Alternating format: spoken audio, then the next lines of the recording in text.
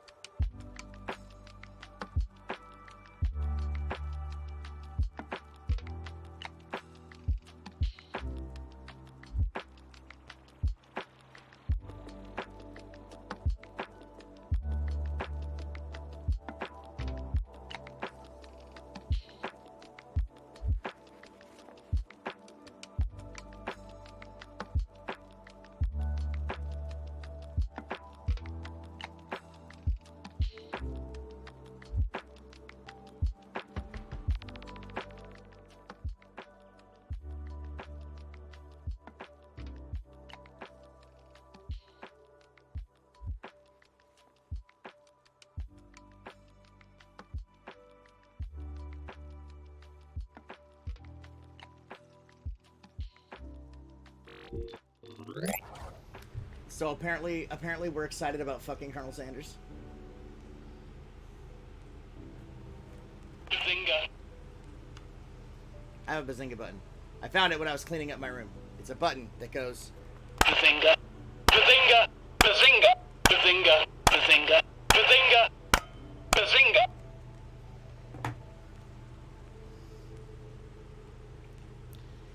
Oh, what did I miss? What did I miss? What did I miss?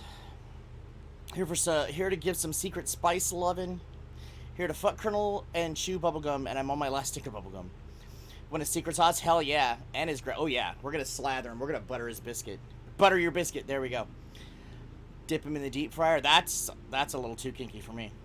Fuck me. Oh my god, sloth. Dream Daddy's a date sim where you date dads. That is actually okay. So today I am part of a raid train, the Purple Passion Gala raid train, and our good friend Lana Kane is who I'm raiding at 7 o'clock, and she's actually playing Dream Daddy Simulator. So we're gonna raid somebody who's playing Dream Daddy. We're going from I Love You, Colonel Sanders to Dream Daddy. That's Lana's Valentine's Day game for the raid train. Because Lana and I were lucky enough to snag spots for this raid train on Valentine's Day. So we're like, we're totally fucking going for it. Fuck it. If you're happy and you know it, dump your load. If you're happy and you know it, But on Metroid Prime, I need it. I'm hopefully getting it for my birthday. I don't dip, I slather. The KFC gravy is like the best gravy ever. There's just a fat white girl and they just assume, or maybe it's because KFC gravy is that damn good. Speaking of what I was talking about last week, where I have a bunch of new print shirts that I haven't worn yet that I got for Christmas, today I have my Demon Slayer shirt that I got for Christmas. Could they have found it's just a cheap ass little toy button. Bazinga. Just a cheap ass little toy button. I found it while I was rearranging stuff in here. Like I was rearranging shit in my room. I don't know if anybody saw my post on Insta or Twitter where I got a new like cubby dresser thing. So my fucking all of my witchy kitsch I had to relocate, and I was just like doing a big overhaul on one side of my room. And I found this button and I was like, oh, that'd be a stupid little redeem. Battery gets this Inga my balls. Been the guy making the gravy. Jesus. Yeah, I need to get the Metroid Prime remaster. I'm hopefully getting it for my birthday, and if I do, we are going to stream Metroid Prime again. We will do Metroid Prime again with the remaster. I don't care. And then hopefully they remaster 2 and remaster 3, so we can restream 2 with the remaster, and then finally stream 3. Because I'm in such a bad spot in here with my sensor and everything. Why? Yes, Sloth, they're here. So, like, I can't really do 3 very well. The only other option I really had to stream 3 was there's a mod for, Dolphin that gives it, keyboard and mouse and normal controller, functionality. That I might look into doing if they take way too long to do, the remasters. Sorry, they remastered 1, but releasing 2 and 3 not in such a place. Aw, that sucks. Damn. I was hoping for a 2 and 3 remaster. Okay, so then I'm gonna have to figure out that Dolphin mod I found. To where I can play 3 on the PC. And I own PC. I own 3, so that's legal. I just can't stream it from my Wii. I can't really play it on my Wii in here. Because of where my TV is and where I am and where the sensor bar is. I've tried it. It doesn't fucking work. That's why we never got to 3. There's like 5 different packages and different staff members for each mixed stage, so no regular employee knows the complete recipe and a secret is kept. I believe that. I believe that. I love KFC gravy. Maybe KFC gravy in Canada is different, Matrim, but KFC gravy here is good. I love the gravy. I love the mashed potatoes and gravy at KFC. Mashed potatoes and gravy at KFC is like the best thing at KFC. And I'm just vamping because the raid train will get here in about 15 minutes. Right now Ty Flo Ren is doing the last part of his block of the train. So we're just gonna sit around and hang out until the raid train gets here. I got a new metal aluminum insulated tumbler.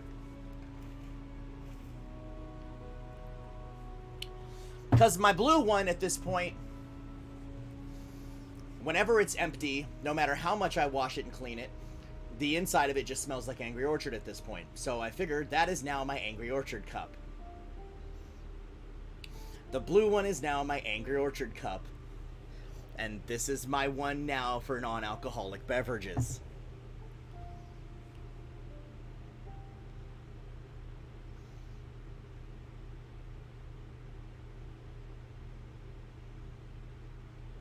It's delicious, just disgusting to make. Don't ruin the magic for me.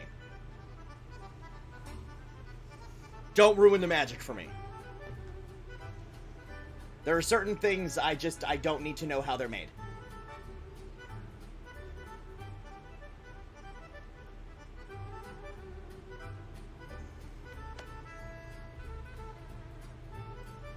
I don't like the set list, Zaps. Why does this almost sound like fucking Christmas music? This was supposed to be like a romantic sounding set list, DJ Pikachu. What the fuck?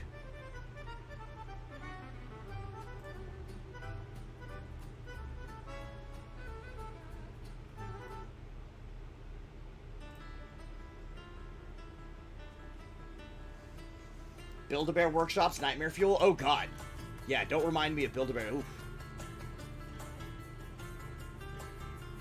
It's just goddamn.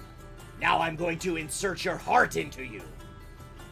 Sounds like Mario. It did kind of sound a little bit like, but it sounded kind of polka-y.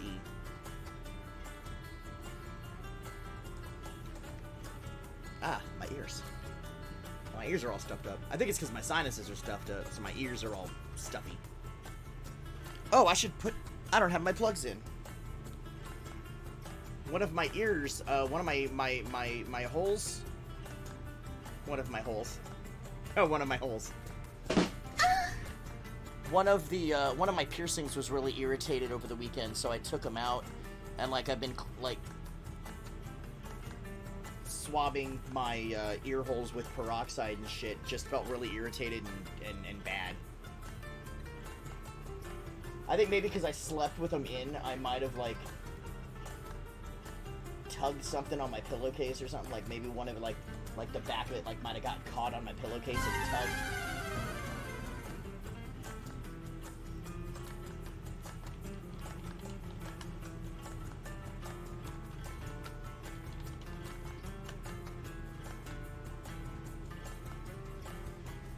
Oh yeah, did you see that? There's a new little visual cue too for when there's a wild Pokemon in chat. 90s live action Mario movie before the... Oh god! I remember. I saw it in the theater. That's how old I am. I saw it in the theater. That movie is ridiculous. That's become one of those it's so bad it's amazing movies. Like, it's one of those movies you watch because you know it's bad, and it's just like, let's just make some popcorn and watch a really, really horrible movie right now and just laugh at how bad it is. Like, let's do it. It's so bad it's funny. Like Snakes on a Plane.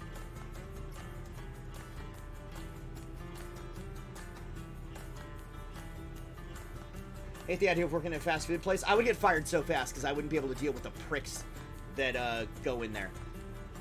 The entitled ass shitty customers that go in there. I wouldn't be able to deal with them. I would get fired really. I would go off on somebody so quick. Just the rude ass pricks that go into those places.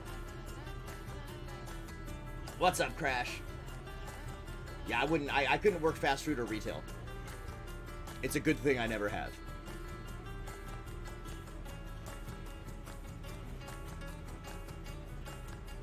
Shitty 8-hour days. Not even that here. 22.7 an hour. Not even that here. Treated like shit. Yeah. Yeah, my mouth would get me fired from that job. PD fucking Q.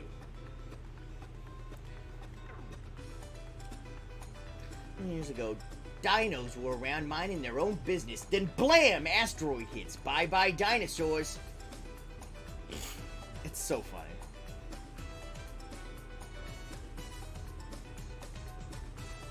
I had a lady recently that had a short inner wiring in her house, blew 3 wall ovens, and told us it was our fault. And screamed and yelled. Yeah, that sounds about right. My fist would get me fired. I've worked both. Retail and fast food, I couldn't. I could never. I wouldn't have the patience.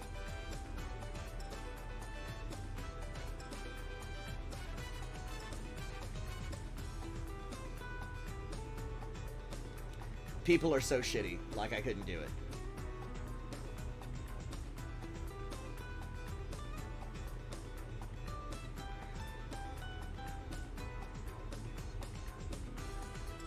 I like the new,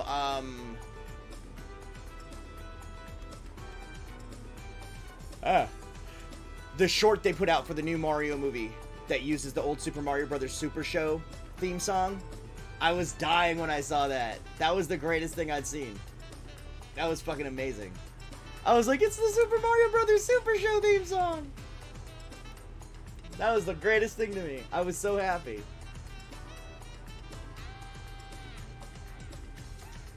The only thing you didn't train is my bank account. I like how she's even trying to make sense of the corny script in the commercial. Fun fact. Mario Kart SNL wasn't half. That was funny as hell with Pedro Pascal. Fun fact. In that thing they put out, the Super Mario Brothers plumbing promo they put out for the Mario movie. Fun fact. The voice actor for the lady in the commercial, like the customer lady, that is the same voice actor who voiced Princess Toadstool in the original Super Mario Brothers Super Show cartoon. They brought the Princess Toadstool voice actress in to do that character for the commercial within the movie.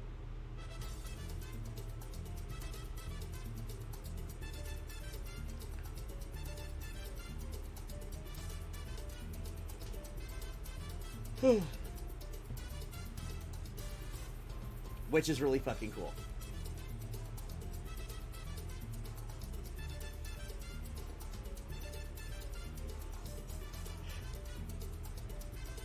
So now we kind of know, though, how long we hankering for some chicken and gravy. Once the raid train gets here. So maybe about another 5-6 minutes. Just waiting for the raid train to get here. Because I picked this game because when I got on this raid train for this month, I said if I got a slot on Valentine's Day, we would do the KFC dating simulator. And I managed to get a slot on Valentine's Day. So I was like, okay, when the raid train comes in, we're gonna bang Colonel Sanders. And I don't think it's a very long game. So if we beat it, if we get Colonel Sanders in the sack early enough, we might just like jump back into Final Fantasy 2. Maybe do the Mysidia Tower that we're on, the next like dungeon place that we're at.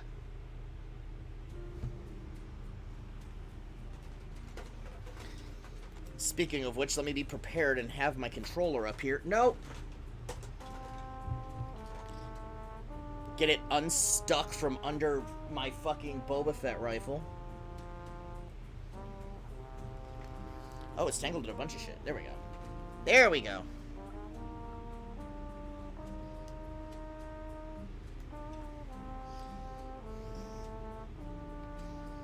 This sounds like we're on the vacation island in Animal Crossing. Sale and I told them we were not sure when the washer we ordered them would be here, and they bothered us every day after that. He started berating me about how I just wanted to make a sale and I'd say anything, so I turned around and told him that's why I tried to get you to buy what I had in stock instead, right? Right?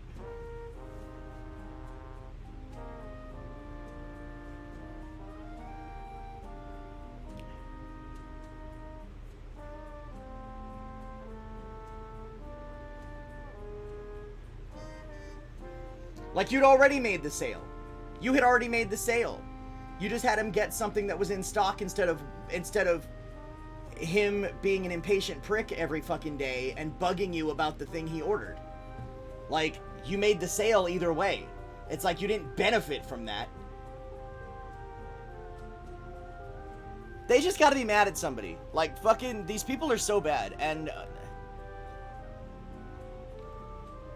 they're so mean to, like, retail workers and restaurant workers. Like, they just act so entitled. And then they wonder, well, why doesn't anybody want to work these jobs anymore? It's like, because you people treat them like shit.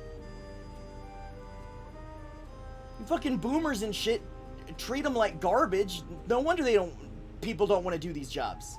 I wouldn't want to do those jobs because I don't want to get treated like shit. Told them we didn't have it. Yeah, it's so dumb. Like, they treat people like shit and then they wonder why nobody wants to work these jobs. It's like, well, maybe you should acknowledge that these jobs need to be done and stop treating the people that do them like garbage. Treat them like human fucking beings. Because evidently these jobs need to be done by somebody.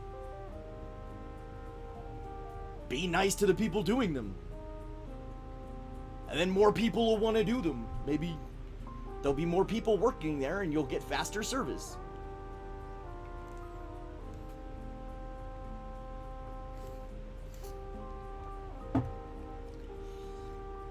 Tips, the fuck is that practice? It does. That needs to go bye-bye. That's so dumb. We're the only country like that. We're the only country like that. It's such bullshit. It's exploitation. That is 1000% exploitation. Minimum wage needs to apply to the restaurant industry immediately. Like, they need to regulate that. That is such a horrible thing. Minimum wage laws need to apply to restaurant workers. Because restaurant workers are exploited horrendously. And treated like shit. Because the people just the work and the lifestyle. Yeah, that too. Then this guy comes on the phone, asked if we had a love seat in stock. I checked and said, yes, we have one. He said, just one, I need 4. The fuck's he need 4 love seats for?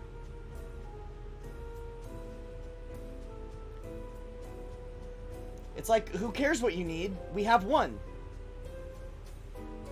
It's like, okay, you need 4. Go somewhere else. We have 1. This is why I couldn't work these jobs, because that's exactly what I would say to him. I'd be like, okay, go somewhere that has 4. I don't stock the place. You told me you needed 4, I could have checked. Now I gotta go all the way back to the warehouse, right? He asked if you had a love seat, and then he's like, oh, I need 4 of them. Stupid. Average restaurant worker here gets 22.25 per hour. I don't know what that translates to in Eagle bucks.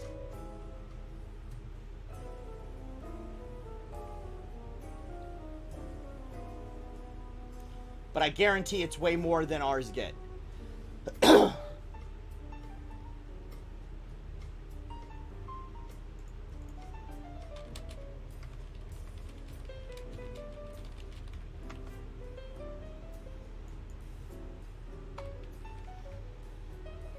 $14.09. Yeah, ours definitely don't get that, and they should get more than that. So should yours.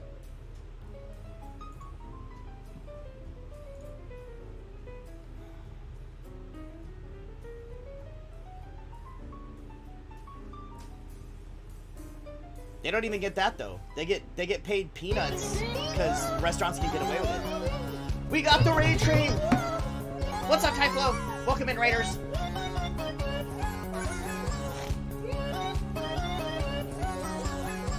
I should open Steam. I should really open Steam now that the Raiders are here, so I can actually open the game that we're supposed to play. That would be great.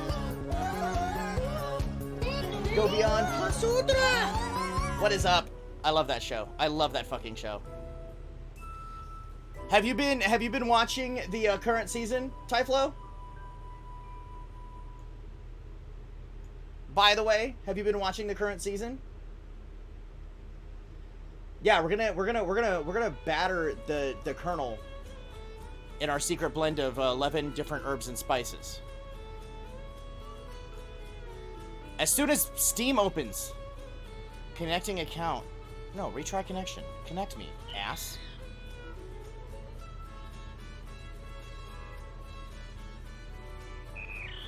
Steam is being so weird. Talk shows and podcasts. Yeah, I was lurking on there.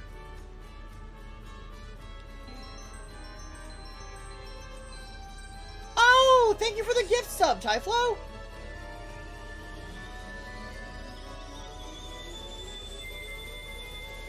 Tyflo Ren gifted a tier 1 sub to Lieutenant Sloth 22. This is their first gift sub in the channel. Thank you for the gift sub. I appreciate that. Are we loving the delicious KFC? We're about to I was waiting until the raid trade came in to start the game, and I really should have been trying to open Steam, because Steam is being kind of a bastard.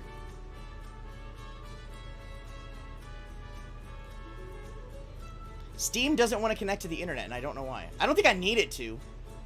I don't think this game relies on, like, online connectivity.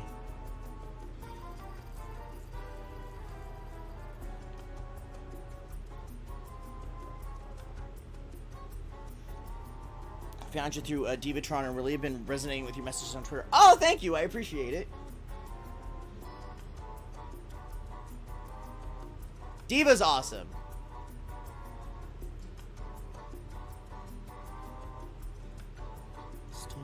Go on.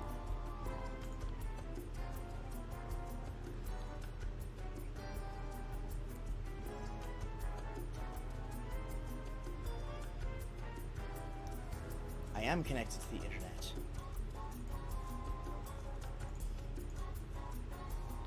Can I start this game? I love you, Colonel Sanders.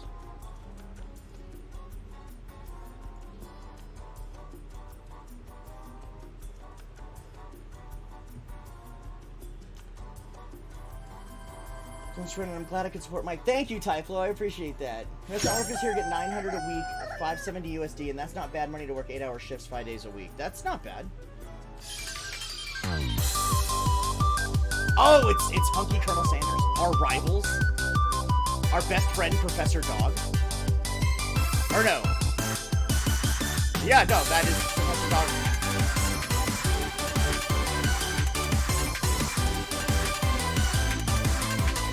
Okay. Oh man. Oh man. Oh man. Colonel Sanders is the anime hero that we need. Apparently, Colonel Sanders is the anime hero that we need.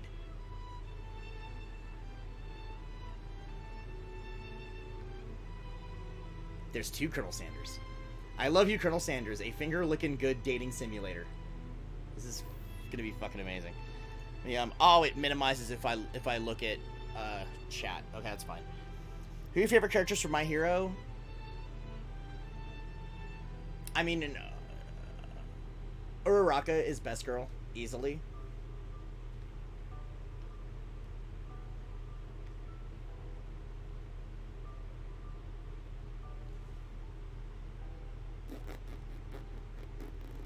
God, I have so much trouble remembering names. I have so much trouble remembering names. God, I can't remember his fucking name. I can never remember. I can't, because they have their real names and they have their hero names, and I can never fucking remember.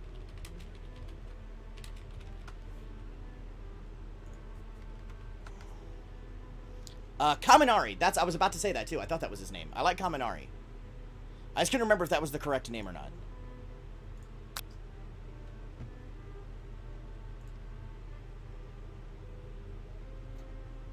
Hey, I caught the Komola. Okay, new game. Before we get started, tell us your name. I don't know if that one green-haired girl is who we're playing as, or if it doesn't matter. Like, if I'm playing a gendered character or not, I don't know. So, I am going to use Kino, my usual character name, because honestly, that could go either way. Like, that's kind of a gender-neutral name. But I don't think I can order KFC without laughing after seeing this. It's gonna be so great. Oh, look at him biscuits. Oh, we're gonna butter Colonel Sanders' biscuits. We're gonna butter his biscuits so good. We're gonna batter him with our fucking secret recipe. It's gonna be finger-licking good. Okay. You sleep softly as the morning sun casts a warm glow through the window of your modest student apartment. The world is peaceful and serene. You could stay in the moment forever. That's usually how I feel when I'm laying in bed. I could just stay there forever. That's kind of how I felt earlier today. Actually, I took about an hour-long nap before I started stream. Or you could wake up! Now! Your first day of culinary school is no time to sleep in.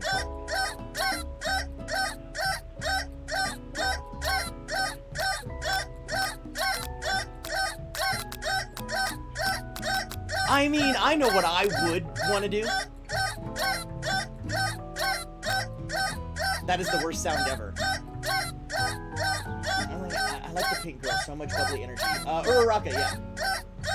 I want to bread that skin so it goes down so nice and smooth. Jesus Christ, choking the chicken. It sounds like I'm choking the chicken. Smack that clock. Up and at him. Let's go. Let's go meet the Colonel. Lying in bed, you stare at the ceiling, thinking about everything that awaits you at the prestigious University of Cooking School, Academy for Learning.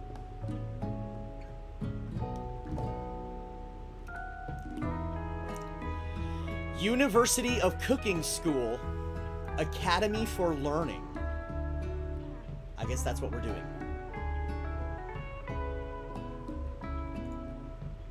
Your mind begins to wander. Who will be there? What will you cook? What should you wear? Time begins to fly by, and you find your imagination getting away from you. You allow yourself to daydream a bit, thinking about the future. It's here, finally, your first day of culinary school. So many dishes to prepare, so many students to meet. Your mind is swimming with the possibilities when you realize you're running late. You grab a biscuit and burst out the door in a hurry, because I just have biscuits laying around. I just got biscuits laying around. UCSAL? Yeah. What's up, Dawn? Does the Colonel like his balls tickled? We're gonna find out. We're gonna find out if he likes to get tickled in the popcorn chicken. What a fucking the back truck steering wheel's a bit sticky. God damn, Sloth. Sloth, somebody bonk Sloth. PPG raid hype. What's up, Dawn? We're gonna seduce Colonel Sanders for Valentine's Day. We're gonna make Colonel Sanders our Valentine. Mmm, delicious. Just what you needed to wake up those taste buds. A delicious KFC biscuit. Their biscuits do be bussin' though. KFC biscuits? KFC biscuits are bussin'. So, like, that would be a good breakfast. No bonks, only tendies. Only tendies. I like the chickens, like the KFC, like the chicken strips. Like the chicken strips you can get, with like, it was like one of the $5 boxes is like chicken strips. And they're so goddamn good. Their fries are good too. Like, KFC fries are surprisingly good. Dex, you're in such a hurry, in fact, that you're yikes. You're in such a hurry, in fact, that you forgot to put on any deodorant before running out the door. You're sweating buckets as you rush to arrive on time. Uh-oh. Oh no, I shouldn't have daydreamed. Standing in the quad, you gaze upon the magnificent University of Cooking School, Academy for Learning. Here comes your lifelong best friend forever, Miriam. Okay. Okay, so green-haired girl is our BFF. Okay. She's the most adorably awkward person you've ever met, and you absolutely love her for it. Good morning, Kino. Are you excited for the first day of the rest of our lives? Actually, I'm... Because I sure am. Excited and a little nervous. Okay, a lot nervous. What's the... It's just that this morning I made breakfast for myself, but, well, when I ate it, I couldn't taste any love in the food. What if I'm no good? What if I fail? Classic Miriam. Raised by Master Chef parents, she's always held herself to a very high standard. She couldn't taste any love in the food. Bazinga. Yeah, I have a hammer, but pretty sure neighbors would call the cops if they saw me hit myself with it. Jesus. Get snitches, man. Snitches. Snitches get stitches. Ever since we were little... What's up, Ender? Why does Miriam sound like a midget apple from Annoying Orange? I don't think we're supposed to say that word. I've never watched Annoying Orange. I know what Annoying Orange is via cultural osmosis. But I don't know anything about it. Ever since we were little babies playing together and you rescued me from that quicksand box, it's been clear to me that you're the most loving, caring person I know. You're going to do great. The question begs, were we playing pretend and we were pretending that the sandbox was quicksand and in our little imagination game she rescued me from it? Or are we saying that we actually found a box of quicksand and I nearly died? These are the questions that I need answered. If we're going to, like, delve into the lore of this game. Put some love in her food. Jesus Christ. Quicksand box is a children's pastime. You know, you always think when you're a kid, you always think quicksand is going to be a much bigger problem than it ends up being. I've never seen quicksand. I was camping one time with some people out in Oxnard by the beach, and there were signs that said to beware of quicksand. And I was like, that's real? Needless to say, I stayed away from the beach. I just stayed at our campsite near the beach. But with University of Cooking School Academy for Learning's famous 3-day only semesters, I'm afraid of being left behind and never catching up. Wait, famous 3-day only semester. Okay, so this game is going to take place over the course of 3 days. Okay, so this may... Let's see how long the first game takes, and that'll let us know how long or short this game is going to be. And if I am going to need to fall back to Final Fantasy II for a portion of this block of the raid train. Also, just to remind everybody who isn't a regular here, who came in with the raid and is not aware of the current situation with my ISP, usually approaching 6 p.m. my time, so about a little less than 3 hours from now, sometimes, because there's been some noise hitting the lines in my neighborhood, sometimes around 6 p.m. my time, my bitrate can get fucky, so you may get some lag spikes. But if that happens, it'll resolve itself real quick. Just keep your hands and arms inside of the stream, and I will get you safely where you're going, my little taters. Don't worry. It's actually a little better. At the end of last week, they actually did some work and got rid of some of the noise that's hitting the lines, and I kind of did a bitrate test with OBS connected to Twitch. And I was getting the lag spikes, but they were resolving super quick now. Like, even when OBS, like, sometimes when OBS would disconnect and you'd get the, not like this face guy on your end, it would take a little bit before OBS would reconnect and you'd see me again. When I was doing the stream test in OBS, it was doing that, but it was just going, OBS is disconnected, and then immediately, OBS is reconnected. So I have a 5-second delay set in OBS right now for stream. So you might notice there's a little delay from the time you put something in chat and the time I see it and it appears here. That's because I set it up that way. Because I'm hoping the 5-second delay will mitigate you guys noticing any of this shit now. Because it's resolving itself so fast. But they still haven't quite fully fixed it yet. So, just a fair warning, we may have some lag spikes. But it shouldn't be too bad. We're gonna get through it. We're gonna get through it together. It's Valentine's Day and we love each other. A sweet girl, Miriam, has always had a flair for the dramatic. This summer, she got so nervous about her first kiss that she chipped a tooth practicing on a mannequin. Jesus, Miriam. Should you pep talk her or change the subject to give her some relief? I'm gonna pep talk my best friend. Remember last month when we saw that fortune teller and had our tarot cards read? The lady with the mask who gave me nightmares? I've been trying to forget. I know she looked spooky, but she was so sweet, and she told you that you were destined for great things. Remember that card with the fancy-looking tower, and that other card featuring the handsome fellow in the red suit? I've been waiting so long to meet a handsome fellow I could call my own. And I'm sure you will soon. In no time, we'll be graduating, and you'll be delighting the world with your heartfelt cooking in no time at all. As you talk Miriam up, you can feel her nerves begin to ease. You know what? Maybe everything will be okay after all. And if not, at least I have these killer bangs. Can you believe I cut them myself? You can definitely believe it. Fuck, narrator! I cannot believe it. Before you can get another word out, you're rudely interrupted when someone smacks your books and custom-engraved measuring spoons out of your hands and onto the ground. I have custom-engraved measuring spoons. That's how seriously I'm taking this 3-day cooking course. Hey! It's Ashley, your arch rival. She's totally evil, but you can't help but be filled with jealousy. She can get anything she wants, and she knows it. She knows it. Hello, Ashley. That is the most chaotic, evil way I've ever seen anybody spell that fucking name. Just saying. Gee, I wonder why she gets everything she wants. Gee, I wonder. Cafe workers in New Zealand usually earn minimum wage and $30 an hour. Earn between minimum wage and $30 an hour. Right in the space being cut off. Sad news, people in New Zealand are having their face cut off by the cyclone. What? 3 long semesters, that's a crunch, it really is.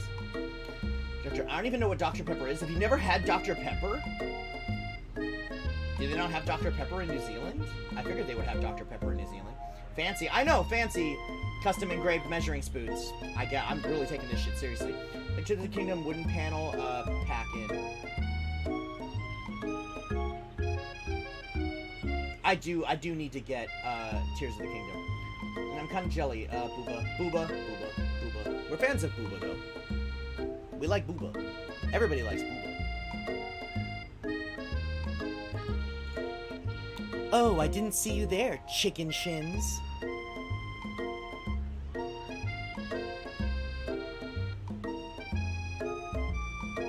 Oh, she's going down. We are going to defeat her in whatever way we are able to defeat her. You leave Kino's shins alone. They're perfectly normal shins. Thank you, Miriam.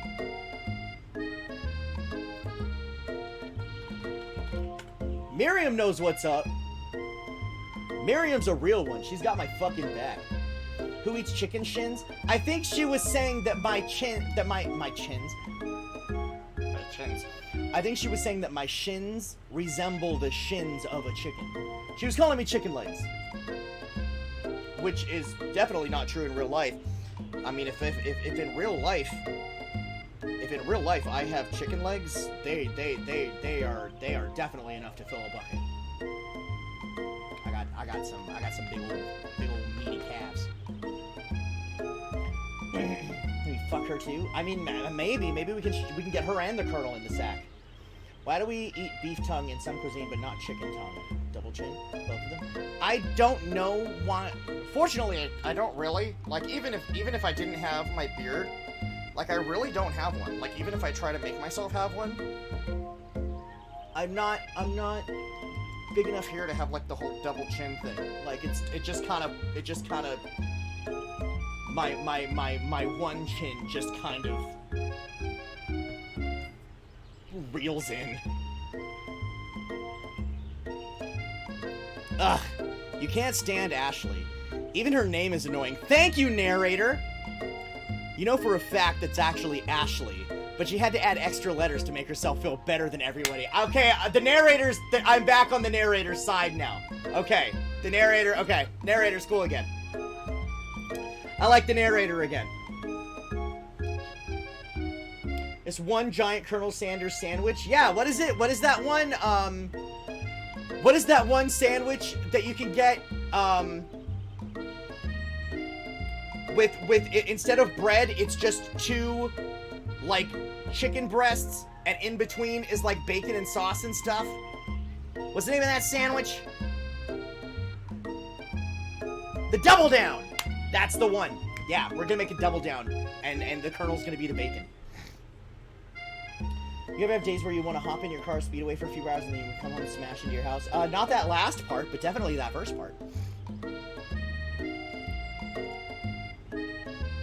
If anyone here knows what perfect shins look like, it's us. We're not gonna let you or your really weird insults get to us.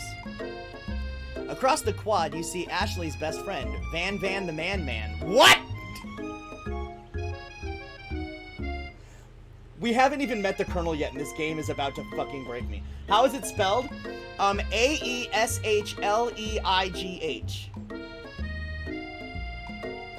Then we can pour some gravy all over it, you know? Anyway.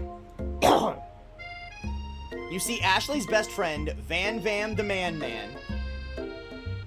has stopped to look at his own reflection in the mirror.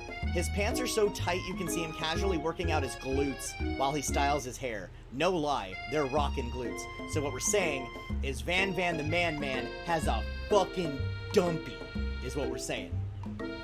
Or as we would say in my friend Cherry's stream, Van the Man has hashtag cheeks for weeks.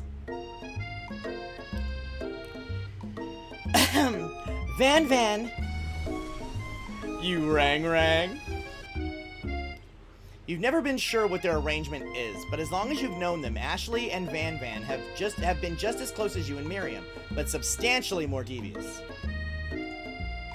I can't believe that University of Cooking School Academy for Learning would ever allow people like you to attend as students. I know, right? You'd think they'd just hand us our diplomas now. Or maybe hire us on as professors. You amateurs could learn a lot from us. With the first day of school about to start, there's just not time to properly tell these two off, so you resist the urge.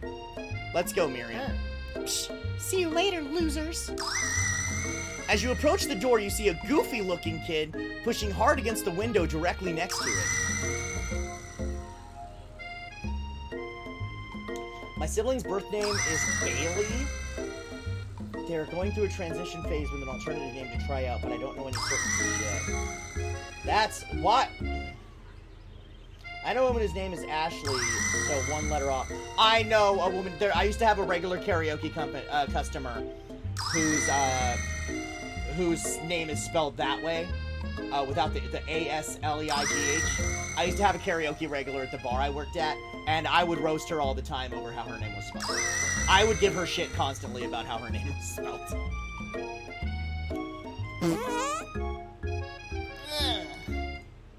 Oopsie. I think it's broken.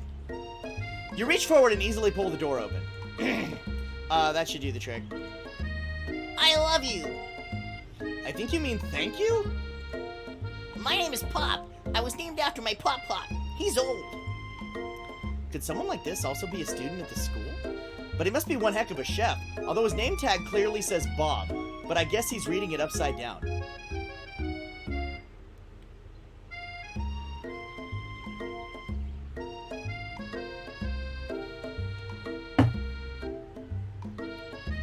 What is this game?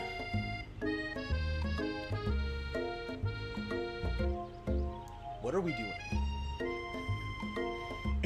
What's up, Raven? What's up, Spooky Bees? That fried chicken daddy real good. Ooh. Just telling a stranger you love them could go really well or horribly, Pop, my lad, right? That's like when you're in school and you accidentally call the teacher mom. I know a woman who's... yeah, I saw that. Oh, yeah? Daddy, oh god. Oh, I accidentally clicked chat. Oh, what is this game? Hi, Pop, I'm Kino, so... Are you going to make me hold this door all day? Nope. And with that, the young man walks into the building ahead of you. Aww. Is it just me or is he kind of cute? Miriam, please. I think it's just you. You both shrug your shoulders before following him into the building.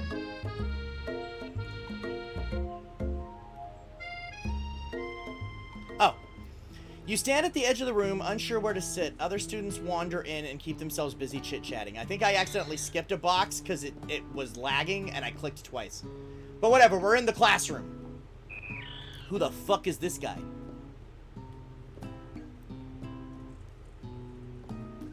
I also want to get one for...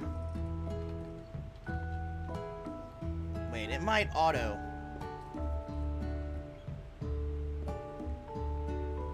No, I don't think it will. I just want to get a shout out here for Spooky Bees. I might be the CEO of KFC at the time, but I may be wrong. That sounds plausible. Also, I saw Dawn in here earlier too. I want to throw one for Dawn. Ah, I know how to be a streamer. Check out Dawn too. Dawn's real fun. What the fuck do you call a teacher mom? Sometimes that happens. Done with high school years ago, but it was still going to get that shitty place I would call a teacher daddy as a joke. Jesus Christ!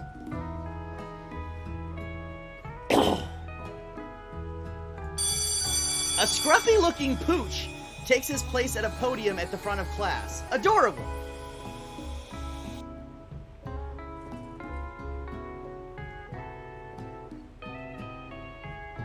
This is Sprinkles. The 11 herbs and spices. Hopefully they'll tell me. Hit me with that belt, daddy. Jesus Christ, Sloth. Somebody bonk Sloth. He's breaking out of horny jail. Sprinkles the dog apparently is our teacher? What fucking voice do I give Sprinkles the... Do I give him the Snagglepuss voice? Heavens to Murgatroyd. Somebody was wanting me to give somebody the Snaggletooth voice at some point.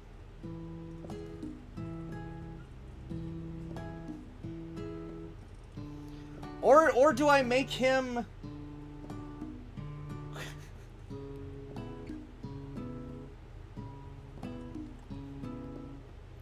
Fuck me. Why can't I remember his name now? Okay, why horrible? Wait. How's everyone doing today? This is not very good safe. Wait, what is not very good safe? What? Food safe. Oh yeah, it's not very food safe.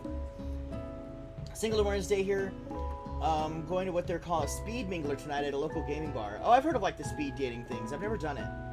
We're getting our biscuit buttered by the. It's where we're. What the fuck is this game? We're going to slather Colonel Sanders in our secret blend of 11 different herbs and spices. It's going to be finger fucking good.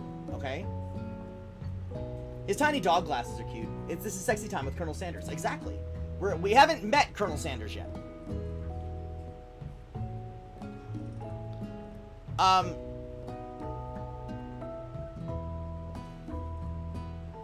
Yeah, he's just gonna be Snaggletooth. I don't give a fuck. I haven't used the voice yet. Now, quiet down, everyone. Who is this unreasonably cute pup, and why is he in our culinary class? You must be Sprinkles, head instructor and CEO of UCSAL. Please, call me Professor Dog. I may be cute and a little fluffy, but I still demand respect. Woof. What? A cute dog is our professor? This is the best school ever. I guess only a dog's nose is capable of picking up all the nuances of fine dining. That's why Sprinkles is the teacher. Because Sprinkles' heightened sense of smell is so he knows what the 11 herbs and spices are. That's why. He can sniff out the secret recipe, so they struck a deal with him. Instead of going to the press with the secret, they put him in charge of the school. That's my headcanon, and you can't fucking change my mind. Finger licking good, not finger fucking good. No, it's gonna be finger fucking good. Not just regular fucking good, both. I mean, sorry, my brain. Why does he need glasses then? Because maybe his eyes aren't as good. That makes his sense of smell even better. Out of nowhere, wind begins to rush around you as a swirl of cherry blossom petals fill the air inside the classroom. I'm chilly. Someone close the window. And then he walks in.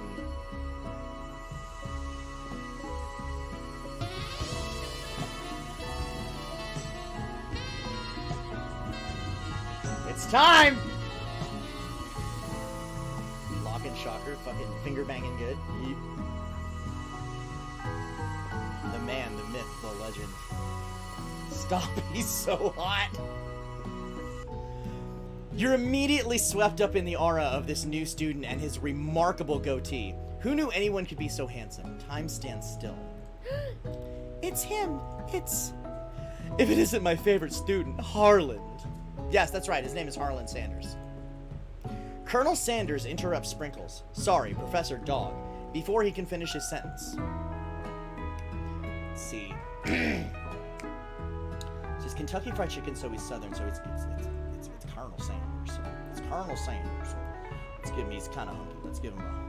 Please. Call me Colonel. Colonel Sanders. A hushed murmur falls through the classroom as Colonel Sanders walks down the aisle of desks. Suddenly, the room is sweltering. Splurt, splurt. I know, everybody's going sploosh right now. Slow down a bit of splurt. Why does it remind me of the DVD dating sim thing? Oh my god. You remember what they did at Foghorn Leghorn? Kentucky Fried Daddy? Well, no, I didn't make him. I say I didn't make him. I didn't make him say I didn't make him this exaggerated. I say I didn't make him this exaggerated, son. No, he's just gonna have a nice deep southern drawl. I'm not gonna exaggerate him like Foghorn Leghorn, but he needs an appropriate southern voice. He's the colonel. Sweat begins to bead across your brow. You feel like everyone is looking at you and you're not entirely wrong. And this over here must be Sweaty Sweats-a-Lot. Maybe we should open that window back up before Faucet Pits melts into a puddle and evaporates entirely. Hold on just a second. No one talks to my friend like that. You two both know my name. We were in the same kindergarten class. And what is with your really weird insults? Besides, when Kino sweats, it's not gross. It's beautiful. Look at that shimmer. Miriam is a real one. I think we need to have some, like, Miriam appreciation time at some point, because Miriam is the fucking realist. What's up, Yanny? Colonel Sanders is a gilf? That's not Colonel Sanders. Wait, what?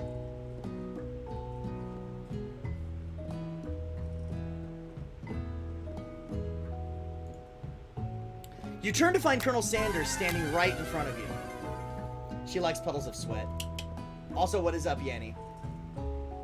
I can't name anyone who's into that. Not the dog, please.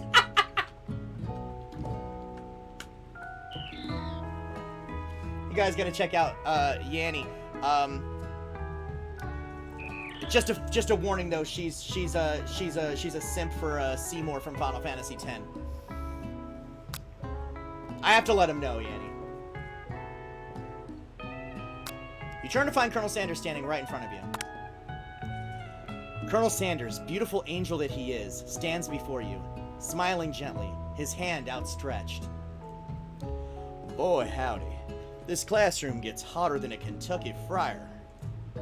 Please, use my handkerchief. You freeze up. Colonel Sanders is talking to you. Oh my goodness. Daddy? I'm sorry. Daddy? Excuse me. Daddy? Sorry.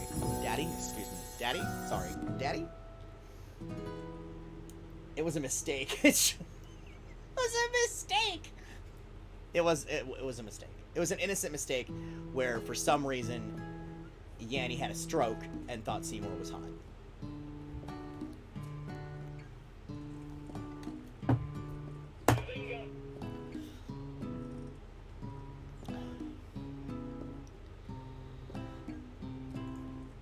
Wait, Colonel Sanders is talking to you about how sweaty you look?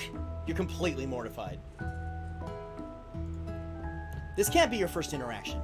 What if he never forgets this moment? How will you respond? I'm gonna take the handkerchief. He is a southern gentleman, offering me southern hospitality. He wasn't hot once. He died and tried to marry anyway, right? Once he died and tried... See, what's funny is... it was during the wedding cutscene that she called him hot.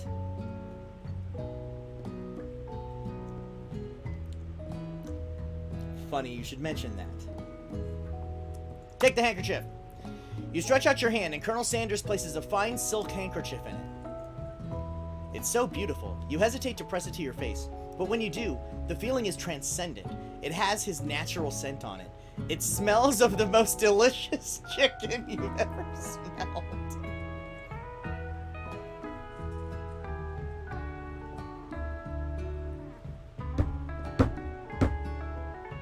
What is this game? It's a cutscene that made him look hot for a second. Oh no, Necro.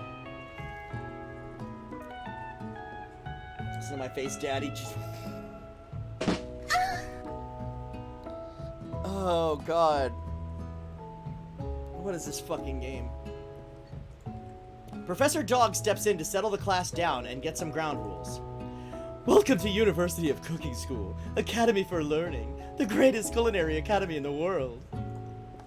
The birthplace of culinary legends past, present, and future. Many challenges await you. There will be tears, there will be blood. There might even really be adorable tiny food. And when all is said and done, there'll be a battle. You will lift your sporks and compete in the broom cooking arena. What? Just then, another student enters the classroom and interrupts the professor's rousing speech. Hi guys, sorry I'm late. I hope everyone had a good summer. I really miss... Quiet! Late to class is bad enough, but interrupting my monologue? You're on the fast track out of here, young man. Are you sure you're even in the right place? Don't you recognize me? This is my 3rd year in this school with you as my teacher. Everyone stares at him blankly. Does no one remember me? You're expelled if you utter one more word before I finish. Heavens to Murgatroyd! Let that be a lesson to you students that tardiness is unacceptable. I don't know why I decided to make him Snaggletooth. Even Clank made it in here on time, rolling halfway across the town on his tiny wheels. You turn to see the student Sprinkles is referencing, who appears to be some sort of industrial kitchen appliance. The class bursts into laughter. Oh, Clank, you rascal. Sprinkles walks in the classroom as everyone stands in silent obedience. When he gets to you, he lifts his nose into the air and takes a deep sniff. Oh no, now I smell like sweat and chicken. What's up? Matcher's back. Why is a dog teaching the class? We have no idea. What culinary skills does a dog possess? A really keen nose, apparently. He can smell the 11 secret herbs and spices. Your diet is lacking. Based on what I'm picking up here, you definitely need a multivitamin. You should be taking better care of yourself. You never had a talking dog as a teacher before, but Sprinkles' reputation for being smart but tough is well known.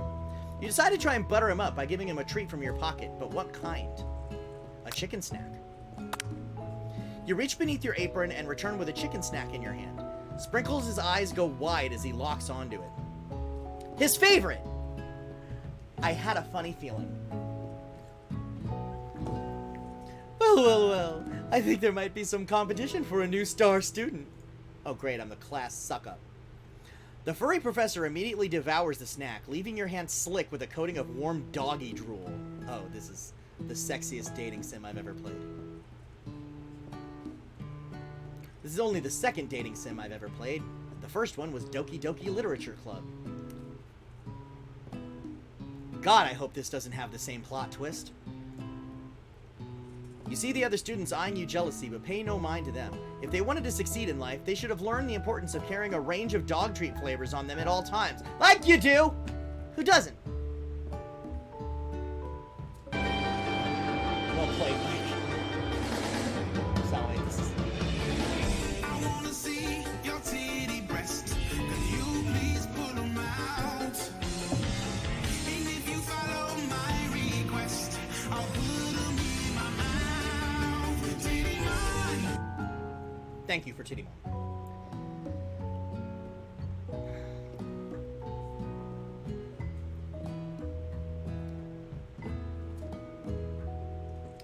I too hope this doesn't have the same plot twists. Yeah. Settle down, young chefs. Take your seats and prepare to have your minds open to the amazing possibilities of culinary creation. As everyone rushes to claim their favorite seats, you're left standing at the front of the room. Only 2 options remain. Hey, Kino, there's still a seat here. It seems that no one has claimed this seat next to me, if you're interested. Oh no! Oh no! 2 good options, but which will you choose? Oh no!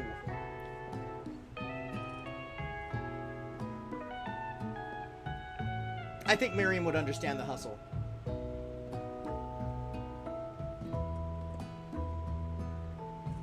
Just keep playing it, Sloth. It's fine. It's fun. It's fun, Sloth. Just keep playing it. Don't be a traitor this early. That is true. It's the first day, and we already know that Miriam is nervous. Maybe it will impress... Maybe it will impress Colonel Sanders if I show loyalty to my bestie. Oh no. Oh no. Oh, we are divided. Chat is divided.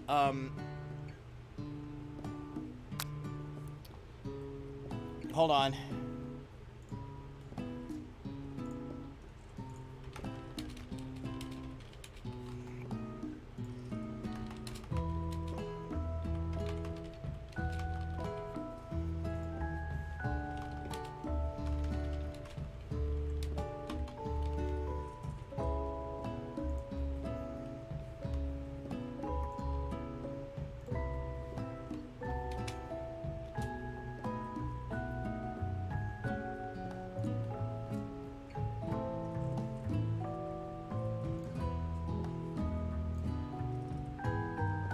Vote in the poll! There's a poll up!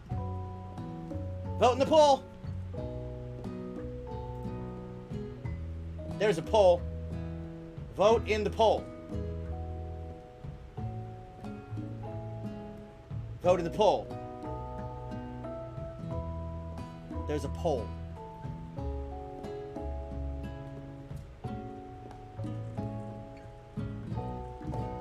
It should be at the top of chat.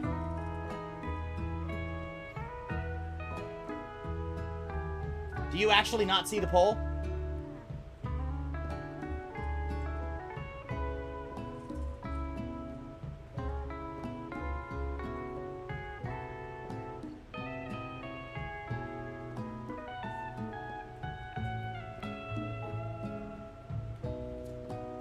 I mean,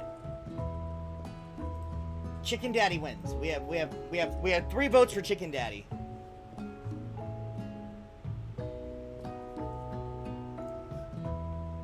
Were there people who actually couldn't see the poll? Okay, let's do it this way then. Okay, let's do it this way then.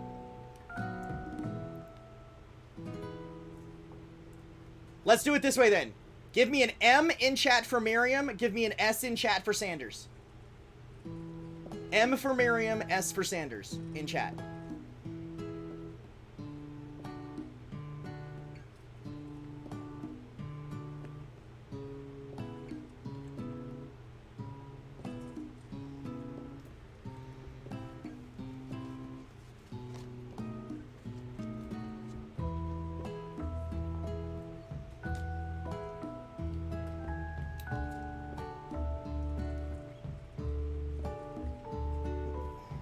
Damn it, Sloth.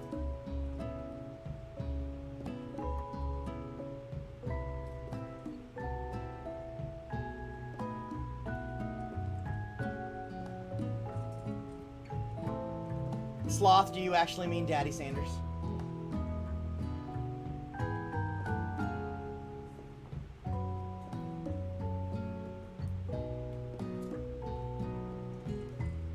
S for Colonel Sanders or M for Miriam?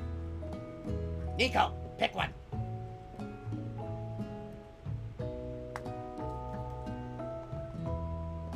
Nico, Typhlo, Yanni, everybody. Pick someone for me to sit next to.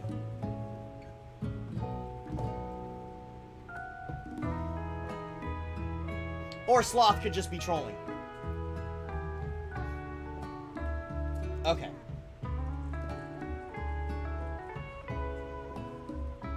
Okay, Yanni says Sanders.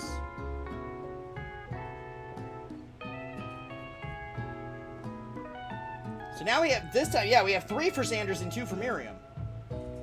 Who was the third one for Miriam before? Because there were 3 Miriams in the poll that people couldn't see.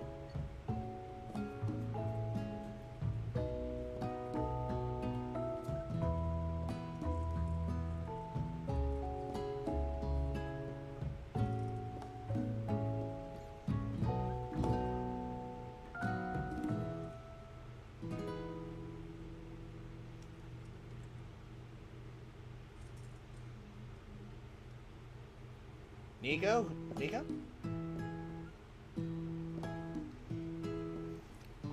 Well, now we have 3 for Sanders.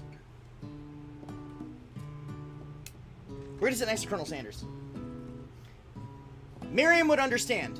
Miriam would understand. Miriam would totes understand. He gave us a handkerchief.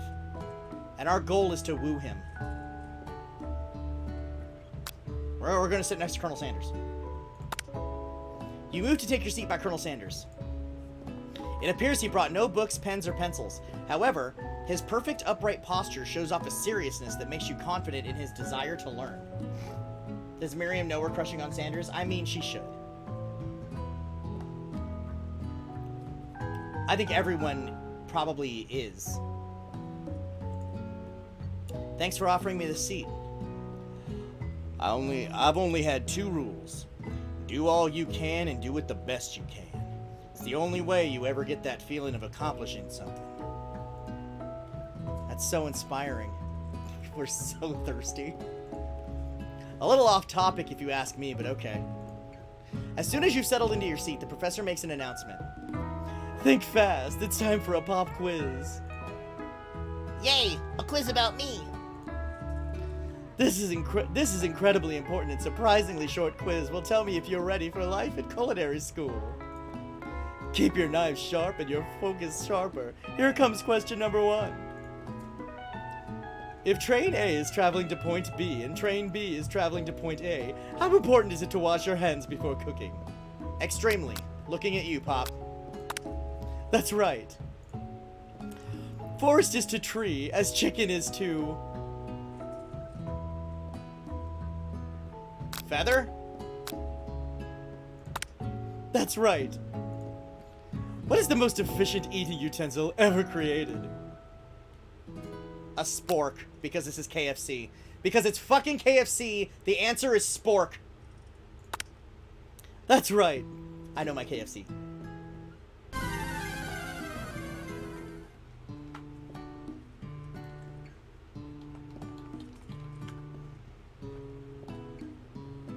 Fingers. What food is best for a broken heart? Anything as long as it's prepared with love and not too much salt. Camel meat. A pancake that looks like a silly face. I am thinking because Miriam was mentioning her food not being cooked with love earlier. With love and not too much salt.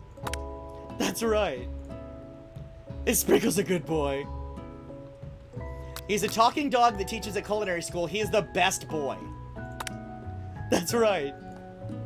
Your total score is a perfect score. 5 out of 5. 5 out of 5.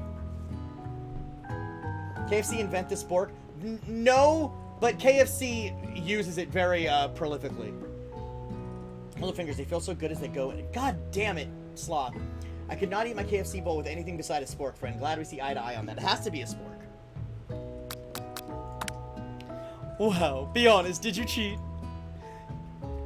You look up to see that Colonel Sanders has been watching you tally your score. He's impressed. I know we just met, but I have to confess, I think you have a beautiful brain. Is Colonel Sanders canonically sapiosexual? Nailed it. Just like we're gonna nail Colonel Sanders. Hot diggity, Kino. You just scored some major Colonel Sanders points with that performance. Hey, and I caught the trappage! May I have your attention, students? I have an important announcement to make. Time for lunch.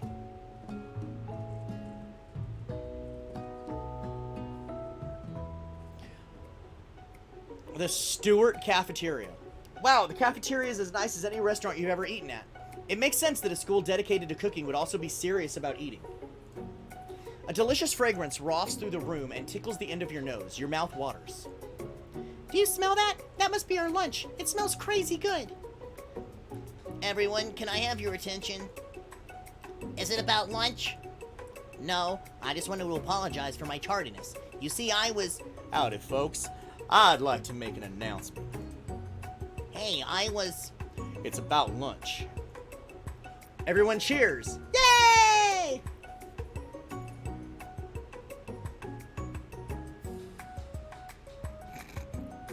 That's a fantastic emote, Yanni. Jack just asked if we get to the Colonel's package. Wants to know if he's paid. Jesus Christ! But I... Shh! Lunch, lunch, lunch! She said shh. In honor of the new semester, I've prepared something special to share with everyone for lunch. Aha! That must be the smell I smelled. Indeed, that smell. You hold your breath, waiting to see what food this mysterious student has created. You've heard that he's very talented, but were the rumors true? Is this? Colonel Sanders lifts a large bucket above his head. Its contents glimmer in the light. Piled high are huge pieces of chicken, breaded and fried to a crispy golden finish. The aroma envelops you, and you begin to feel warm and safe. Colonel Sanders has filled a bucket with chicken? What a novel concept! Fuck, what is this game? Your stomach begins to grumble as if to say, stop thinking and start eating! For years, I've been developing a secret recipe for the perfect fried chicken. By my calculation, nothing less than 11 herbs and spices are required to achieve the perfect balance of flavors. You look around and notice that every other student has a pen and paper and is scribbling notes as fast as they can. Hit me with that. This annoying anonymous kid is going to give us the gravy. See, ever since I worked there, don't ruin it for me. But that's all I'll say about that. What? You think we want your stupid secret recipe, dude? Nah, my dude. Nah. I'm just, drafting a last will and testament in case, one of those ingredients is, poison. Got him. Oh, got him. Oh, got him! He looks around nervously to see if anyone else is laughing at his sick burn. You wait to see what Zinger Ashley has prepared to follow up, but she suddenly takes a different approach. Yeah, and I was just, like, writing in my diary. Dear Diary, today I smelled something beautiful. I knew at that moment that only the hands of a true gentleman could fry chicken so tender. He's not for you, bitch. Get away from him. He gave me his handkerchief. You see her body language change from bitter and evil to sweet and innocent as she slides closer to Colonel Sanders. Get away from him, you bitch. She realizes that he is destined for greatness and fame with cooking skills like this. She wants him all to herself. She's not gonna get it.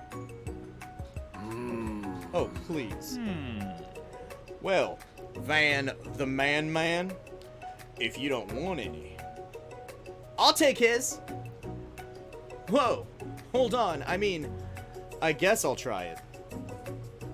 He takes one bite and his eyes grow wide. He starts contorting his face as he tries to hold in his pure exhilaration and act unimpressed. This is turning into an episode of Food Wars. Easy now. There's enough for everyone. Please, my fellow classmates, dig in. You take one of the pieces of fried chicken out of this dish bucket, and sink your teeth into it. It's amazing! Tasting Colonel Sanders' food transports you to another dimension. Alone with your taste buds, gripping a drumstick in your hands, you float weightlessly. Focus your mind and meditate on this moment. Try to identify every flavor. Savor the moment and everything that he tells you about Colonel Sanders' culinary heart. Swim towards the light. I want to try and identify every flavor. You let the food rest in your mouth and focus on it, scrutinizing every flavor. Salt? Maybe. Pepper? Too obvious.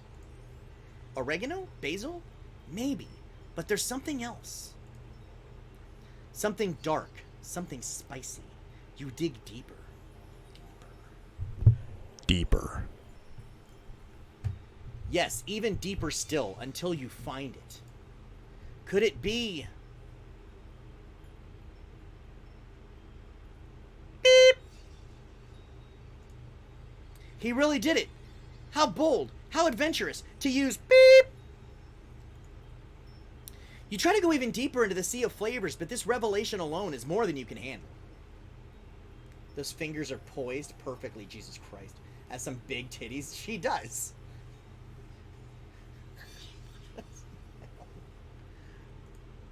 You snap out of it and realize that this information was meant to remain a secret, and yet, now you know. A mantle of responsibility now rests upon your shoulders. If we ever tell anybody, they will kill us. Yeah, it's like blanked. It's like there's a white triangle over the text, so we can't see what it says. It's a secret even to us. As you look around, you realize that everyone in the room is consumed by the lunch. No one noticed that you're traveling through space and time. After tasting his food, you try and get some one-on-one time with Colonel Sanders. You approach Colonel Sanders. Colonel Sanders smiles ever so softly as you approach. He stops what he's doing and allows you to break the silence. Colonel, I wondered if I could talk to you for a second. Anything for a fellow chef. What exactly was on that chicken? How bold to come out and ask. It's an idea I had for a new combination of flavors that will make me my fortune and establish my legacy for all time as I open a chain of highly successful fried chicken restaurants. No big deal. It's just you and me here talking. I can keep a secret. In fact, I've got some of my own that I'd be willing to trade. What's the rush? The semester's only getting started. We got 2 more whole days to get to know each other. He's clearly not going to give it up easily, but it doesn't hurt to be persistent. Oh, he's going to give it up. He's going to give it up. We're going to give it to him. You know what they say about secrets, Colonel? Shouldn't learning be fun? Aw. You got moxie. I'll give you that. Colonel Sanders looks both ways to make sure you're truly alone, and then leans in. You can feel his warm breath as he whispers. Just one ingredient, but you can't tell. I use beep. It's something my great-grandmama taught me. Beep. Wow, you'd never have guessed that. In fact, you're not even sure where you'd get some if you searched. What is it? The fucking, like, African bat guano from Ace Ventura 2? And beep! Definitely isn't the flavor you tasted before. So now you're 2 ingredients closer to knowing the full recipe. But you don't tell Colonel Sanders that. While you're wrapped up in that huge revelation, you notice that Colonel Sanders has disappeared. While everyone else is still in the cafeteria, you decide to look for him. His spices and herbs are all well known already. You can literally Google it. You say Meemaw? It's grandmama. Great-grandmama taught him how to use holy water. Chicago. If you know, you know holy water, yes.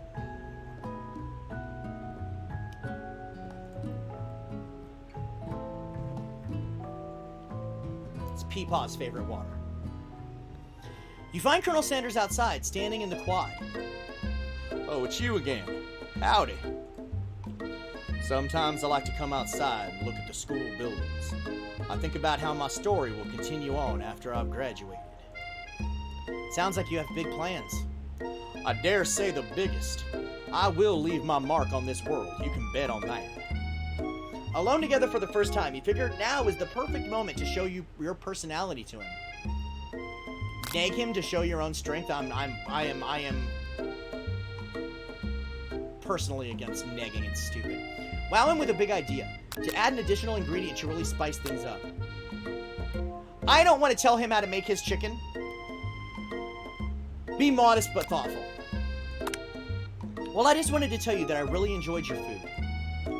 Now you've got his attention. The flavors were complex, but comforting. The interplay between salty, savory, and peppery, it was perfect. I appreciate the compliment, Kino. I'm sure you'll be a big success. I know we've only met today, but I'm starting to get the same feeling about you. We should head back inside. The next lesson starts soon. You step into the massive cooking arena. It's fucking Food Wars! You step into the massive cooking arena where the afternoon lessons will take place. Each student gets an oven and all the tools and ingredients they should need. Look at this place, it's magnificent. Finally, we get to show our stuff. I'm gonna show the Colonel my stuff. Wait a second. Oh no, we have to show our stuff? What if I totally blow it? You're not gonna blow anything, except maybe kisses to the crowd of fans you're gonna earn with your signature adorable tiny food creations. And I'm gonna blow Harlan. Welcome, students, to the cooking arena. For today's lesson, we'll be cooking with partners. Hurry up and pair off. Peepaw loves Meemaw's Holy Well. Yes, definitely make a huge difference. When KFC ruined for them, feel free to DM. Mike won't let me do it in chat. Don't ruin it for me. I like my KFC. I don't think anybody in their right mind wants KFC ruined for them. Naturally, Miriam looks over at you, but unable to control yourself, you pounce on Colonel Sanders. Hey, Colonel, would you like to... They didn't give me a choice this time. Hey, Colonel, would you like to tackle this lesson as a team? A team of 2, that is. Me and you, if that wasn't clear. Want to be my partner? Aw. Sure, Kino. I'll prepare our station. Without you as a partner, Miriam is left standing all alone. 2 different students quickly take notice. Hello, new partner. Oh my, 2 potential partners. I'm so sorry, gentlemen, but I don't know who to choose. It looks like you'll have to pick 4. Friend duties can be a little awkward, but that's the price you pay for not being alone forever. Fuck! Who do you want to ask to be Miriam's partner? Fuck! That was fucked up! Okay, the narrator's being a dick again. Pop is an idiot, so I'm pairing her off with the actual cooking robot. Sorry, Pop, but I think Miriam will be partnering with Clank today. It's okay. I already ate. It's not entirely clear if Pop has any idea what the point of school even is at this juncture. Clank is clearly excited to have some attention. He heats up and begins to roll back and forth. Hold on there, fella. We don't even know the assignment yet. Technically, Clank might not have a face, but there's something charming and earnest about him. He's got a face? Look at it! A robot face made of dials and shit. Tissue? I hardly know you. Miriam, please. Clank judders and a panel shakes loose. You get the impression that this is a sign of affection. Oh god, is Clank, like... Is Clank horny for Miriam? I still want to enjoy KFC from time to time. Exactly! Aren't almost any restaurant ever. Checking to confirm that. Deep fried isn't obvious. The gross part is their gravy. Don't ruin their gravy for me. McDonald's cheese is plastic. I don't really get much at McDonald's. I get, like, nuggies at McDonald's, and that's it. Or breakfast. Breakfast at McDonald's is the main thing I ever get at McDonald's. Looks like you two will be fine. Now it's time to focus your own cooking on your own cooking. Now it's time to focus on your own cooking classwork. All right, you two. For today's lesson, we're gonna keep it simple. Pick a basic dish and divide up the steps. No chef is an island. It takes two flints to make a fire. You get the idea. Does that mean I'm gonna be banging Colonel Sanders until sparks fly? Which dish do you suggest to your partner, Colonel Sanders? Steak tartare. Your grandmother's mashed potatoes and gravy.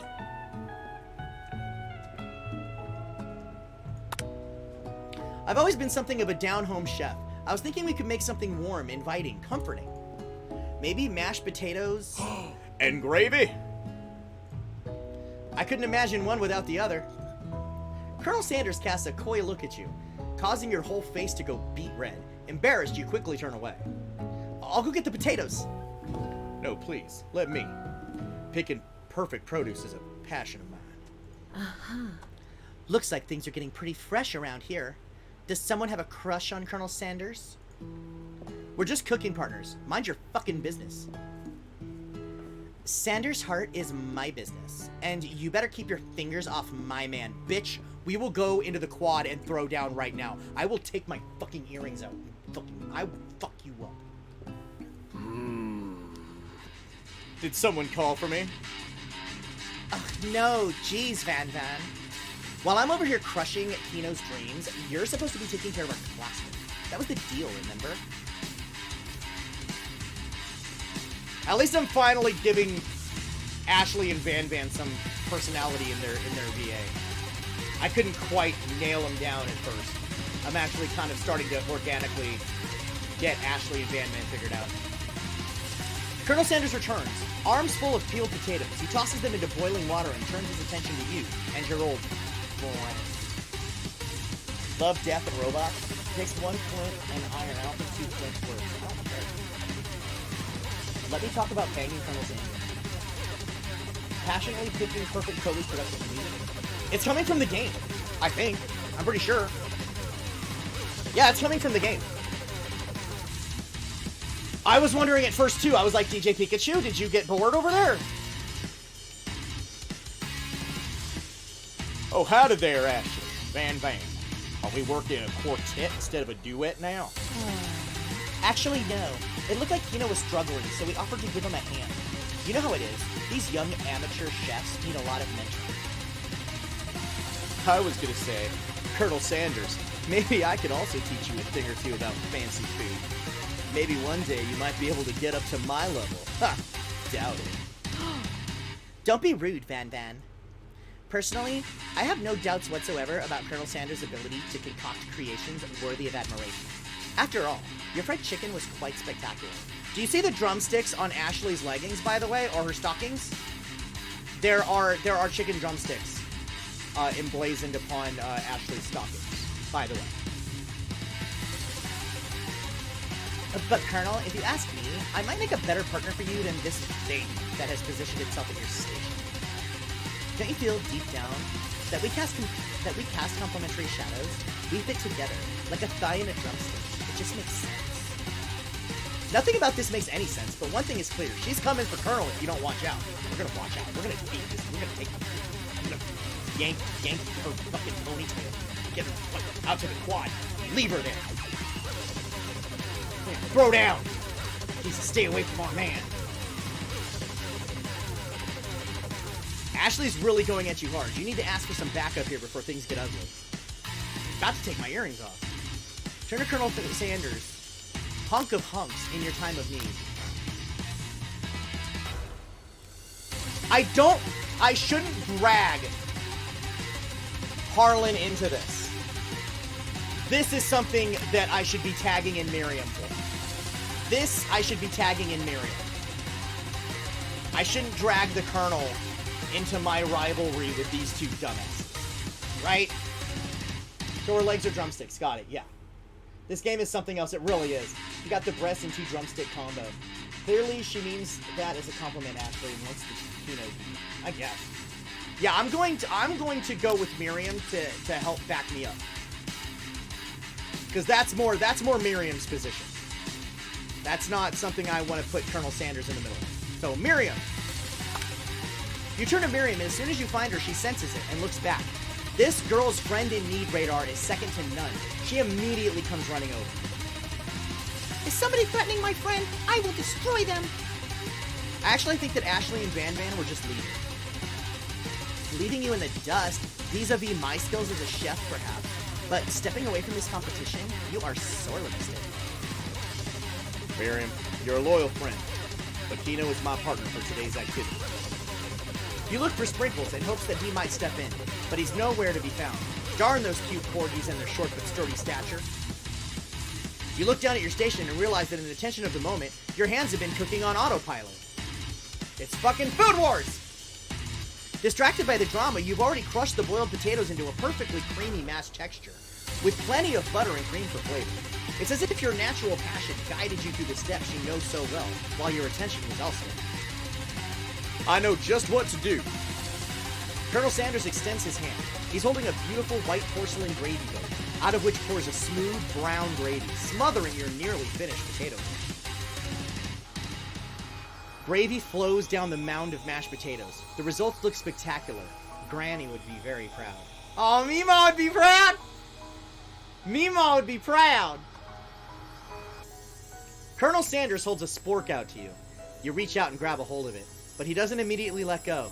The two of you stand holding the same spork, and for that small moment, all of the madness and pressure in this crazy world stops. Fucking Food Wars, it really is. Which means that your eyes lock. The moment is electric. Time stands still. If you love something, set it free. Okay! Together, you dig the utensil into the mashed potatoes and lift a heaping sporkful up. When you see Ashley with a sinister look, you know she's plotting against you to be with Colonel Sanders. And then, filled with rage and without thinking, you fling the sporkful of mashed potatoes right into Ashley's stupid, beautiful face. Van Van, do something! Do something! Scooping up a fingerful, Van Van tastes the dripping mashed potatoes and gravy and realizes that it's delicious. Horrified by this revelation, he slinks away. Will he ever be able to cook something with so much love and integrity? Hold on right there, Kino. We do not waste food in the broom cooking arena. Colonel Sanders, I expect better from you. If you throw one more spoonful, you'd both better be prepared to eat it from wherever it lands. Can I have potato face? Van Van rushes back over, a covered dish in his hand. Mashed potatoes with gravy? Pathetic. In just a few minutes, I've prepared a full meal. Gaze upon my specialty. Braised tentacle of octopus in my silky saltwater sauce. Plated on a battle axe blade forged by my supreme chef ancestors. You've ignored me for too long. That ends it. It is I who will have first bite, and you will all look on with envy. The interrupting student rushes at Van Van and swipes a bite of his signature dish right off the plate. That's somewhere they can eat the mashed potatoes from. This has gotten out of hand.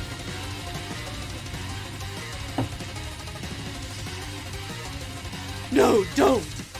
Something about this dish doesn't strike my nose quite right. I think the octopus was rushed and may have turned in the process. The results could be toxic. Too late! It's been eaten! Well, this student's gonna die. I think I left something in the oven. I don't feel so good. It killed him! Everyone step back. Don't take another bite. What the fuck is happening? When you look back at the plate, the rest of it is gone. You notice the tip of the tentacle being slurped up in Pop's mouth. Oh no! Pop winces in pain for just a moment, then is almost immediately back to his oblivious self. Oopsie. Tastes like poison. The entire class has gathered to watch Pop's final moments. Shock has frozen the whole crowd. They are as motionless as statues. The class bell rings, disrupting the moment and snapping everyone back to reality. It would appear that Pop's enthusiasm for trying new things, despite obvious danger, has inoculated him against poisons of all kinds. What the fuck is this game? I'm not sure the professors here make enough money. Hello? I just turned into a ghost over here. Seeing that you're shaken up by that really annoying student and all his nonsense, Colonel Sanders approaches you. I'm sorry you had to go through that. Please, let me walk you home. Ooh, yeah! What? Like for real? Oh, come on. You follow Colonel Sanders out of the room. What in the actual fuck? Thank fuck that's over. This got really weird. At night, the school building has taken on another vibe entirely. It's dark and more than a little spooky. Colonel Sanders stands in the quad's neon glow and speaks softly. Those mashed potatoes you made in class today. Before you go on, I want you to know, they're not a great representation of my skills. I didn't realize I was making them. They were amazing. Tasting them, it reminded me why I became so passionate about food to begin with. Colonel Sanders is getting choked up. Cooking is obviously important to him, in a way that you find inspiring. Now might be the perfect time to tell him you're developing feelings for him. Colonel Sanders? Yes, Kino? There's something I need to tell you. Aha! Hold it right there. There's something I need to tell you first. Ah, jeez. You see, when I was just a boy, I had a dream that one day I'd be the greatest chef the world has ever seen. And every day since, I've been working towards that dream. Day and night, never stopping, never resting. Also lifting a lot of weights, like so many weights. We should follow our dreams with all of our hearts, that our souls may grant them like wishes floating on a shooting star. Ugh. Hey, no, you... Shut up, I'm the one saying inspirational stuff. I'll be the star of the story. Are we forgetting that your cooking literally killed a guy? You can't prove that. I also saw you kill that guy. What was his name? Somewhere in the distance you hear a long, sad sigh.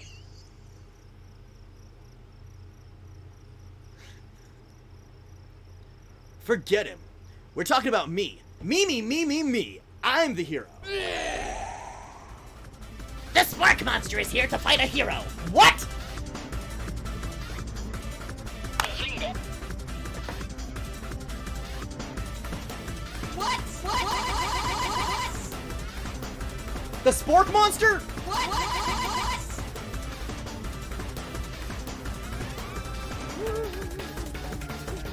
I think I left the fridge door open. Later, nerds. How dare you threaten me just as I was letting down my guard and connecting with another chef on an emotional level. Be afraid. Be very afraid of me. Because I'm a monster, see?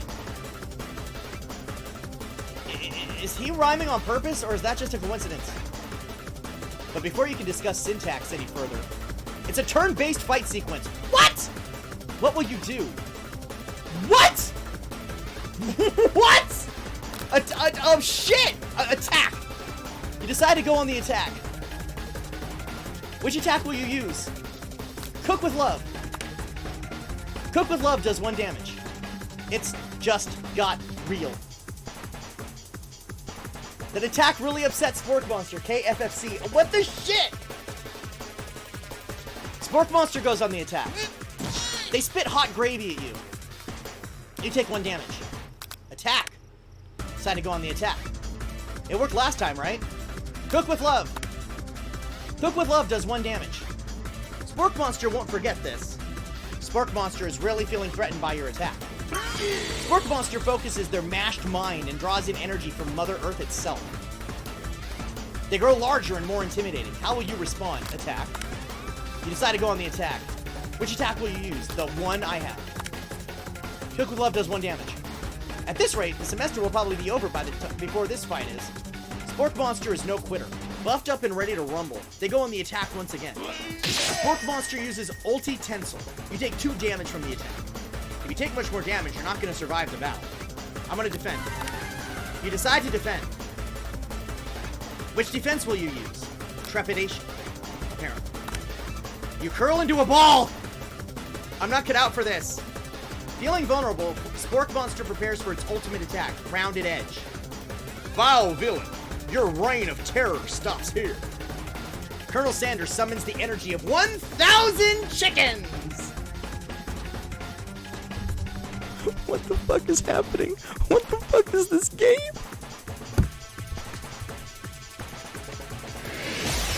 Pop, pop, power pinch.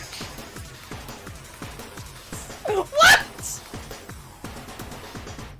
Popeye Power Pinch does 10 damage. Look at all those chickens! Oh god, what is this? It's the best Valentine's Day ever. Spork Monster is defeated. You saved me. An injured Spork Monster spews steam into the night. Spare this wretched beast. It's what the Colonel would want. You manage to tamp down your disgust. Holy shit, look at all that meat! Oh my god, Colonel Sanders is in Legend of Zelda, right? You manage to tamp down your disgust at the sight of this gnarly beast long enough to realize that he is still a living creature with a pure soul, who deserves your pity, not your wrath. Be gone, beast, and don't you dare come back for a follow-up encounter tomorrow. Foreshadowing. I won't forget this. I certainly won't be back, like you said.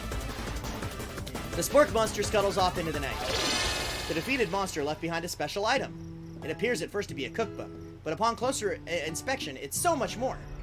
It's a book of magic spells, with a golden chicken on the cover.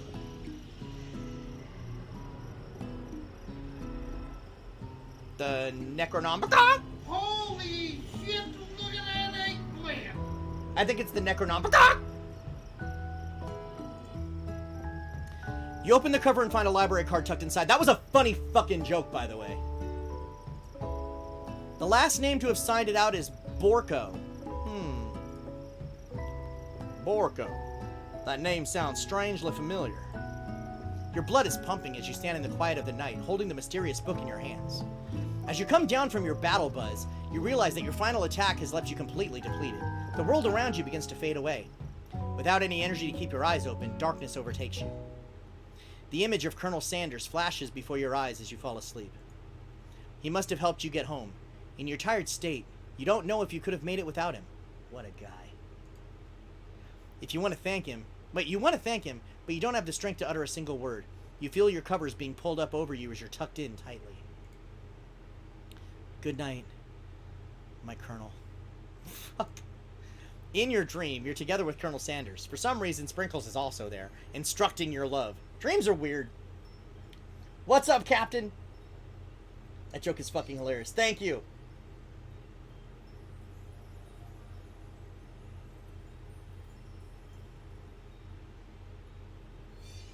Oh, Captain, the Captain. I'm gonna give Captain a shout out.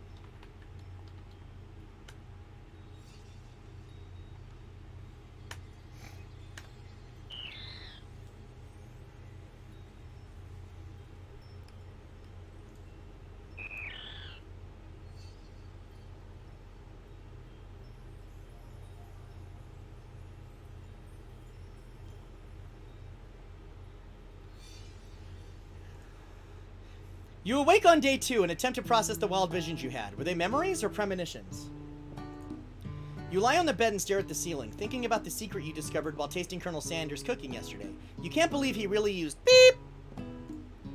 And then there was that secret ingredient that Colonel Sanders went ahead and told you outright. Not much of a secret, huh? It's probably just because he already trusts you so much. Sure, that makes sense. We'll go with that. You meet up with your bestie in front of the school. Before you can tell her about the encounter with the spork monster, she launches into a story of her own.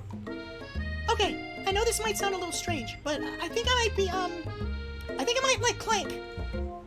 Like him? Like? I know it sounds like it's moving too fast, but there's something about him. I like him. Like him. We got to talking after class, and he's actually a totally sweet guy. Not only that, but he's really smart. He told me all kinds of stories about Colonel Sanders. Did you know that Colonel Sanders was the most popular kid in his high school? No, but that does make complete sense. Gonna give Sanders our own secret ingredient. You bet your ass! And apparently, Miriam's got herself a sex robot.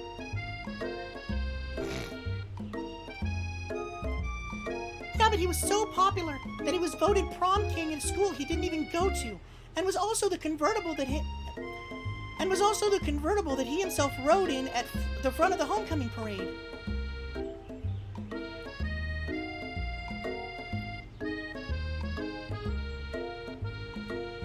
I'm thinking maybe something got lost in pressure cooker language translation there. Either way, maybe it'd be best if you took it slow with this new boy, like I am with Colonel Sanders. You and Colonel Sanders, the coolest guy in school, the most famous student to ever attend University of Cooking School Academy for Learning, you're a thing now? We definitely connected yesterday. We're gonna touch tips later. Sure you did. You're great. Why wouldn't he be into you, I guess? Laughing at the implication that you and Colonel Sanders might be a thing is definitely not cool. You are great! You have an idea about how to prove that your love is real. Well, if he's not into me, why did he tell me one of his secret ingredients? However, you don't tell her that you know a second ingredient too, which you discovered on your own. Your bestie's eyes light up. A secret ingredient. Yeah, I just said that. A secret ingredient. Is there a dramatic echo in here? Miriam checks to make sure you're alone before continuing. I'm not telling you, Miriam. So this summer, while I was on vacation with my family, a lovely man approached me in the botanical garden where I was wandering. This can't be good. He told me all about his passion for spices, secret spices. The man even gave me some to show me what he meant. He said it was a powder created from super duper rare dried flower petals, and that if I did him a big favor, I could have some of my own. Please, Miriam, don't tell me. So I filled my suitcase with them and brought them home. He was so nice. He even met me at the gate when I arrived. Later, when I cooked with them, a very strange feeling came over me, and the flavor was unlike anything I'd ever tasted. I think you're being very liberal with the meaning of spices here. Whatever. Anyhow, we both share an interest in cooking, so we've stayed in touch. You know, like pen pals. I bet he would love to know more about new spices. Well, I'm definitely not supposed to share Colonel Sanders' secret recipe. And besides, I only know the one ingredient, so I doubt it'd be much use to anyone. Please, please, please. It would mean the world to me. No one has to know it came from you or Colonel Sanders. What do you think? Should you protect Colonel Sanders' secret or share it with your bestie? I'm gonna make up a fake ingredient because I can't betray his trust. I know she's my best friend, but I'm not a scumbag. She's asking me to be a scumbag. And that's kind of a dick move for my bestie to be pulling. My bestie is asking me to be a scumbag. And betray someone's confidence. Not cool. I am keeping the Colonel's secret safe.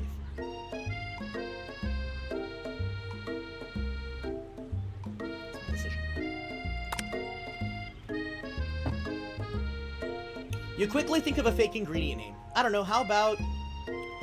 It was Eye of Newt. I know, sounds like some kind of witch's potion, but what can you do? Eye of Newt. Wow. Her eyes light up, imagining such a thing, and you figure you satisfied her curiosity and she'll move on.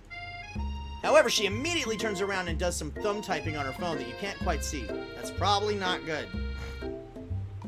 Before you can ask her to confirm that she was definitely not texting secrets to other people, you're interrupted. A wind rushes in. Cherry blossom petals fill the air. It's Colonel Sanders. He's arriving at school. On a fucking horse! I'm just gonna stand back and soak this in. Colonel Sanders' horse is truly a thing of beauty. Without ever acknowledging that he's being watched, he does a short horse dance before dismounting with a flourish. He then slaps the beautiful creature gently on its rear, sending it running free into the countryside. You're so struck by the sight of him that you lose the ability to speak coherently. Miriam got that fancy DR powder. Someone should tell her. Doing nothing in 2 days, which is my real birthday. I think somebody just gave her a bag of fucking kush. Oh, I didn't realize anyone was watching. Don't worry, he knows his way home. Not a horse, but he can ride me like a stallion, Jesus. You attempt to compliment Colonel Sanders, but the words don't come out exactly right. What a horseful beaut you have. I mean, what a horseful beaut you have. Dang it, that's what I just said. Being a good friend, Miriam attempts to cover for you. Oh, Kino just gets really nervous around people they like. What? This is not helping. I mean, they got food poisoning and were up all night. It was gruesome. You should have seen it.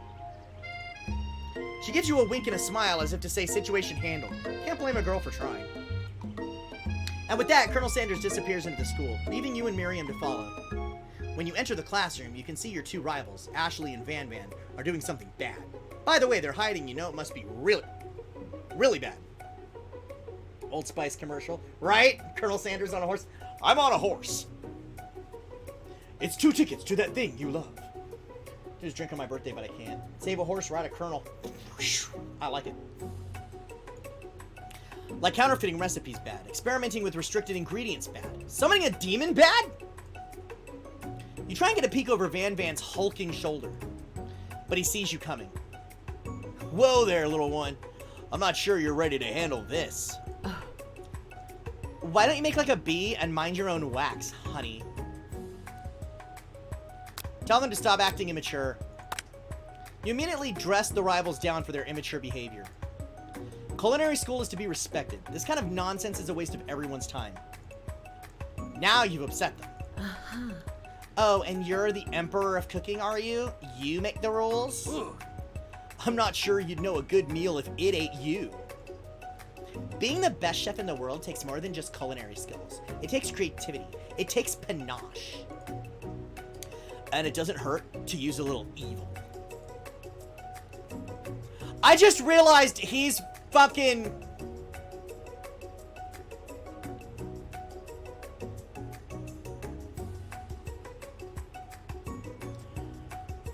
I just realized Van Van's entire fucking character is a reference to JoJo's Bizarre Adventure, and I'm upset that it took me this long to realize it.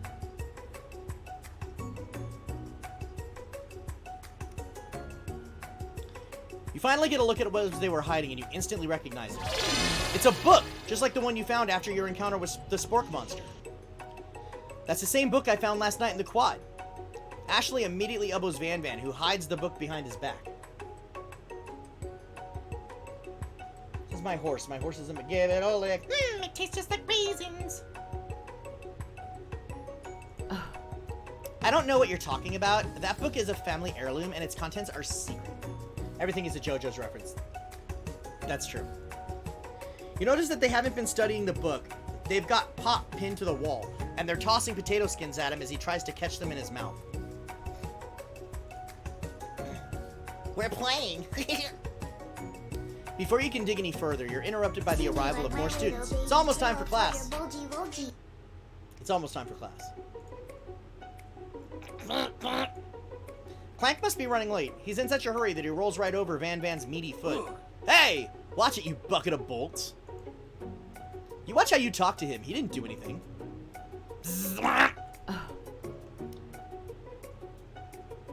Who do you think you are talking to? I've never heard such language, not even from a stand mixer. A compliment, Matchum, you are super fucking fun, and you're super supportive, and we love having you here.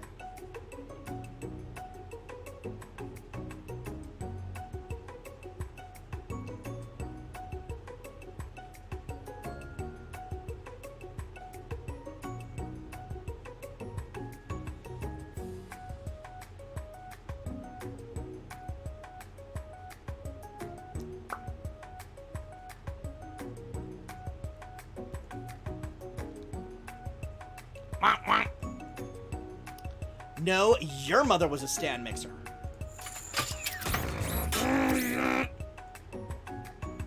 Van Van jumps to attack Clank, but Clank shocks Van Van, sending him flying across the room. Protect me, Colonel Sanders. These crazed men are about to come to blows. I think it must be over me, but I'm not interested in either of them. Ashley's tone has completely changed in an instant. She bats her eyes at Colonel Sanders. Surely he must know that this is a ruse, right? Gentlemen, get a hold of yourselves. Save it for the arena at least. Or don't. Honestly, what do I care? You got lofty career aspirations to focus on. Maybe I can help you with your business plan. Ooh, a rug and rolla. Just then, Sprinkles arrives to signal the true start of the class day. He's painting, which doesn't seem that abnormal. He's a professor, but he's also a dog. Oh, he's panting. He's panting. I was like, painting is abnormal. He's panting, which doesn't seem that abnormal. He's a professor, but he's also a dog. Students, please take your seats. I apologize for my late arrival. I spent the morning chasing a car all over town, and my tiny legs are very, very tired. But I'm here now, and I hope you're ready to learn. Rub his furry dog belly. He loves it. After he catches his breath, Sprinkles regains control of the classroom. Without further ado, we'll review the global history of my favorite fowl, the chicken. You want to pay attention to the lesson, truly you do. Which is why in 1776, at the signing of the Declaration of Independence, it was a chicken who first signed their name. But you can't help... What?! Sir, we've been playing Assassin's Creed 3 on Wednesdays, and I can assure you that that is not how that went down. But you can't help but daydream about Colonel Sanders, and you miss most of the important parts. That's okay. We're going back to Assassin's Creed 3 tomorrow. We'll figure it out. We'll learn all the rest about the American Revolution. When you come to, Sprinkles is holding a tray of food in front of you. Well, Kino, naturally this appears to you to be a sample platter. Which item do you want to sample?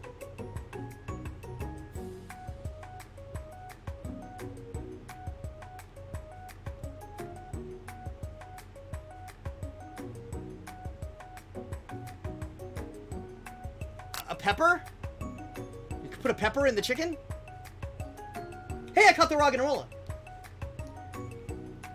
What's up, Nico? How did you get an ad? I don't have mid-rolls. Did you refresh and get like a pre-roll?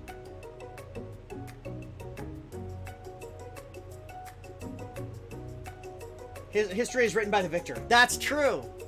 That's true. It did not survive that day, of course. Of course. I'm gonna try the pepper. A brightly colored pepper stands out from the other items. It sparkles in a most eye-catching way. So naturally, you reach out, grab it, and eat it right away. However, your body's not prepared for the heat. The pepper has triggered an intense spice hallucination. It feels like forever as you trip through the universe. My friend, ooh! This guy again? I'm here to give you the important message, ooh! You must avenge my death and fulfill your destiny. All you must do is... I was saying, to fulfill your destiny, all you must do is... Sorry, I think I've still got some spice stuck in my throat. It's fine. I'll work through... to fulfill... the prophecy... you must... You feel yourself begin to regain consciousness. Aw, man. That poor fucking guy. You come to and find everyone is staring at you. That pepper was the last of its kind on Earth, and now it's gone forever. You think to yourself, geez, I should pay better attention. We all make mistakes. I'm sure he'll forgive you. Someday. Come on, it's time for lunch. We hallucinate a lot. We do! Before anyone can relax, the cafeteria lights dim. And your rivals enter to make a dramatic announcement. Today's lunch will be prepared via timed competitive cook-off. Competitive? Via timed competitive cook-off. I needed to take a mulligan on that line. The level of theatrics with these two is off the charts. Step up and yell, you're on! A bit of lunchtime competition, eh? Count me in. If I have to wipe the tables with you fools before I set my lunch down, then so be it.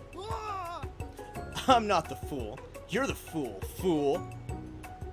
Good one, Van Van. I like your gumption, Kino. I'll be watching your performance. Just as things reach a boiling point, Sprinkle steps in. Surely he'll put a stop to this madness. Now, students, please settle down. This is a lunchroom, not a sportsing court. Finally, a little sense. You breathe a sigh of relief. At least not until we turn on the timer. Just then, a huge light blasts you in the face, flashing the words, timer ready. That's what I'm talking about. Aroo! I stand corrected. The hard way builds solidly a foundation of confidence that cannot be swept away. And that's an original quote by me, in case anyone was wondering. I hope its message lifts you to victory. Like a diamond, I was formed under pressure, and now is my chance to shine. I'll defeat you myself. You had his chicken and you made mashed potatoes and gravy on day one, and you're feeling like you can really impress them again here. It's time to boil some water for the potatoes. Think fast. If the timer runs out, you'll be forced to pick randomly. What temperatures does water boil at? That's right. But how would you even gotten into this school without knowing that? God, this sucks. Winner gets to rub my furry belly. Let that enticing offer motivate you. You're going to need to season this chicken before you cook it. You don't know Colonel Sanders' recipe exactly, but you have an idea. 11. That's right. You might not know all the ingredients yet, but at least you're headed in the right direction. Now that you've got some basic steps going, it's time to elevate your craft. What state of mind offers the most flavor? Vigilance? That's wrong. Oh, fuck. I'm begging you to get it together. Get it, I'm a dog. It's never the wrong time for some dog jokes. Next question. Your classmates are rooting for you, but Ashley is simply stronger and faster than you. You better pick up the pace if you want to survive. When you were a child, your father told you never forget where you came from. Every day you meditate on his advice and draw energy from that place. Now would be a great time to harness that energy. So where does it come from? Shoulder of the Orion. That's wrong. What? This is a horrible time to start forgetting important things. Try to shut out the noise of the arena and focus on your cooking. What is the sound of success? Sizzling. What? Don't make me get the spray bottle. Is this the end? Yep. Game over. Do we have to start over from the very beginning?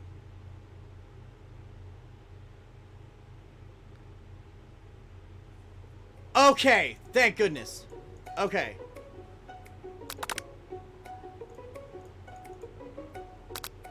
You're on.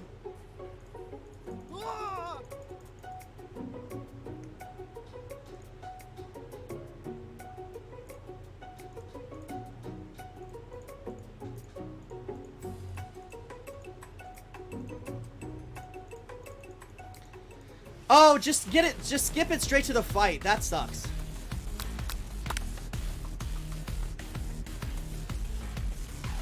Okay, it's 11 secret herbs and spices. We all know that.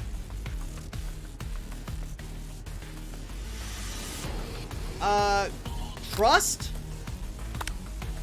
Fuck off!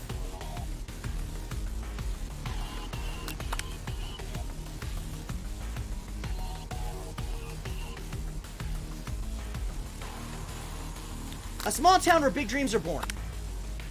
Okay. That's where we're from. We're from a small town where big dreams are born. That's right. This is your shot and you're not going to miss it. Aroo! Try to shut out the noise in the arena and focus on your cooking. What is the sound of success? Silence. When they taste your cooking, they'll be so taken with it that they'll be unable to speak. Okay. You notice Colonel Sanders out of the corner of your eye. I believe in you, Kino. He's actually cheering you on. Which would be awesome, except knowing he's watching you makes you totally forget what you were doing. Now all you can think about is Colonel Sanders. How many spoonfuls of gravy would it take to fill it? I think you get your mind back into the competition. Stranded on a desert island with only one dessert cookbook. One dessert cookbook. Which do you take? What a honk! I know, right? You know what? Shouldn't you be focusing on the challenge? You're falling behind. Sorry, I forgot the question. What is that? Something about wedding bells! Picking spectacular fried chicken and delicate baked biscuits? Woof, woof. You're really struggling to keep up. The next station over, Ashley has already begun plating elements of her dish. It's colorful and complex. To make up time, you toss your biscuit dough into a stand mixer. As you do, the crowd gasps. Yikes! I know you love nothing more than seeing a fellow appliance utilized in a kitchen battle, but sometimes that means sacrificing the personal touch. You might not have any hands, but Kino does, and a good chef needs to be touching the dough to know when it's properly mixed.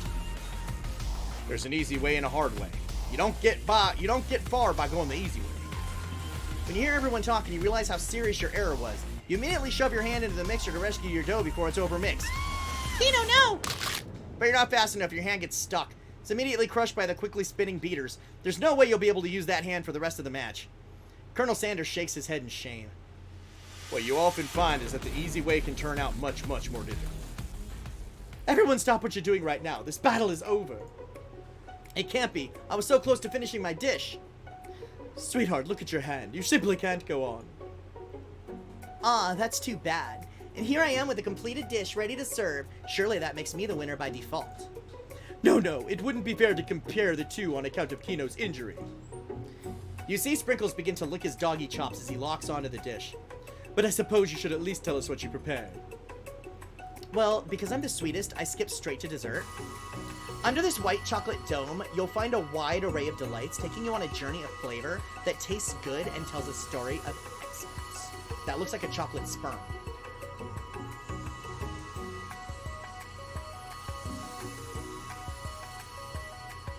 Yes. Thinks it's logical, he just cracked under pressure.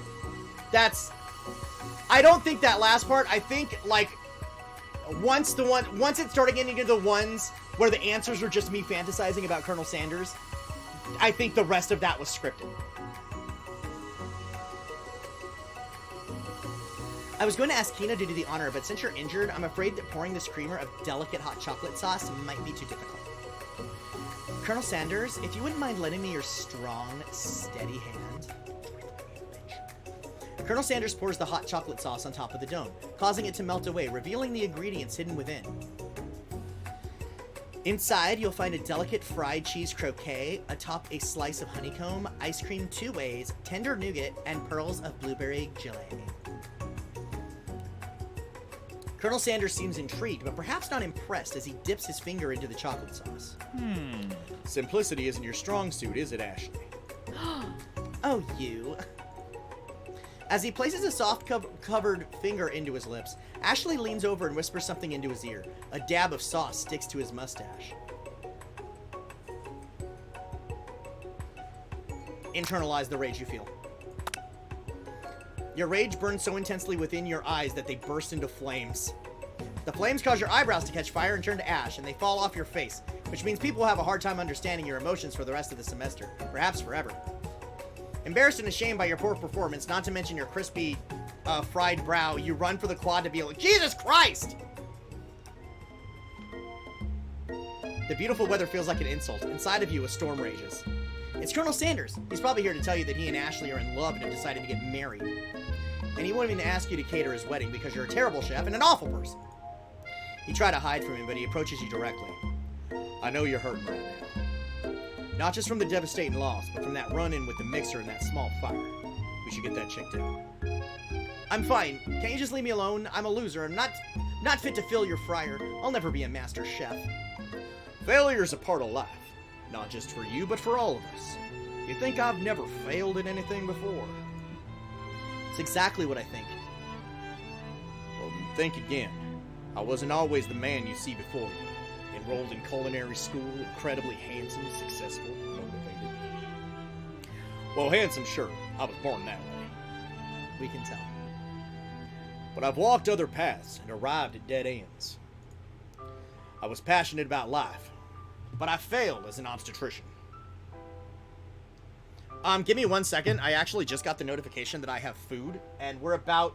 I'm a little over 2 hours in anyway, so I would normally take a quick break. So quick DJ Pikachu break, and I will be back in just a few minutes.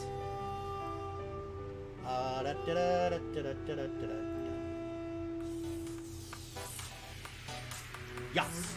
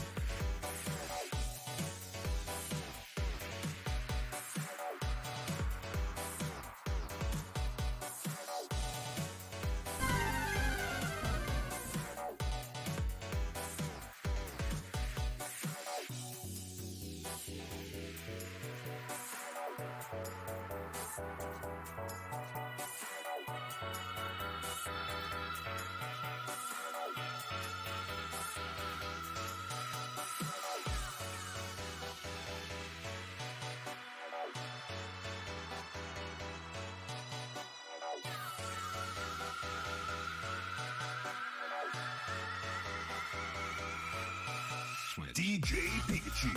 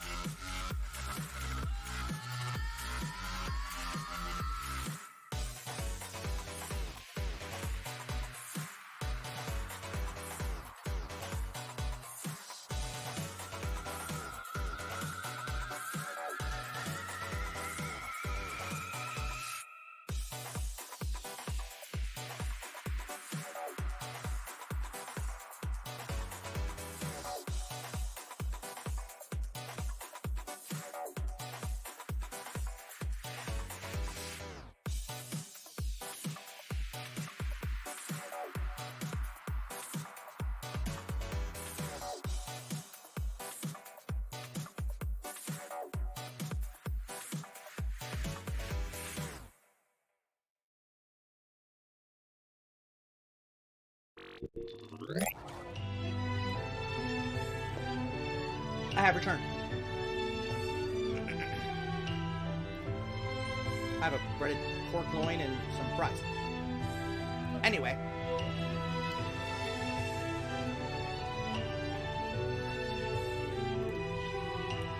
I was passionate about life, but I failed as an obstetrician. I was passionate about justice, but I failed as a lawyer. I was passionate about livestock, but I even failed as a mule handler. That one was especially humiliating. Mules can be so cool. I lost my business partner to a gunfight. Whoa! I didn't know! People see my delicate ribbon tie and my well-kept beard and assume that I've got it all together. Which is true now, but it hasn't always been. Sounds like this guy could really use a hug. I need to switch my thing back over to chat. Okay. I resolved then that I was going to amount to something. No amount of hours, labor, or money would deter me from giving the best I had to give.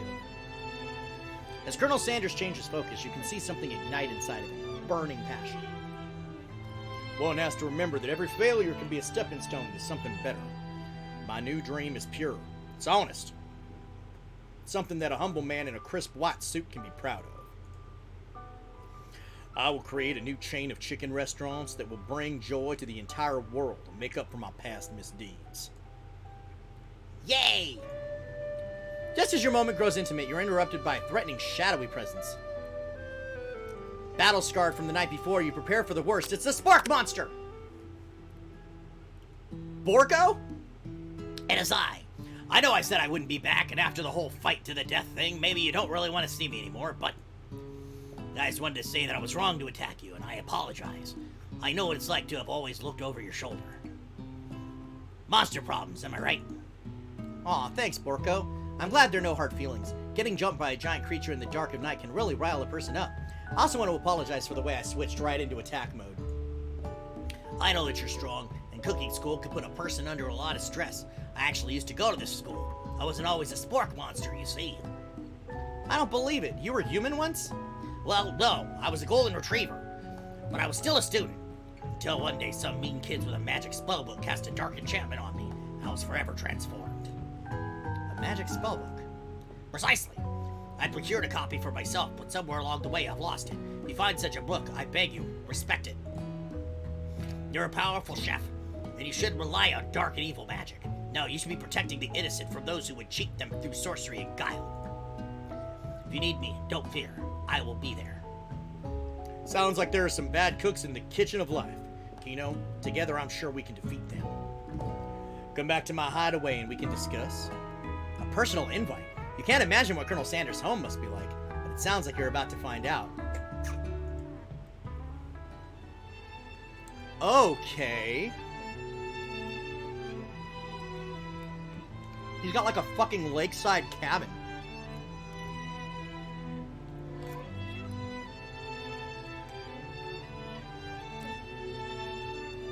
Stepping inside Sanders' home, surrounded by his things, you start to feel a special bond with him. It looks like you live such an exciting life, Colonel Sanders. Every day can be an adventure, if you approach it with the right attitude.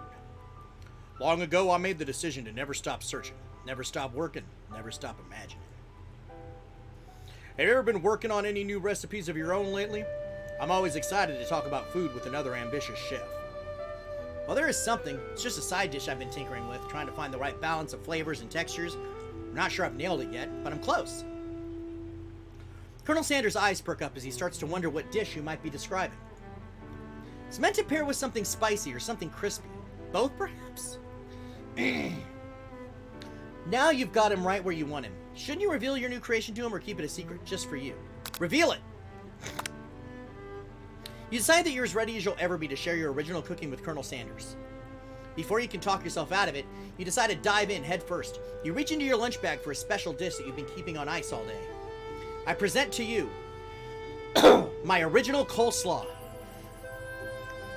The shredded cabbage dish glistens in the light of Colonel Sanders' Lux hideaway. Magnificent. Together you chow down on the creamy slaw. until just a spoonful remains in the bowl. Do you mind if I hold on to the last bite? I'd like to have it around so I can admire its taste later and think back on this moment. You could offer to make him more, but he seems like a very sentimental kind of guy. Sure, why not? Please make yourself comfortable. I'll be back in just a moment. Okay, do we strip? You realize that now would be the perfect time to do some snooping. Around the room are various items that you can look closer at. Each item seems to radiate memories and emotions. Tap on an item to discover more about the Colonel. This must be where he keeps the secret recipe. Oh, it's a safe, okay. You think for a moment, what number is important to Colonel Sanders?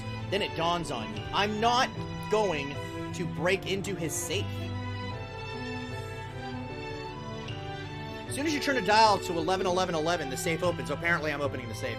Inside it, you find a single note. Can chicken be prepared sashimi style?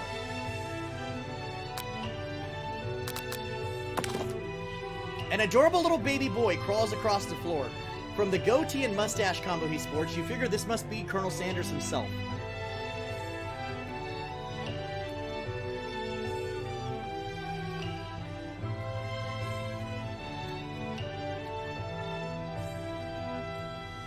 That, or maybe it's the drumstick that he seems to be waving like a rattle.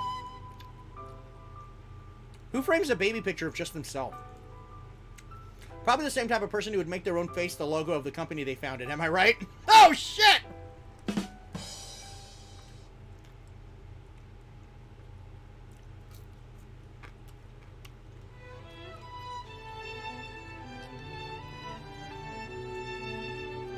Damn!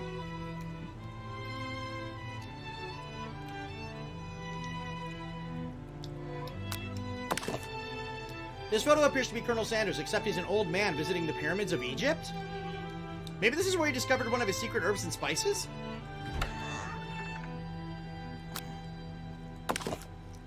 One of the framed photos shows an old man who looks a bit like Colonel Sanders standing with a friend. They hold fried chicken drumsticks and appear to be cheersing them. You look closely and see that there's a short inscription. I wonder who my friend Pete is. You take a closer look at the large urn sitting on a nearby pedestal. There's a plaque on it. It's dusty, but when you wipe it off, you can read the inscription.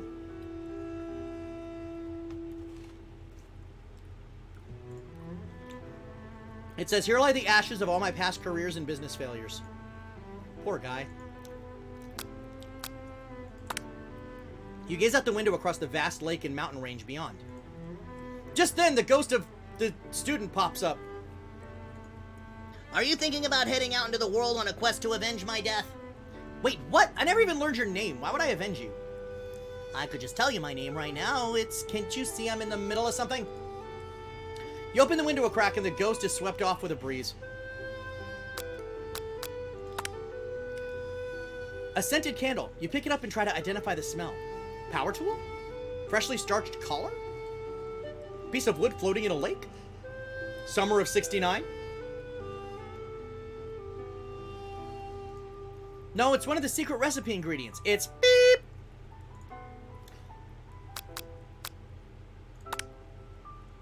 A lock of silver hair is woven through the teeth of the comb. If I take it, we're done. I don't want my character to be that guy. Upon further inspection, you realize that the hair therein isn't just silvery in color. It's actually made of spun silver. What? You notice a very realistic stuffed chicken sitting on a corner table. When you pick it up, you realize it isn't just realistic, it's real! Taxidermy? Must have been important to Colonel Sanders when it was alive. A little note clipped to the chicken's foot reads, the true state bird of the great state of Kentucky.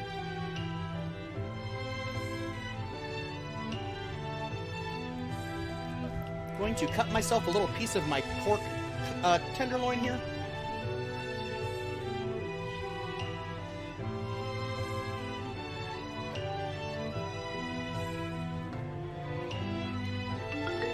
Yes. What's up, Ariel?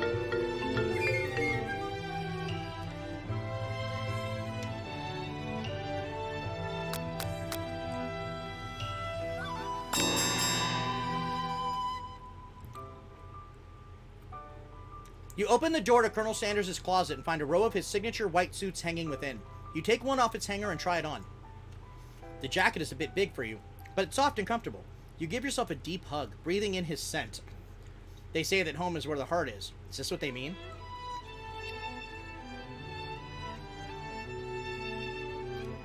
Just got home nice. I'll get KFC for this game. I didn't think of it, and KFC's like in town. I didn't feel like driving all the way into town just to get fucking chicken. Any further, you hear Colonel Sanders turning. He has a new dish that he's been working on, and I want you to taste it. You try to act casual until he asks why you're wearing his jacket. Aww. I don't usually loan those out, but I must say, it does look good on you. Oh crap, the jacket. You forgot to take it off.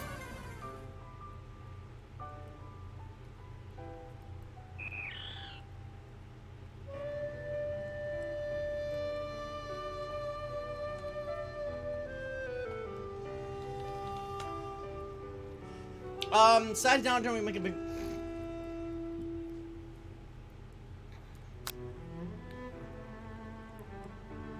You fess up and tell the truth. Let's be honest with the Colonel. You confess. I think I've developed feelings for you. I might be developing feelings for you too, but I'm concerned. Can't let anything get in the way of my dreams. Overwhelmed, you take off the jacket and run for the door. But the thought of leaving Colonel in the midst of such an emotional breakthrough gives you pause. You stop yourself. Colonel? Yes, Kino? I honestly think this may be the beginning of something wonderful. I think you're right. We should take things slow. You talk late into the night and drift off into a slumber. Dream sequence! I love that it just says dream sequence.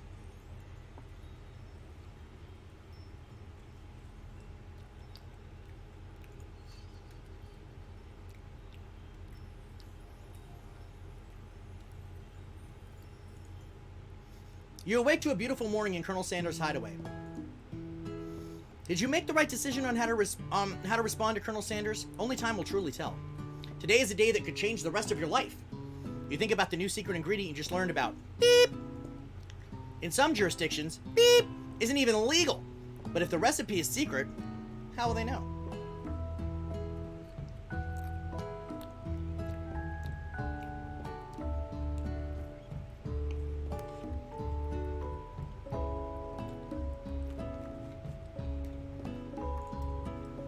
Your thoughts are interrupted when Colonel Sanders emerges into the room. He's holding a gorgeously plated breakfast, and your mouth waters at the sight of it. Here's a simple breakfast I just whipped up. It's meticulous. You taste Colonel Sanders' food, and it takes you on a journey. When you return, he's waiting to ask you an important question. So would you say that we're the perfect match? How presumptuous! My cuisine and your taste buds, that is. Such confidence, such grace. Could he be the world's greatest gift to cookery? Flatter him. You know, I think we might make a great team. A single tear begins to pool in the corner of his eye as he gazes out the window. And with the right business partner, I know I can't fail. Business partner?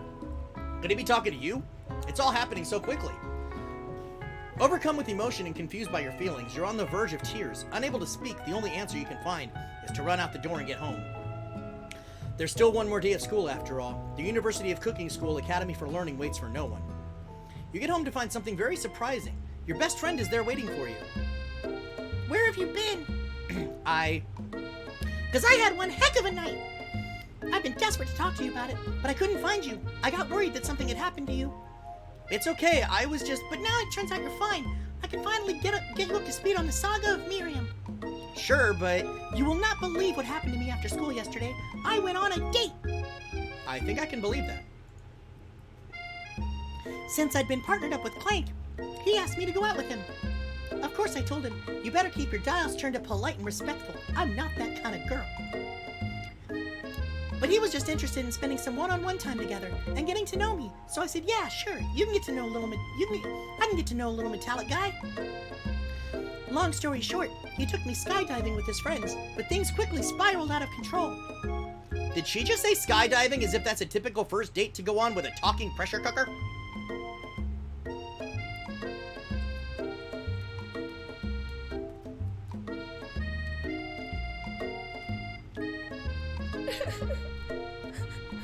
And no, I'm not really sure where we stand.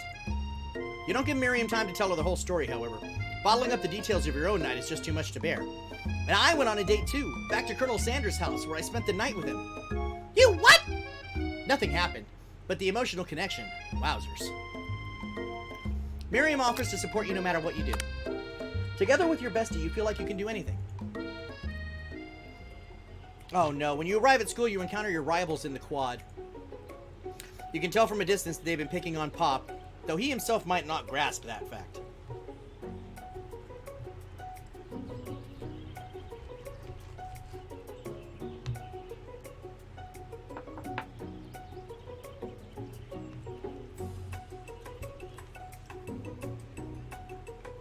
You could never get me to go skydiving.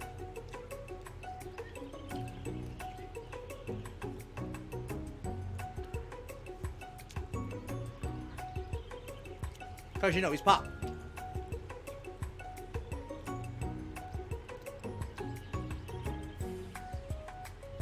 What's a swirly? It sounds delicious.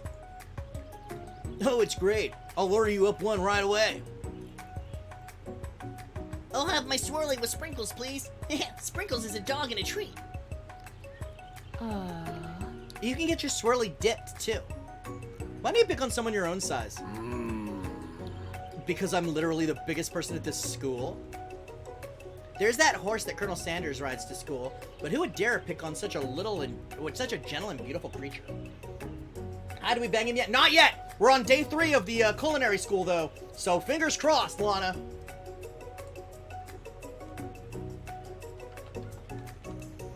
And are you still set to play Dream Daddy? We go skydiving for 1,000 subs. There's no way you could get. There's no way I would do it. I wouldn't be able to get out. There's no way.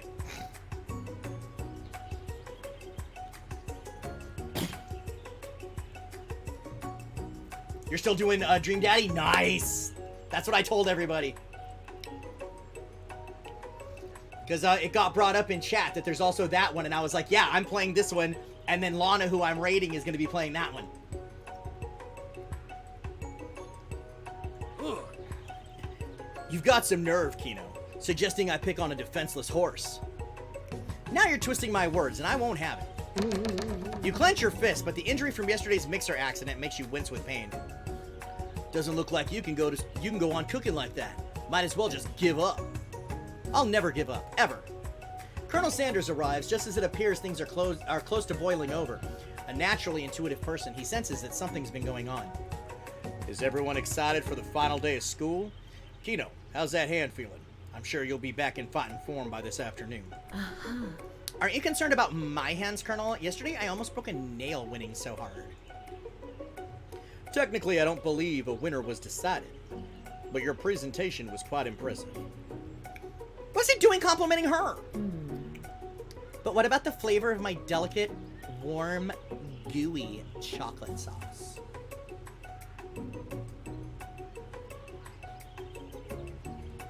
We're just gonna hover on that line for a second.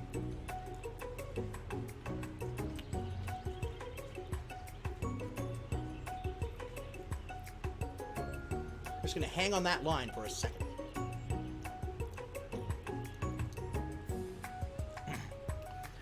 It was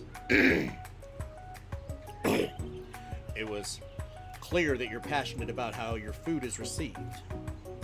That's a lot of words to say it was bland. Excuse me, Kino. I'm more than capable enough to speak for myself. Maybe you could tell me more of your thoughts as we walk into class, Colonel. I'm always interested in discussing the fine art of fine foods. I'll see you inside, Kino. Annoyed by Colonel Sanders' inability to see Ashley for who you know she really is, you walk across the quad to get some distance. In an attempt to distract yourself from how slighted you feel by that interaction with Ashley, you take out the spell book you recovered yesterday and start flipping through the pages. Whoa, that's a book? Whoa, that's a book? It looks like bad news. It's just something I found lying around. It would appear to be some sort of grimoire, but I don't really believe in that magic stuff. Like I told you, it's the Necronomicon! A grimoire? Like a book of spells? That's what I just said! I don't know. Who would spend so much time decorating a magic book if it weren't really powerful? I can think of one surefire way to find out.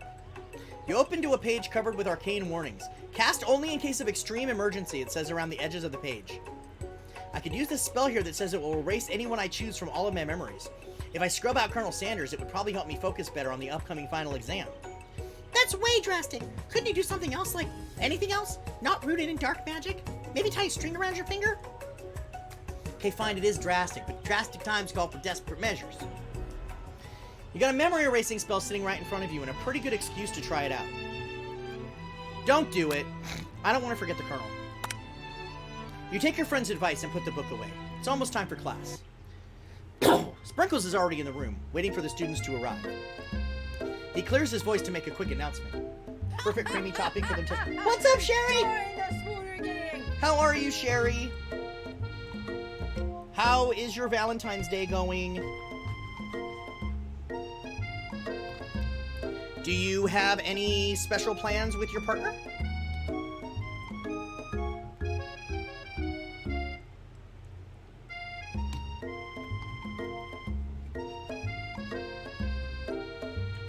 Got some pizza? Nice. Was it a heart-shaped pizza?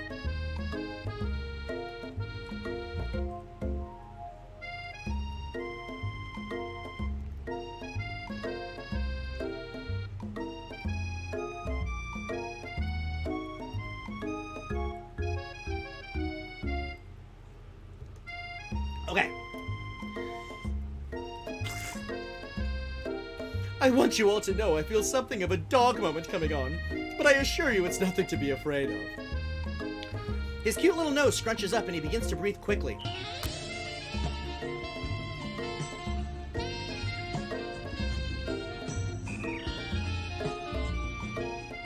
Who used that command?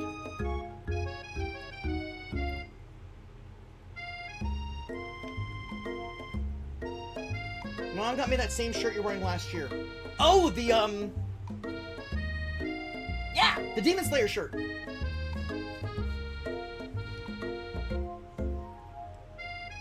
I like my, I just got this for Christmas. My mom got it for me for Christmas this year.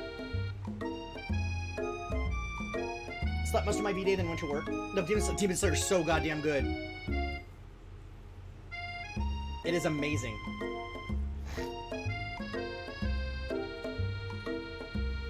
He must be hungry. Reach for some old homework to give him as a snack.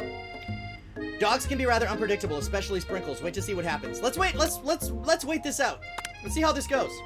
Sprinkles stops in his tracks. He focuses in on the window. The room is deadly silent. When you follow his gaze, you see a tiny orange squirrel perched on the cherry tree outside. Sprinkles turns feral and runs to the window of the classroom. He begins barking uncontrollably at the squirrel outside. Terrence! I told you never to come back here, Terrence! I will destroy you, Terrence! Sprinkles is barking ferociously, drool flying off of his face. The squirrel looks over, but he doesn't say anything back. You wonder, is that even a talking squirrel? Who named him Terrence? You'd better not show your chubby cheeks around here ever again. After Sprinkles is satisfied that his presence has been felt by not only Terrence, but any other squirrel in hearing distance, he returns to his professional tone. I apologize for that outburst. This actually brings up an important point. Thank you, Keto, for reminding me to dole out this indispensable bit of wisdom. You see... But before he can go any further, Miriam's love drama spills over into the class. Hope the band goes well. We're doing it! Gonna go lurk since I get ready. Yeah. Get all your stuff ready for Dream Daddy. Definitely get yourself ready for your raid. I'll be raiding you in just over an hour and a half. So we will all be seeing you again soon, Lana. I used it ages ago.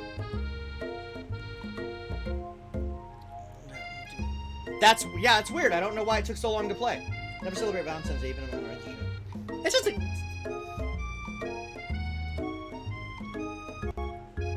it's mostly like a commercial holiday, but you know, you can have some fun with it, like we're doing today. Sprinkles is interrupted by whirs and sparks coming from the back of the room. I told you to save it for after class. You think I wanted to be thrown from a plane strapped to a stranger?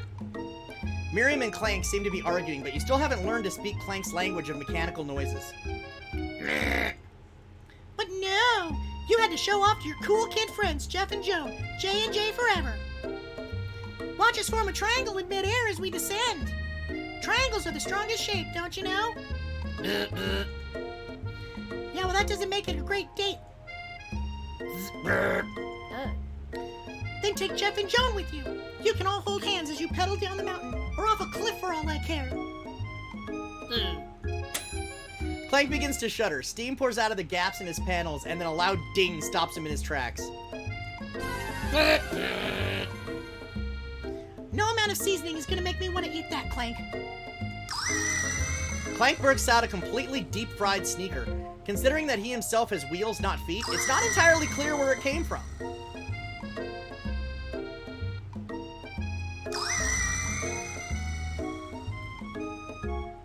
What the fuck just happened?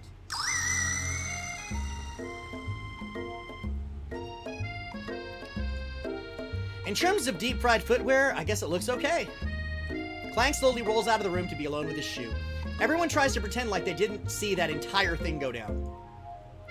Nothing like a loud public breakup to cast a pall over the final day of school.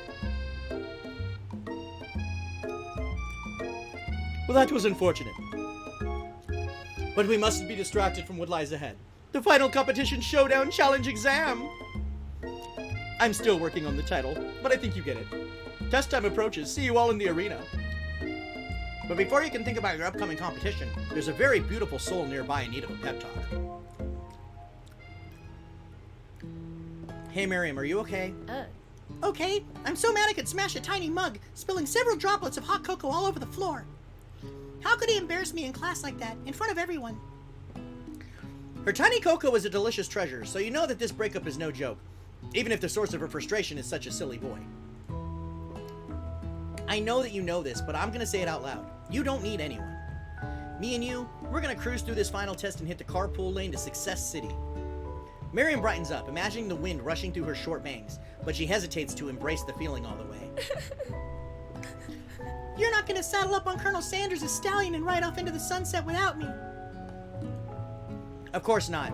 Well, maybe sort of, but I'm sure there's a pony out there with your name on it, and a ranch big enough for both of us and whoever else we want to bring along.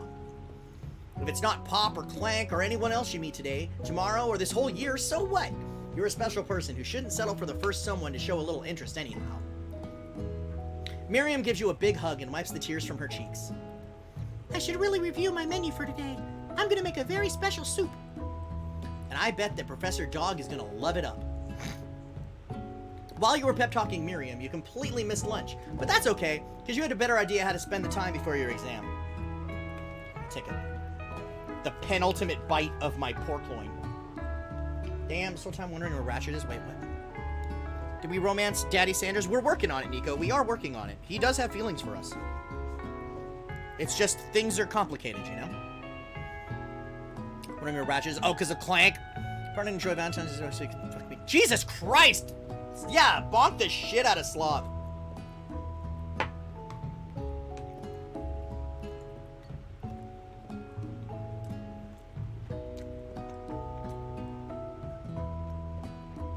You've decided to head to the arena early to practice a dish.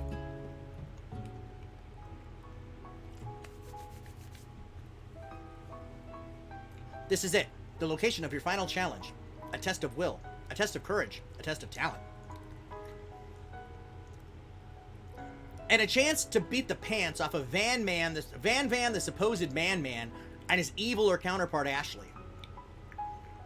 As planned, you begin to run through a quick test of a recipe you've been working on, Kino's famous chicken pot pie. After practicing for months, making this dish comes second nature to you, and you're able to quickly get a fresh pot pie in the oven. But as soon as you do, your cram session is interrupted by Colonel Sanders. Kino.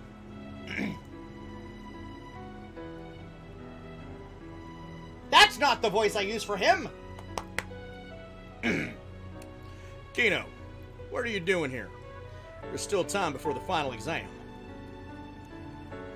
You know, I'd rather someone just make where I'm numb and don't feel anything and just have to. Aww. Jesus Christ, Sloth!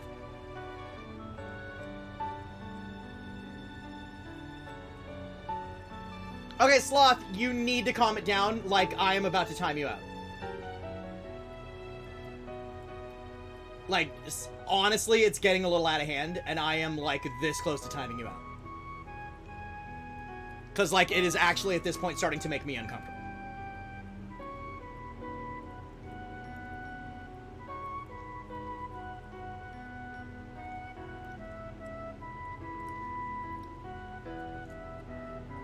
Oh, just taking it all in. God damn it. I'm big into visualizing success. I'm looking at my station and picturing victory. The pot pie has become to bake, and the smell is slowly filling the space around you. Visualizing, huh? That's too bad. I was hoping you were here cooking something delicious. You'd usually happily share your food with anyone who's hungry, but the last time you let Colonel Sanders get in your head, it cost you a cook-off. And a hand! You decide that it's time to put your cooking above your romantic desires, but that decision gets hard to stick to when the oven timer goes off behind you.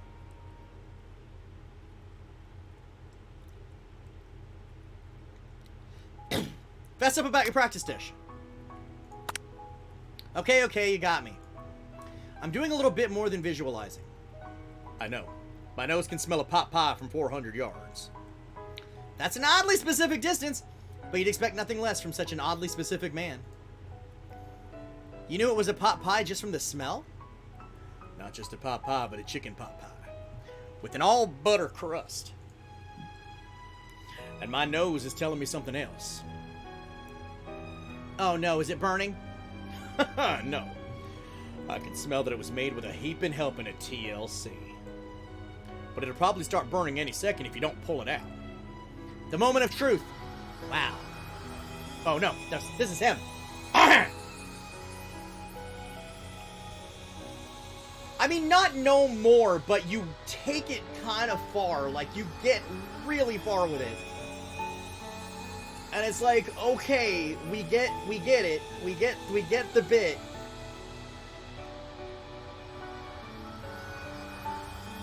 Is you kind of go overboard.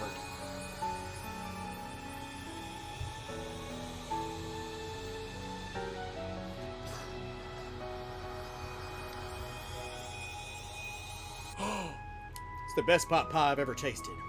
I've always loved country cooking, and I could eat this all day.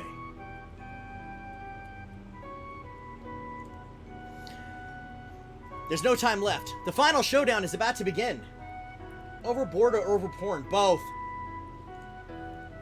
Sprinkles lays down the ground rules. Oh, no rules. That is, except to cook with everything you've got.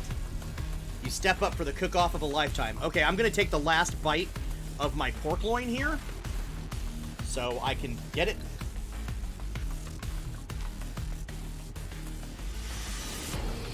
Put my plate to the side. Get everything reorganized right in front of me here.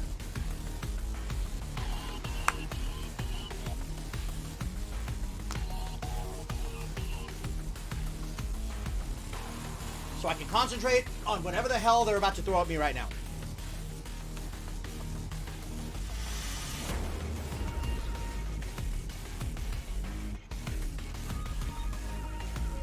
You decide that mac and cheese plus the pot pie you've been practicing are just the dishes that'll push you over the edge to victory. I had a feeling we were going to come up to mac and cheese at some point because it's KFC. Meanwhile, both Van and Ashley are prepping wildly elaborate dishes per their usual over-the-top selves.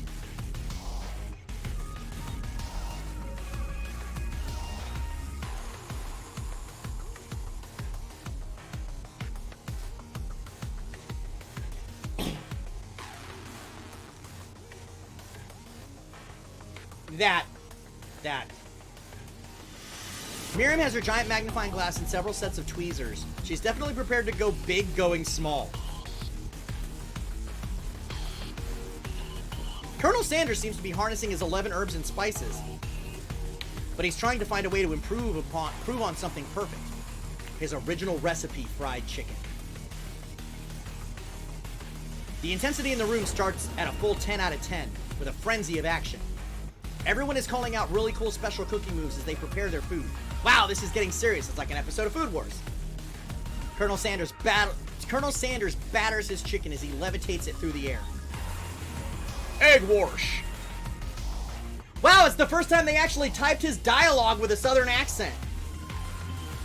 See, I was right all along. I was right all along to be voicing him the way I've been. Miriam furiously injects ingredients into an itty-bitty pot of broth. Best friend Baster Blaster. Van flexes his pectorals as he chops open a sea urchin. Let's rock and roid! Ashley scoops up her pastries off the tray with lightning speed. Shallow personality spatula. Even Clank gets in on it. 5-dial pressure point chicken cooking technique. Wait, when did Clank learn to speak English? It's the singularity, as was foretold. We mustn't let it happen, or the appliance uprising will take us all. Self-dist. Van quickly unplugs Clank and rolls him out of the back door of the arena.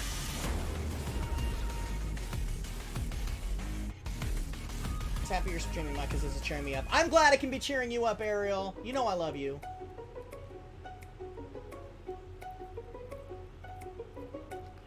I gotta take a Thursday off one of these coming weeks. Like maybe after I'm done, because I have Vegas at the very beginning of March.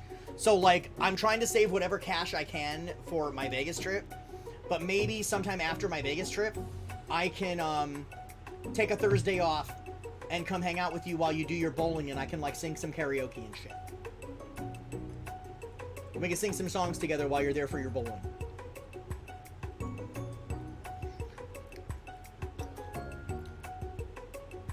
As you frantically prepare your dish, you notice Ashley has her spell book out.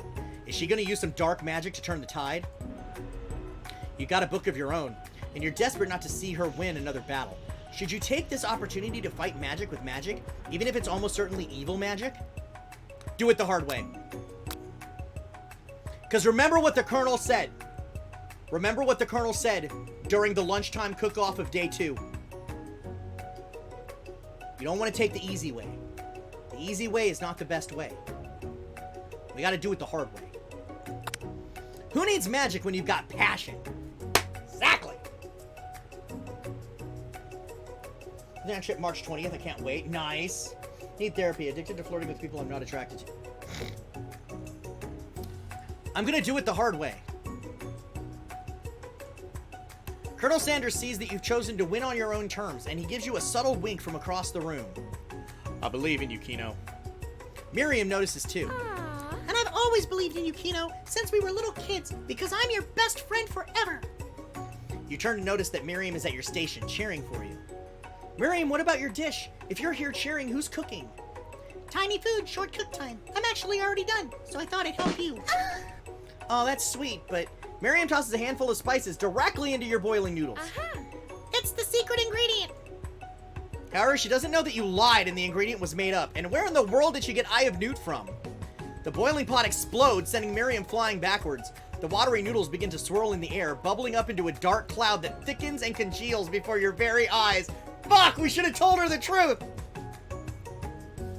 It is I, Steve, the spork monster. Steve? Wait, what happened to Borko? You're not here to battle me, are you? We spork monsters are many. I think Borko had the day off. But you have conjured Steve, and I hate to battle, so I'd say you're doing pretty alright. Oh hey, you're in the middle of cooking competition. I love this stuff. It's better than TV. You crazy kids and your culinary skills really impress me. Mind if I hang out? I'm sorry, Steve, but I'm kind of in the middle of something. Do you mind? Steve, the spork monster, notices that you've got the grimoire stashed beneath your cooking station. I see what you're up to. Crisscross some magical items and accidentally summon me, huh? Yeah, you guessed it. Sorta. If you're here, would you mind tossing some fresh noodles in a pot of salted water? I'd love to. I've always wanted to be a top chef, actually. You know, when I was just a little spork pup back in the old country. You can feel Spork Monster winding up to tell a very long and involved story. You don't know exactly where they come from, but it seems like it was probably lonely there. Actually, you know what? Maybe you should watch from the stands. I really need to focus on this competition. I understand. It's kind of like that time in monster school that I fall asleep during scare tactics class, and when I woke up... He tosses a serious stare at Steve, and he takes the hint. Never mind. I'll tell you later. Good luck. Having suffered this huge setback, you don't know how you could ever win. You summon extra power from deep down within yourself. I can do this. I have what it takes. I came here to win. Your hair turns mac and cheese orange as culinary energy flows through your body. Now it's fucking Dragon Ball Z! My heart is pure, my hands are steady, my taste buds have been preparing their entire lives for... Yes, Ghost of Kino. You are the chosen one. You will avenge me. The power you'd been summoning immediately fades back out. You interrupted my inspiring monologue. Sorry. My heart is pure, my hands are steady, my taste buds have been preparing their lives for this moment. I will show the world my cookery. You begin to levitate off the ground. The unnecessarily overdramatic music is back. Fuck yes, it is!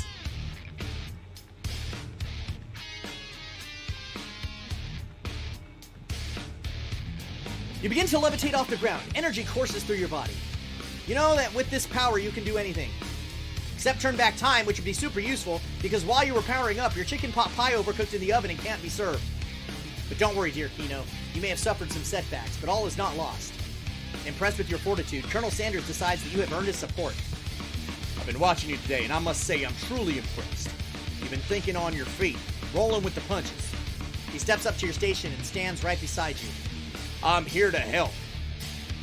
All you've managed to make is mac and cheese, and time is almost up, so you're gonna need it. But Colonel Sanders, what about the test? What'll happen to you? What about the rules? Following the rules has never really been my thing. I follow my heart. What a guy. Colonel Sanders unfolds a delicate white towel to reveal the most delicious fried chicken tenders you've ever laid eyes on.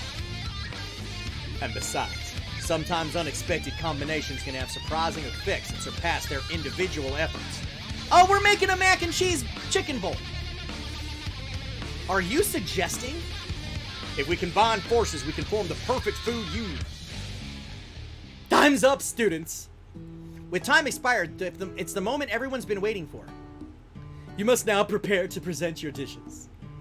A handful of students stand tall, but the class seems incomplete. It seems we're missing some students. Pop, clank. From off screen, you hear a pure and innocent giggle that can only come from one student. I'm flying. It sounds like it's coming from that broom closet over there. Miriam, would you mind? Inside of the closet, you see Pop hanging on a broom hook by the elastic of his underpants. Pop, get down from there right now. Let me guess, did Van Van have something to do with this? When someone asks for a wedgie, who am I to refuse? I thought a wedgie was a salad. It looks like Pop is eliminated from the challenge, seeing as how he didn't cook anything. I can't feel my legs. May I be excused? Sure. You kids and your pranks, I must say, it's not the worst prank in UCSAL history, but it's not exactly yearbook material. Wait a second, pranks, clank! Where did that pressure cooker roll off to? You wait to hear a signature whir, beep, or some other onomatopoeia, but there's none. Somehow he must have gotten unplugged, I guess. We'll have to figure that out later. That leaves only 4 remaining students. Please collect your final projects. Yes, it has been a long semester. Wow, 3 whole days long. But after days of hard work, the time has come for me to eat. Miriam, please step forward. Now describe your dish. I've made tender udon noodles in savory soup. My word, it's so delicate. Is that a teeny tiny Naruto magi I spy floating this itsy bitsy bowl? Yes, Chef. Please call me Sprinkles. Chef is my father's name. Yes, Sprinkles. And some green tea made from baby tea leaves that I picked myself. Sprinkles carefully sniffs around the dish before opening his mouth and letting just the tip of his pink dog tongue dip into the bowl. Sublime. Would anyone else like a taste? Oh, come on. I'm not one of those dogs who doesn't floss. I even have a really cute electric toothbrush for dogs. Fine, I'll enjoy it all by myself. And in a flash, the entire meal has been devoured. Not that it took much. It was less than a thimble's worth of soup. A+. Rarely do I taste a dish with as much love poured into it as yours. Miriam is overjoyed. She gives you a huge hug. And I'm flying. Mac and cheese and fried chicken. Holy Southern Comfort, Batman. Fuck yeah! Haven't had fried chicken in forever. Neither have I, actually. Thank you, Kino, for helping me to believe in myself. Van, you're up. Now describe your dish. I made uni over smooth egg custard in an axe-hewn urchin shell, topped with caviar. Did you skewer one type of urchin with spines from a second different colored type of urchin? Yes, Sprinkles. A bit much, don't you think? That's exactly why I did it. A bit much is kind of my brand. Doesn't it look cool? Sprinkles leans in to sniff the uni, but he can't get his nose closed on account of all the spikes. He begins to paw at it erratically, causing the custard to slosh around. Woof, woof. Please be gentle with my cuisine. Finally, Sprinkles goes all in, tongue first, but he can't get past all the needles. He reels back as his tongue is poked and prodded. Ouch! My tongue! The professor appears to be having an allergic reaction to the sting. I can't eat this. It keeps poking my tongue. Disqualified! Stunning turn of events. Who would have thought that serving food in a bowl made of needles could make it difficult to eat? I like that is me, not the narrator. Dejected, Van does not go gentle into the night. Disqualified for glamour? Don't discount simplicity. This isn't the last you've heard of me. Before forcing us to endure his swollen tongue for another moment, Sprinkles graciously laps up a bowl of milk. I know. Yes, I'm a dog. I drink milk. Get over it. Sometimes it helps calm my agitated tongue. Next student, Ashley, it's time to step up. Now describe your dish. I made... Salad sounds amazing. I like chicken nuggets, chicken tenders, chicken breast, and fish. Fish isn't chicken, Jesus Christ. Orange Blossom Turkish Delight in a light rosewater syrup, topped with French meringue and connected by sugar glass. That actually doesn't sound too bad. Indeed, it's quite delightful. However, I'd ask that you please refrain from eating it or attempting to taste it in any way. It's very fragile and meant to be a display piece. Don't eat the food at a cooking school? Got toast in your ears or something, Kino? I told you, it's a display piece. Actually, I must say, it is beautiful. However, this is a cooking competition at a cooking school. Yeah, which is why I cooked it. I did an extremely good job cooking it, too. I didn't realize that we were having an eating exam. If I wanted to be judged on eating, I'd go to the College of Eating, School for the Hungry.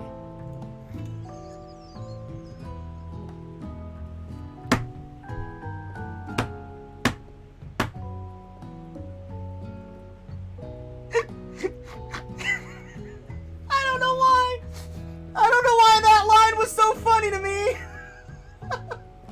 I do not know why that line of dialogue was so fucking funny to me. But that might have been the best line of dialogue in the entire game.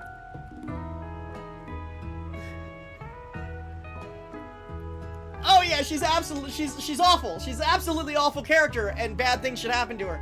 But that was a fantastic line of dialogue, though. It's the only thing she's done that I like. Woo, that was great. Oh god, what is this game? I suppose you could smell it if you absolutely insisted, but don't breathe too hard. You might disrupt the sugar spiral. If the food cannot be eaten, it cannot be judged. You are disqualified. Rage overtakes Ashley, and she finally cannot keep her two-faced routine up. You wouldn't know high-end cuisine if it cooked you. In Mother Russia. And with that, Ashley storms off to rededicate herself to being the best, but this time without being shackled by trying to be fake nice and liked by everyone. This isn't the last time you've heard of me, either. This class gets much smaller, I'll be teaching myself. You and Colonel Sanders, the final cook, step up together. Two chefs! What began as a bowl of delicious mac and cheese has become something else. Oh, has become something else. He examines it closely, sniffing and eyeing the bowl. Uh-oh, I don't have a good feeling about this. From somewhere in the room, a literal drum roll plays. Just when I thought I've seen everything in this kitchen, you give me this thing, and completely blow me away. In my 49 dog years of life, I have never tasted anything so delicious and perfectly balanced. It's so delicious, in fact, that everyone passes the class. You pass, and you pass, and you get a pass. Fucking Sprinkles doing his best Oprah.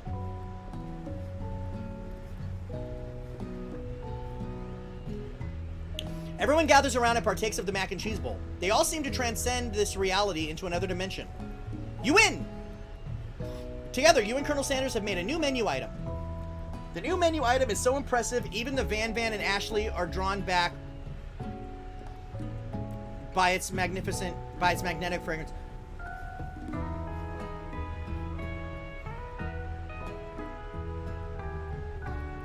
When did this game come out? Hi, show. When did, hold on.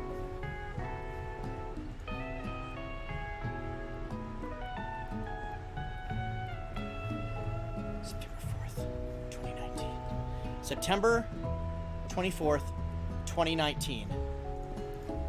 When did KFC launch the Chicken Mac and Cheese Bowl? 29th, July 24th. Oh, no. If you're looking for the delivery app, oh no, it's you can order it from the delivery app in 2020. 2019.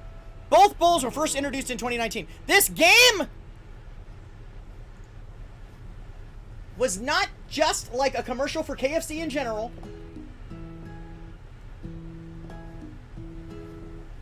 This game was specifically a commercial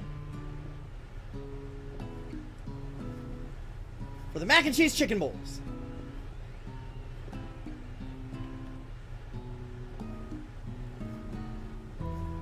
For almost 3 hours.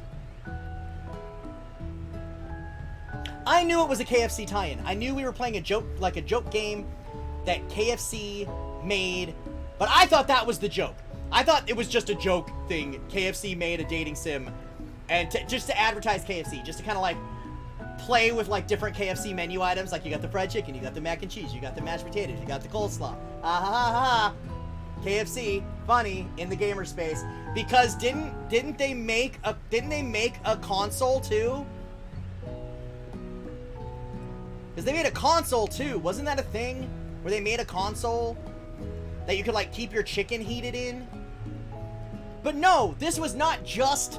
This was a commercial specifically for the mac and cheese chicken bowls. I don't know if that makes me upset or impressed. I haven't decided. Maybe both. I think I can feel both of those emotions simultaneously. I don't think the two are mutually exclusive.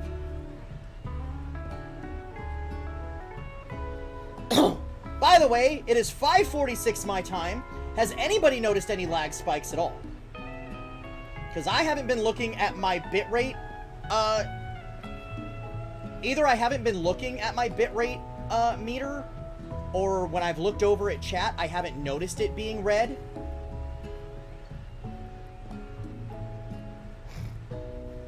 The new menu item is so impressive, even Van and Ashley are drawn back by its magnetic fragrance. When they gaze upon your mac and cheese bowl, they admit that you are indeed an excellent chef. Sprinkles declares that you have passed. Everyone has passed. There were supposed to be more battles, but come on, how could they be better than this one? Now that the school year is complete and everyone has graduated, the students return for one last assignment, to get their groove on. The cafeteria has been completely redecorated in order to serve as the site of the school's graduation dance. Compared to the massive high-tech cooking arena, the humble decor seems downright cute and cozy. DJ Dog is in the house. Oh. You knew that Sprinkles was a master chef, but also world-renowned turntablist? Who says you can't teach an old dog new tricks? The stream has been perfect for me. It looks good. Awesome. Maybe they sent... Because I know the guy told me... My guy at my ISP said he was going to send his... He was going to get a hold of his maintenance guy today. He told me this, like, Saturday.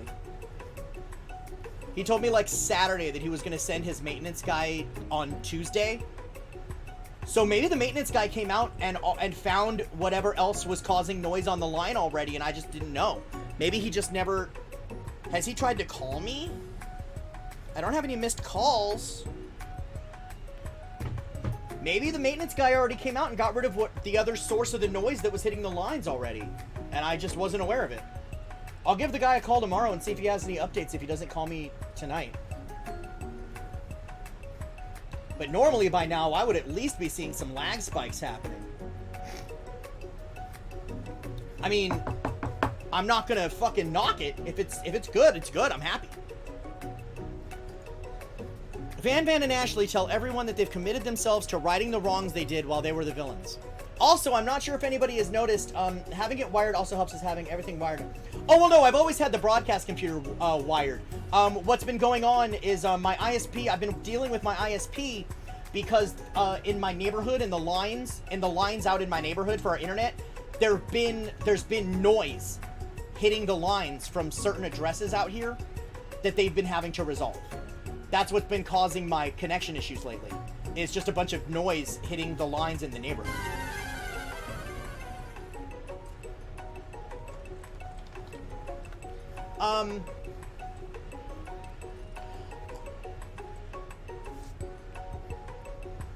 Also, I'm not sure if anybody has noticed, whenever anybody's played any kind of videos down here. Also, did you guys notice that? Oh, did I not turn it on? Oh no! Did I not turn it back on?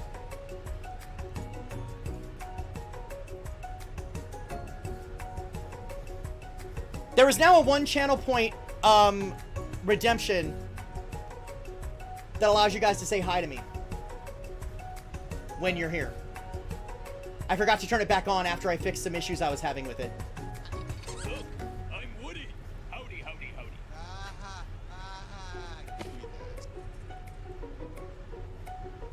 howdy.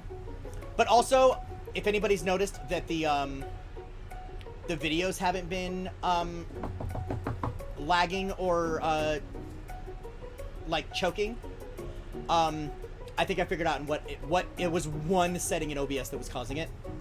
And I think I think it's fixed now. I found the one setting in OBS that I think was causing the whole problem. Yes, you can only redeem it once per stream. Why would you need to redeem it more than once per stream? It's to let me know that you're here. Why would you need to let me know that you're here after you've already let me know that you're here?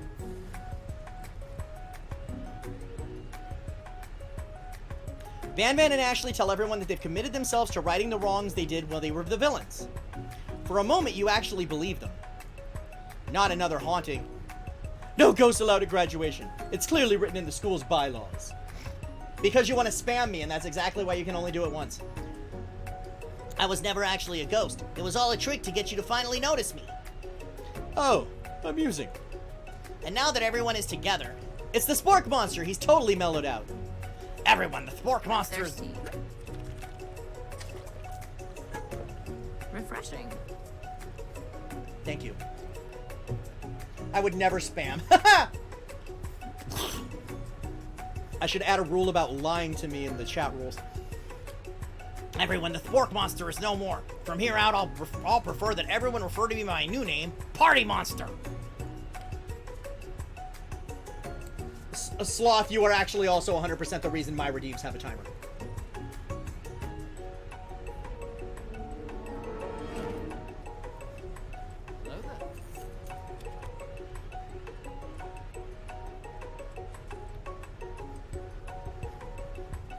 Student tries to finish what he had to say, but everyone is too wrapped up talking to Party Monster. Dejected, student walks off. Rule about lying? I'll lie. Oh, god damn it. Oh, shut up, Sloth. Maybe things didn't work out for Miriam romantically, but she found the love in her cooking, and you know she's gonna do great. A red carpet rolls out across the floor of the ballroom. It's like a Hollywood movie premiere. Who could command such an entrance? It's Pop! He's arrived late to the dance, but apparently for good reason. Walking the carpet, you see perched atop his dirty chef's hat, a crown? Welcome back, Pop. I know you weren't able to complete the final exam and accept your diploma.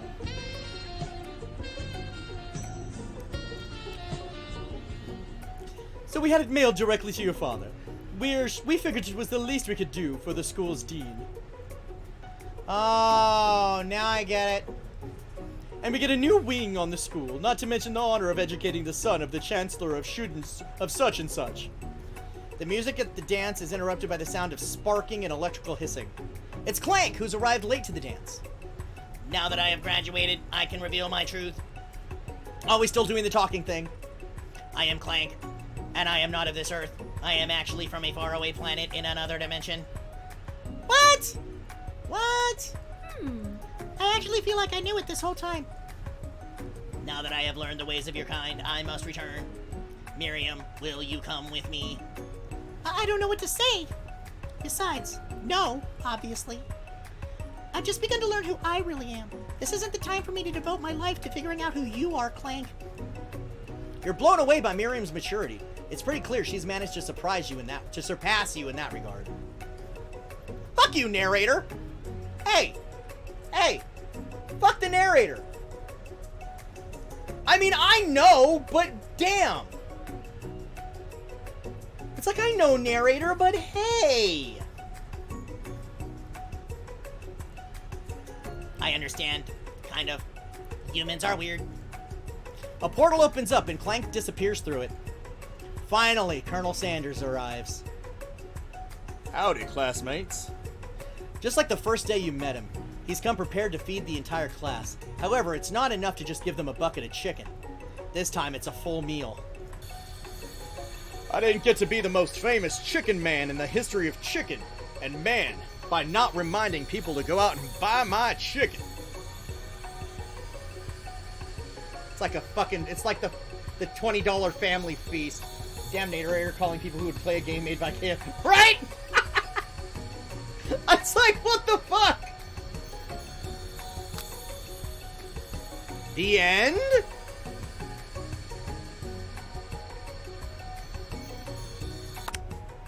No, it's not the end.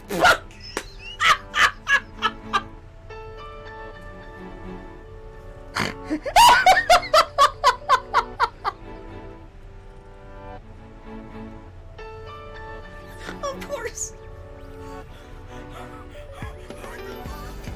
God damn it.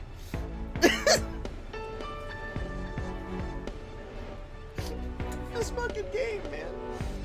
I'm so glad we decided to do this. It's not the end. As everyone feasts on their delicious chicken dinner, Colonel Sanders finds you sitting at the edge of the dance floor. Kino, what are you doing sitting here all alone? Oh, you know, just waiting for the right person to ask me to dance. I wonder, might you tell me, what are the qualities that you would expect to find in such a lucky person? Off the top of my head, I don't know. A spicy musk, a tidy goatee, and a degree from the University of Cooking School Academy for Learning, just to name a few. It is truly my lucky day. Would you dance with me? Yes, I would love to. As you glide across the dance floor. And, oh god, you clipped it? I'm gonna pause it, and after we're done with this shit, hold on. I'll watch it. You glide across the dance floor hand in hand with Colonel Sanders, the future stretches out in front of you. And once my 100th franchise is up and running, I'll be ready to take a day off, and I'll be so glad to spend it together with you, Kino. Well, shit! How sweet. We'll work together and play together. Colonel Sanders stops dead in his tracks. Work together. Well, I think this is something I'll just need to do by myself. But who will help you run your restaurants? I don't believe I need help. Besides, based on your time at school here, do you really think running restaurants is the best path forward? Could it be? You found a love connection but failed to earn Colonel Sanders' respect as a chef. Can you live with only half of him? Will you be able to endure sharing him with his other love, the life of an entrepreneur? I suppose I could enroll at pastry school. Oh, my dear Kino, I'm sure that you'll find your place eventually. And along the way, you'll have me by your side. Yeah! The end! And after that, they fucked. That's our headcanon ending. After that, they fucked.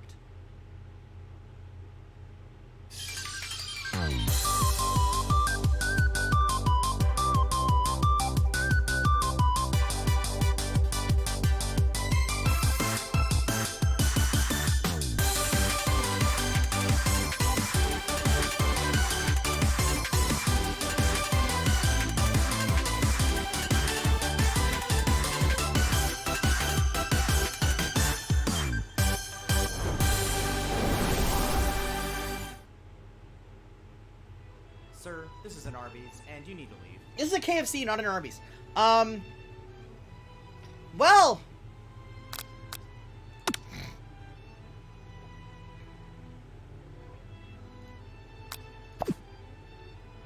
we did it. We seduced Colonel Sanders. We didn't get to go into business with him, but presumably after the school dance, we pegged the fuck out of him.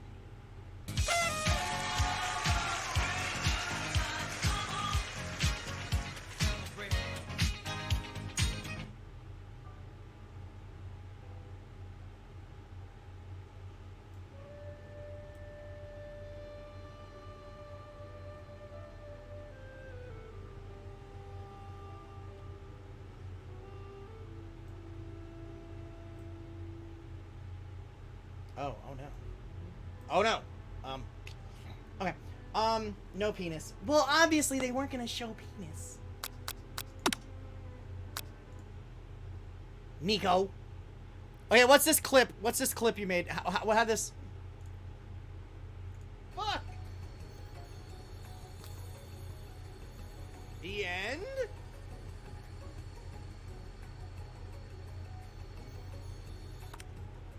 No, it's not the end.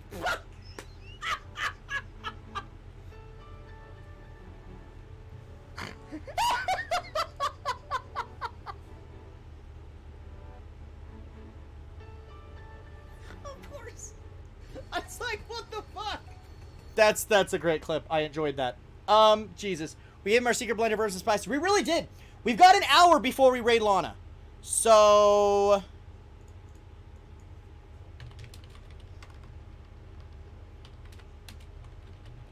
Fortunately, I was prepared for this.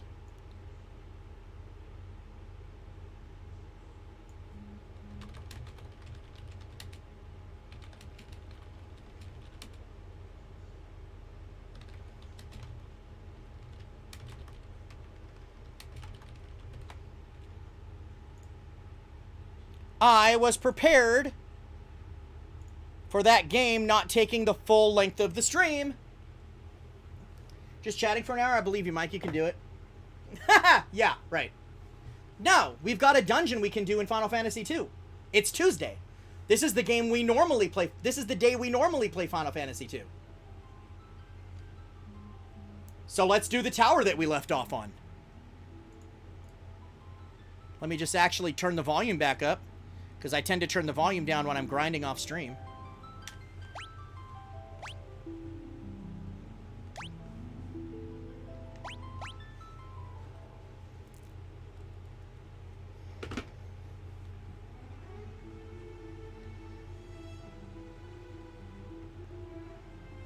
Where are we? Oh, this is where I was fucking grinding. Okay. Yeah, we have a dungeon to do. So let's go do it.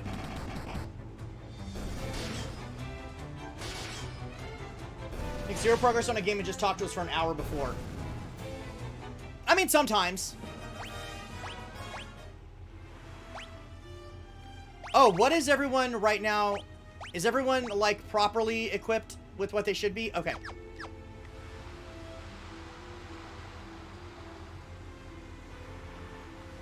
But yeah, no, we've got an hour. We can get through this dungeon in an hour. Especially with how fucking overpowered I am. We can easily get through this dungeon in an hour.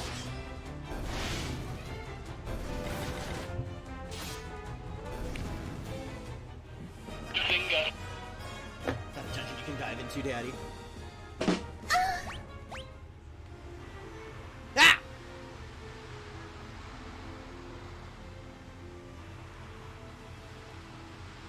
Do battle with the monster within? Jesus Christ.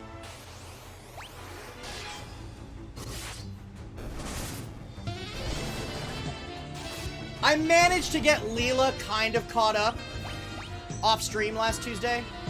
Like after last Tuesday's stream was done, I managed to get Leela kind of caught up.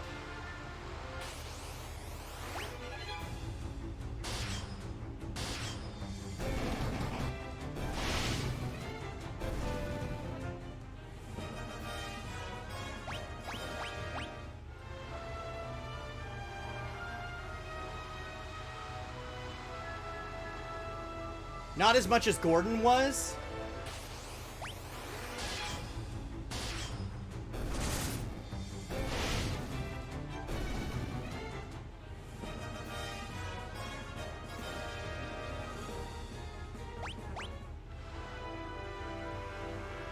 But here's the tower.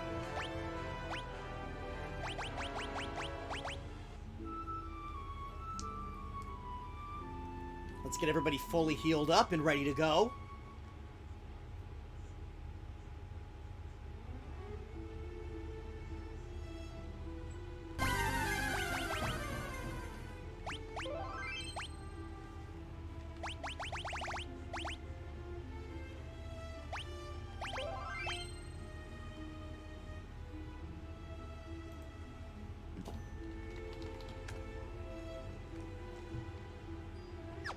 Okay. Wild gulpin? Ha! Gulpin these nuts! These nuts.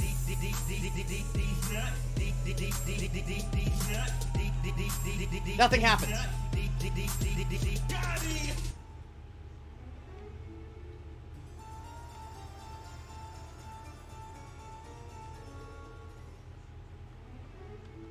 What the fuck do you mean nothing happens? I have both of the masks.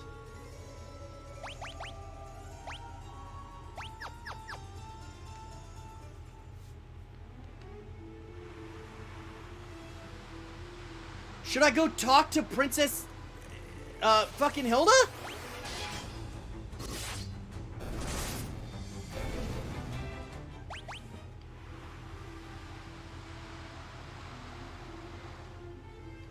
Oh, no, wait, she's back. They're back in Finn. Fun gaming for 3 days straight. Nice.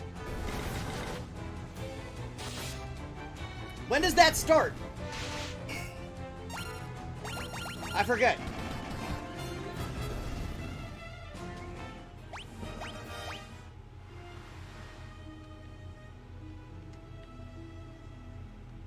Okay, we can just do it to forget.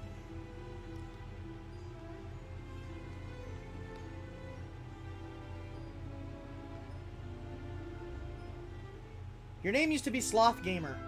I'm only with wifey out of town. Hopefully I can get a few friends lined up so I'm not in my own head too much. Yeah.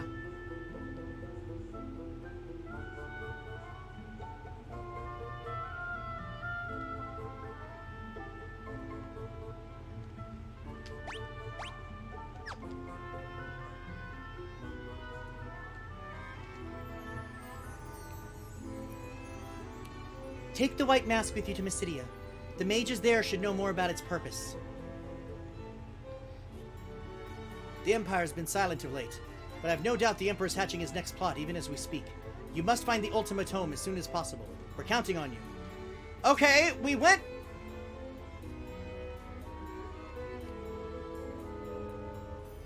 Did we need to talk to her after we found the white mask? I don't think we talked to her after we found the white mask. Now let's go to the tower and see if it, like, lets us do things.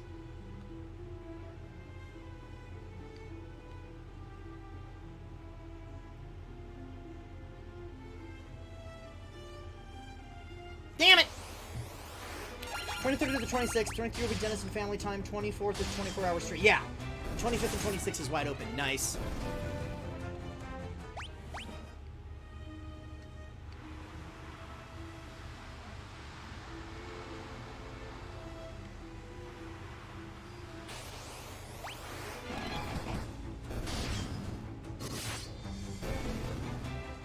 There's one other way I can think of that they want us to do this. If the tower still doesn't react to me now.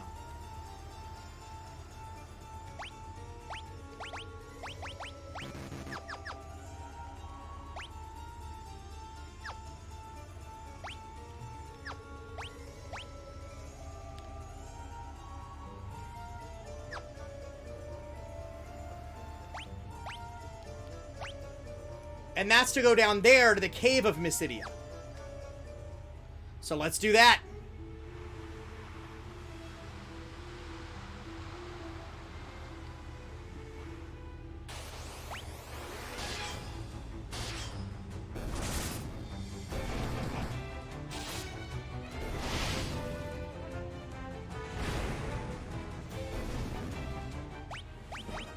Because we did find this Cave of Mysidia when we were looking around before. So maybe this is how they want us to get there. Ah, shit.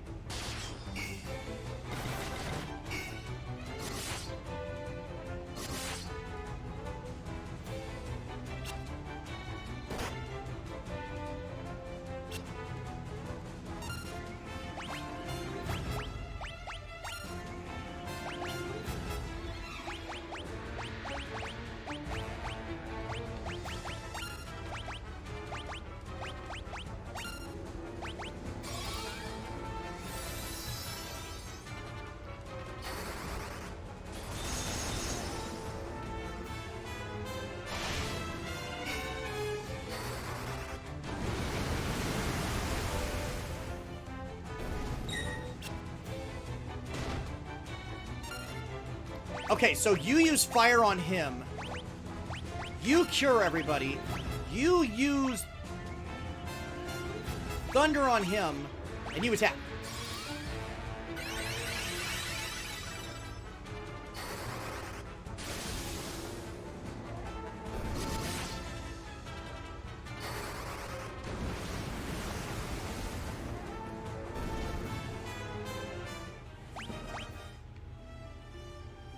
I don't see how it was cringe. It was just kind of a normal handle.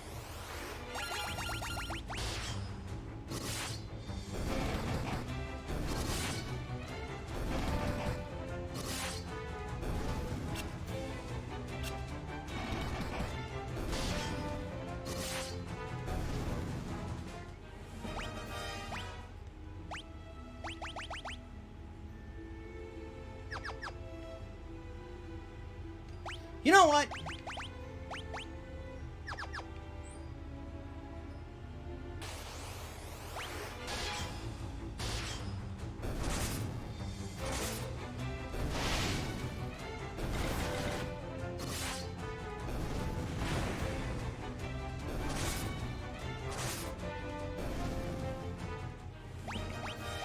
Okay. Cave of Mysidia. Now let's cottage again, just to be sure. Like the proper Irishman I am, to be sure, to be sure.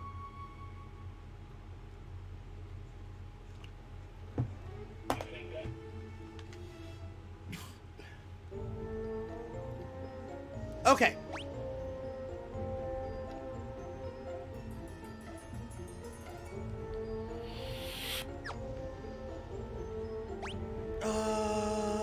Fuck my face. Okay.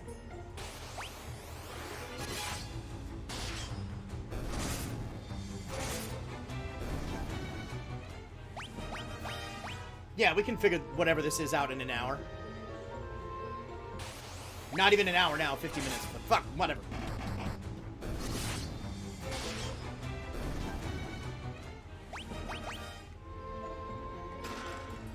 Black garb.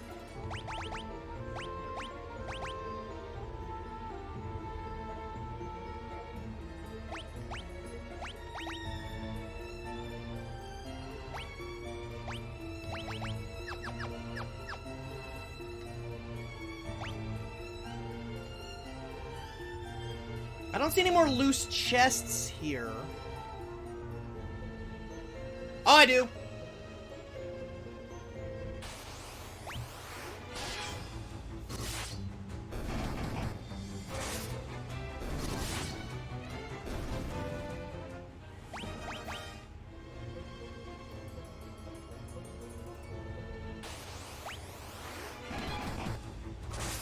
Oh, no.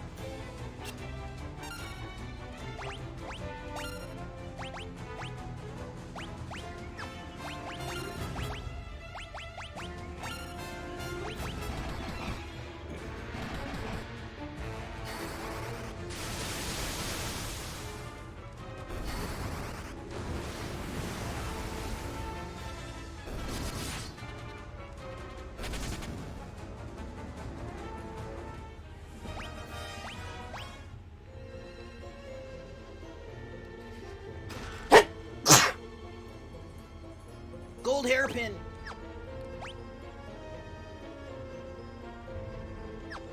What's in this door? Oh, it's a Marlboro!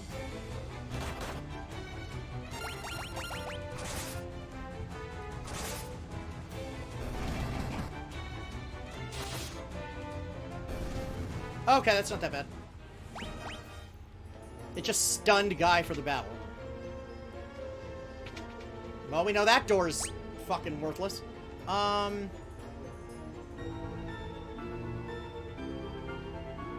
let's try that door next.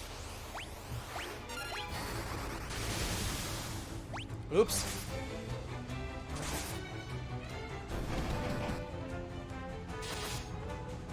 Pay more attention to what I'm doing.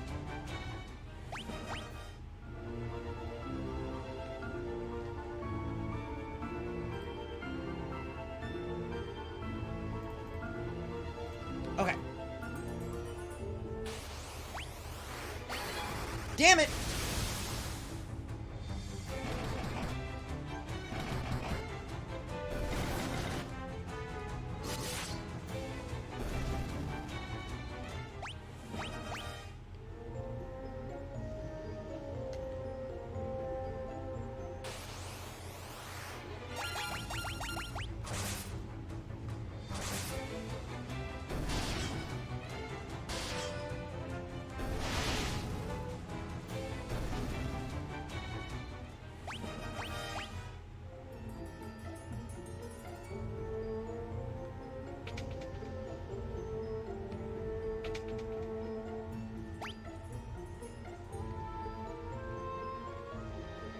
Oh, let's go to the one on the left first, then, I guess. I was leaving, like, midway through my 24 hours, so I'm going to have to pause to see them off. Well, I mean, that makes sense. I mean, you're going to need to take breaks anyway. You're doing a 24 fucking hour stream, so... Yeah, use that as a fucking reason to take a break.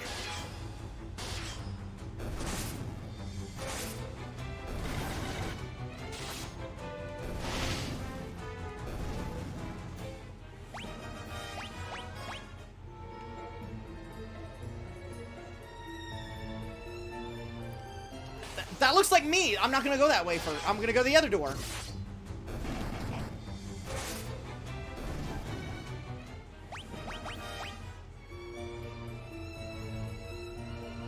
We'll check what's behind this door over here. It's probably just another empty room.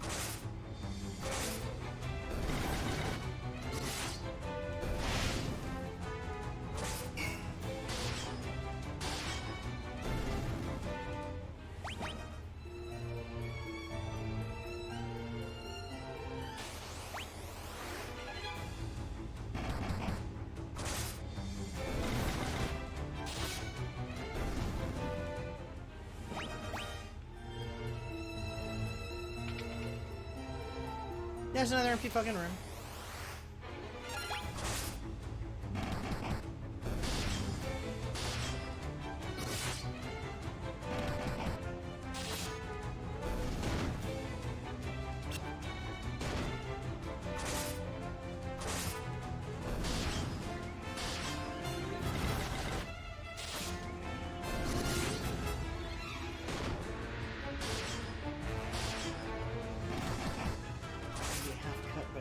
What? Oh. Like half in the bag?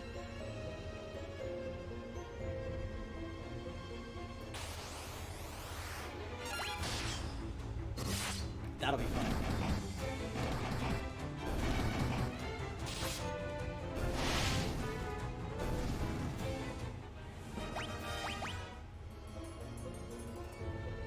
Alright, let's go talk to our doppelganger down here.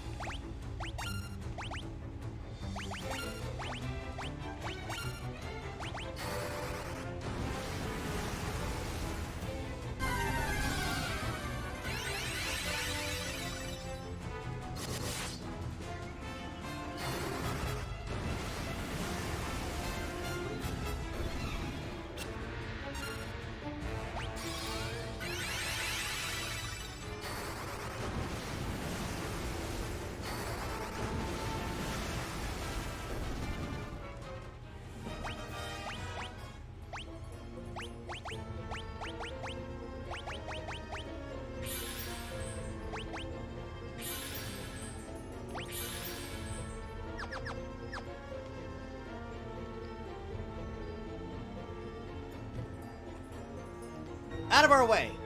Out of our way.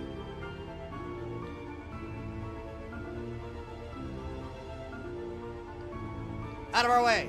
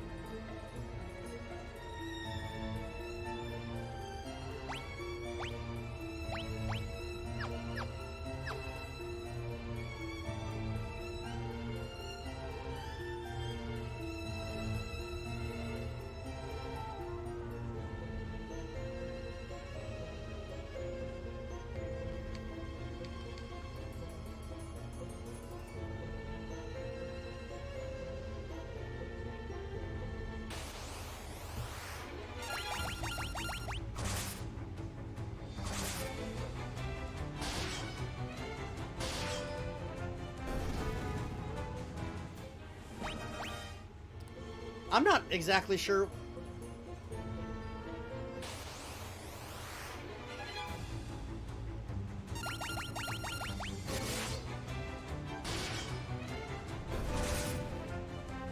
I am now very confused. I guess the rest of this stream is figuring out what the hell I'm supposed to even be doing right now.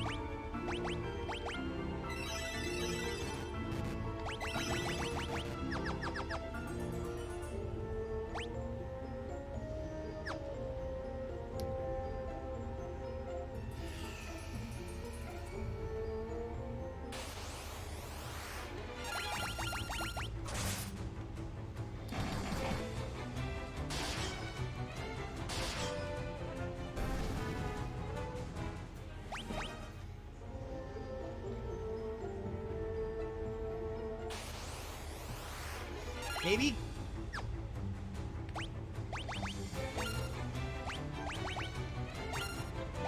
Just fuck it. Just leave. I don't want to... They're just too much of a pain in the ass to deal with.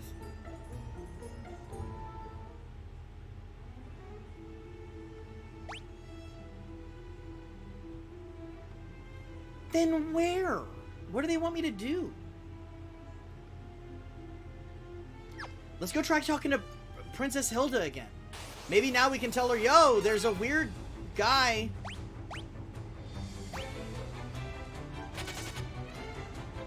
Like, there's a weird guy blocking the way. We can't get through.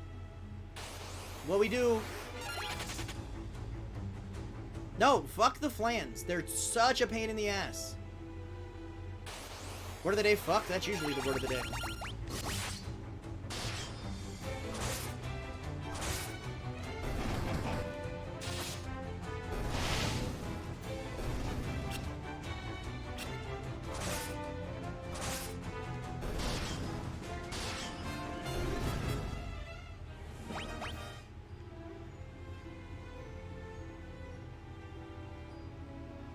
Dagnabbit. These things.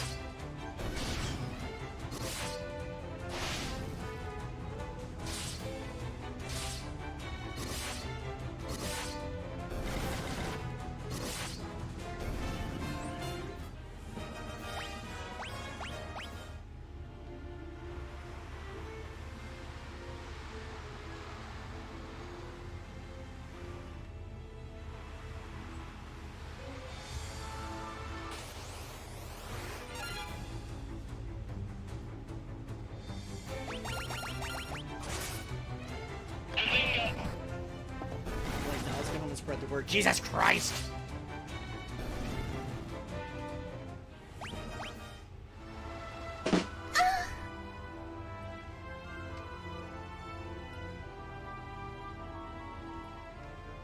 Now will maybe the princess say something different to me? It's like, okay, I can't get into either place.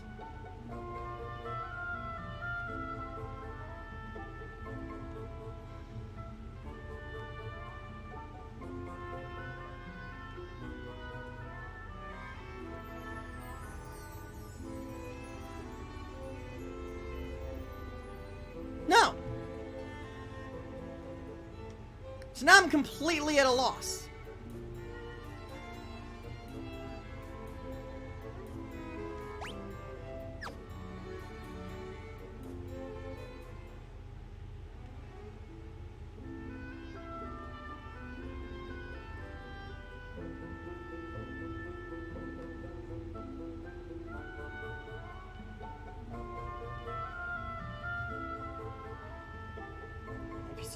No, I didn't see. I'll be swinging by the liquor store and I'll grab a bottle of whiskey and depending on finding probably some lime liqueur and butter ripple schnapps. Nice! Very nice.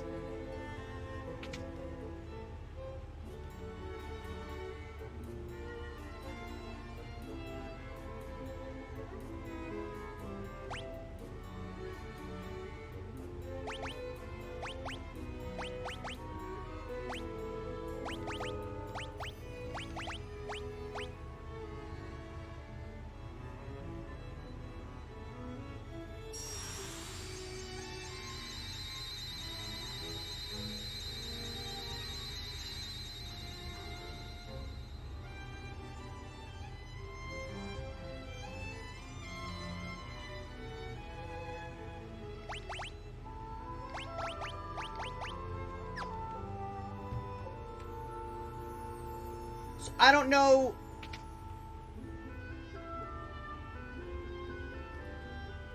We have a cave of Mysidia and we have a tower of Mysidia.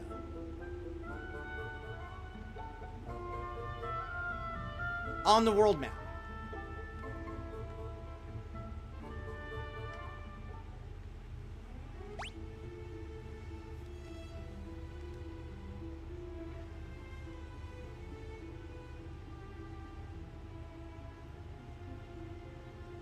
But where's Mysidia itself supposed to be?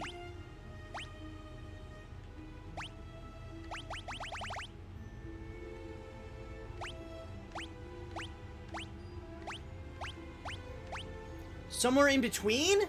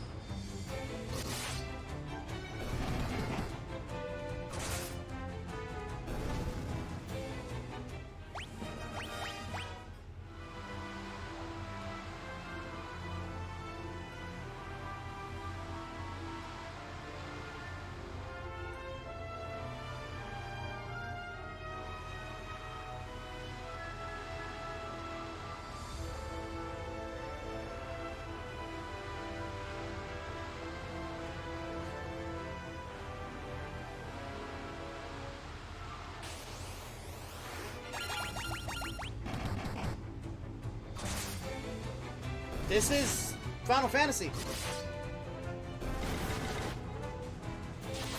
There's no way for me to use the masks. It'll prompt me if I'm in a place where I'm able to.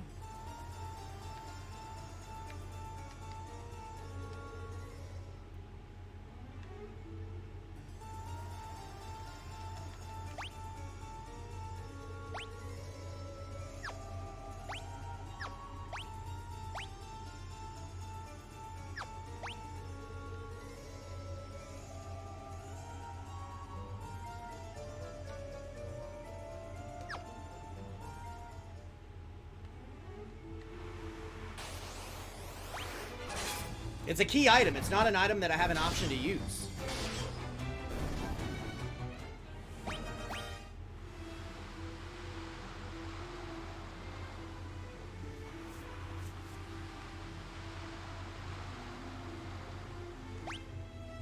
mean, I don't think I can equip it. No, I can't equip them. Yeah, they're just in my key items. Maybe I'm looking for a place that's just called Mysidia. Because that's the Tower of Mysidia and the Cave of Mysidia.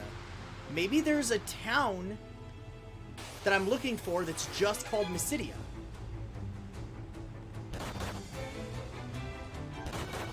Now we've got 28 minutes to poke around and see if we can find it.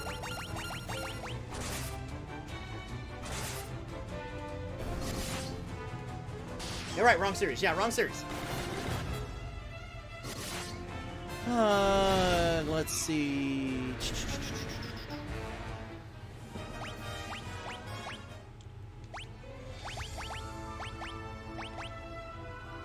Oh, and tomorrow is the Assassin's Creed 3 finale, by the way.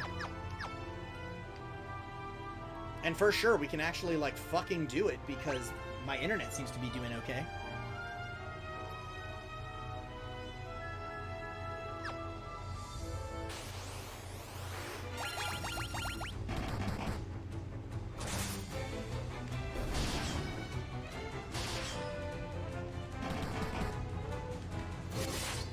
If we can't find it before we raid Lana, I'll figure it out offline.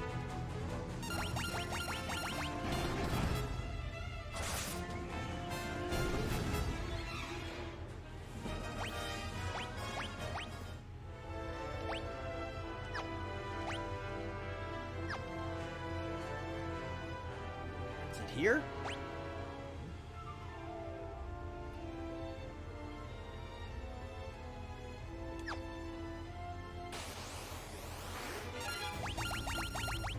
Oh!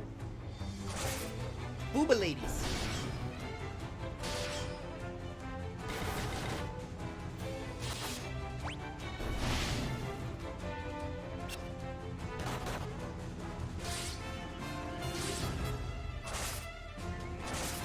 Kind of a city. The tower must be later. Yeah, and the cave.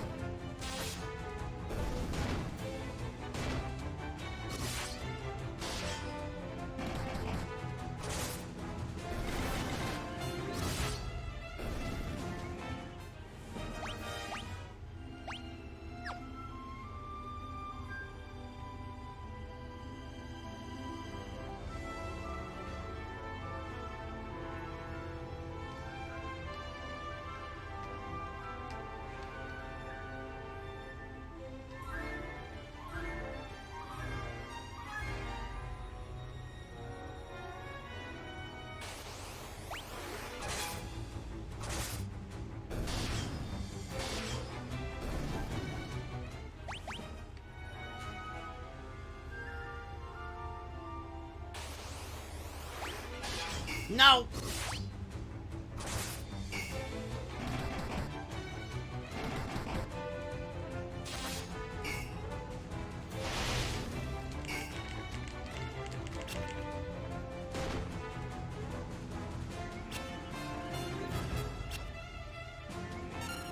Bazinga!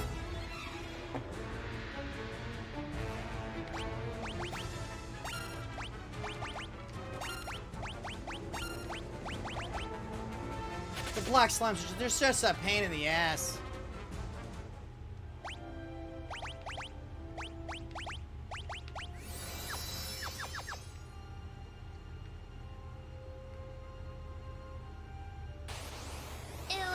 Ooh, ooh.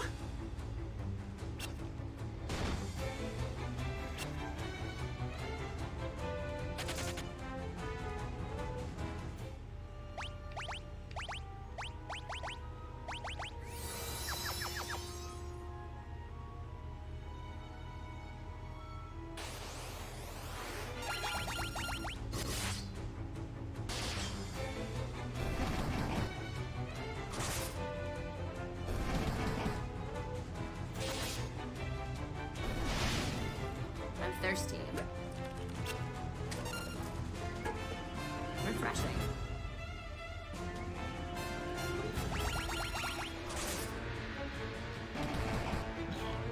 What the fuck? This jumping spider is getting bigger? What? The jumping spider is doing what now? On her empty Coke can. What the fuck are you? Kill him with fire!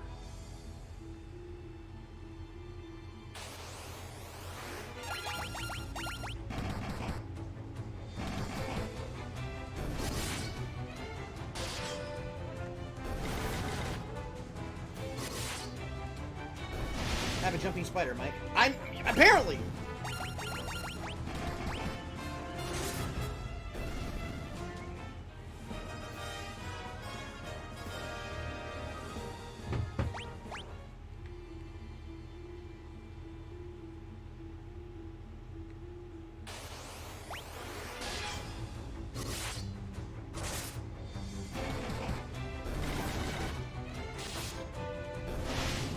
No, because I would have seen it over here.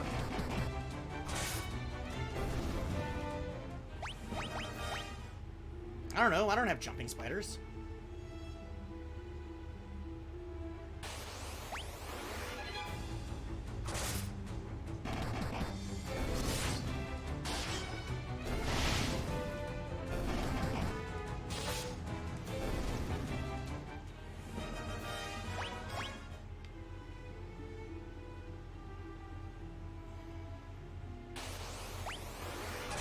Where the fuck is this place? Why do I sound like Jerry Seinfeld? Where is this place? What is the deal with Mysidia?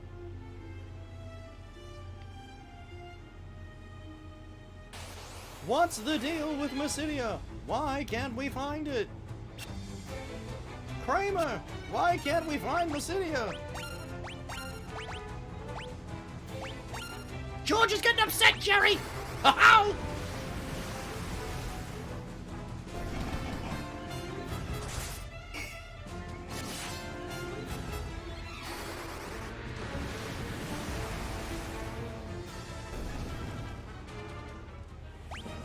I want to be a Mysidia guy, but I can't find Mysidia.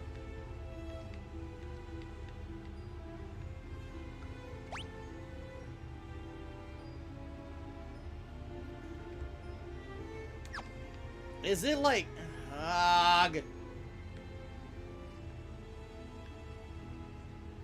Get in my boat.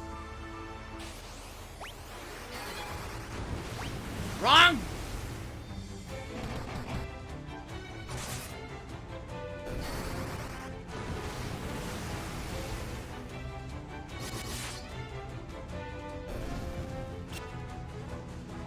With that poor spider. Spiders. I remember that being a problem in one of the movies.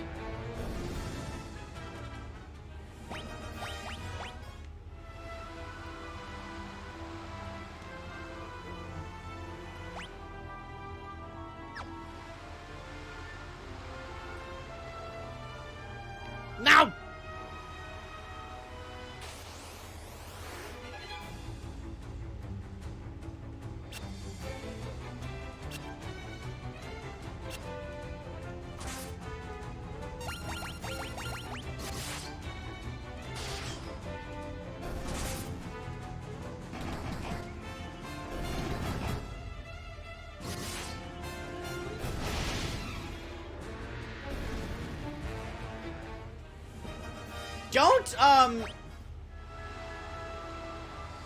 Don't like Australia and New Zealand have like insects that are like the size of like fucking small dogs?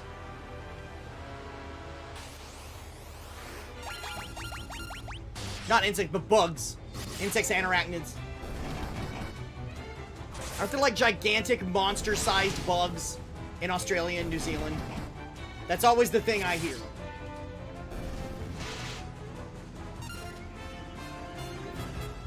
New Zealand has the heaviest insect in the world.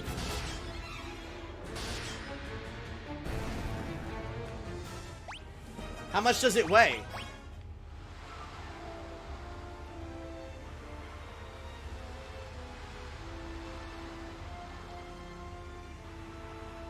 Is Mysidia maybe in this desert south of the cave?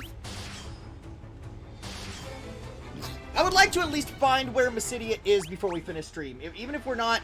Because I thought we were going to end up doing that one, the tower. I thought we were gonna, like, that was a dungeon we were going to do. And I was like, we could do that before we raid Lana. But, like, I am totally fine if we just find out where the hell the actual Mysidia place we're supposed to be going is. And then next week we can do the dungeon. Dungeons. Because we know of two. The cave and the tower. We just have to find the actual just Mysidia place that we're supposed to be going. 2.5 ounces? What's tomorrow? The finale of Assassin's Creed 3?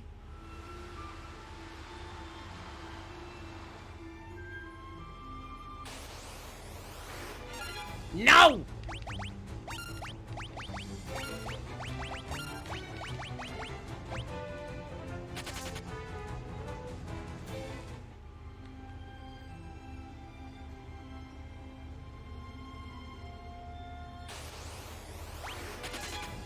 Oh, damn it.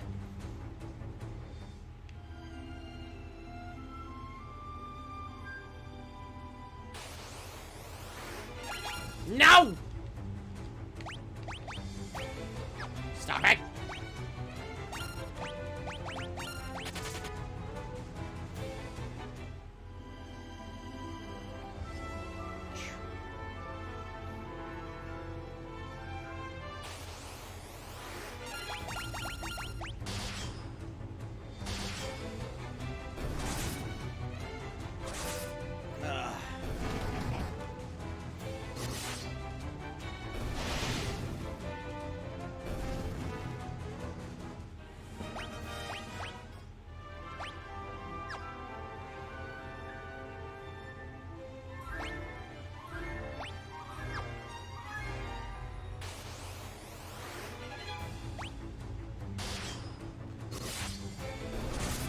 I hate it.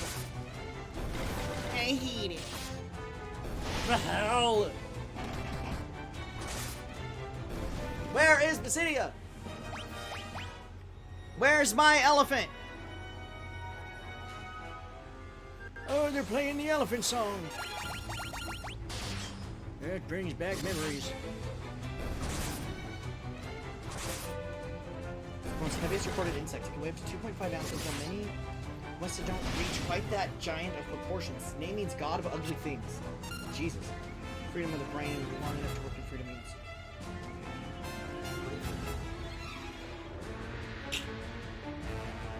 Motherfucker's gonna jump on me. Well, if it's harmless, let it jump on you.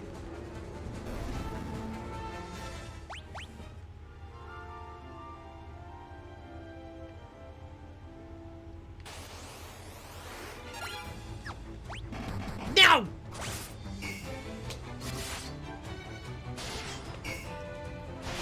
I pushed the wrong button!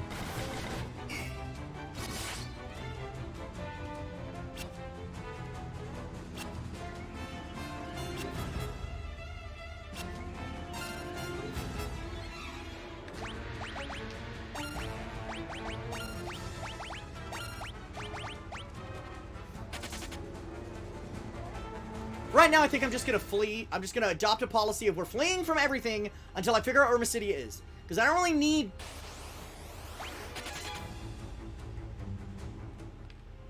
Like, we're good. It's just the fights right now are just time-consuming.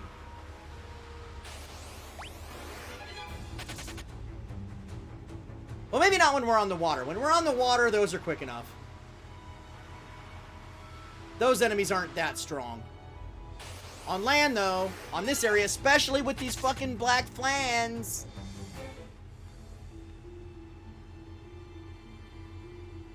Yeah, it's not right here.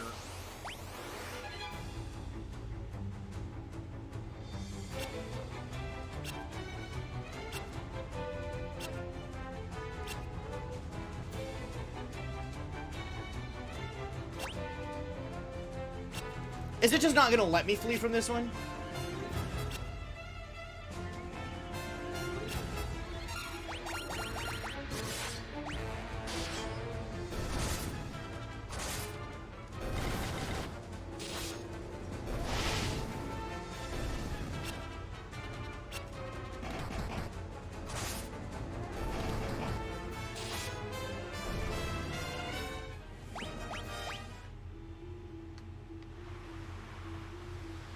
Is it actually on, like, this long... Like, there's a long stretch of land right here.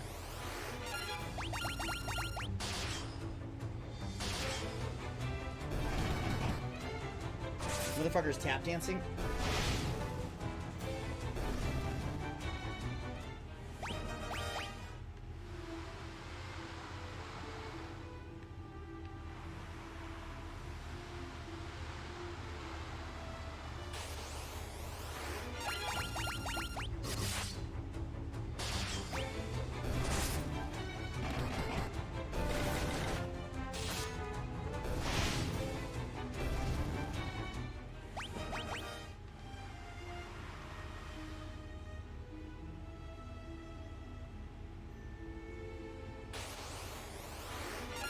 God damn it.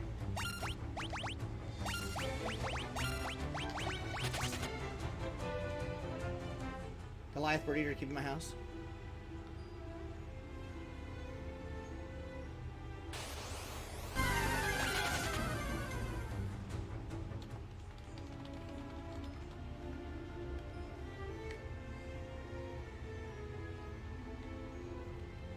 No, that's the water.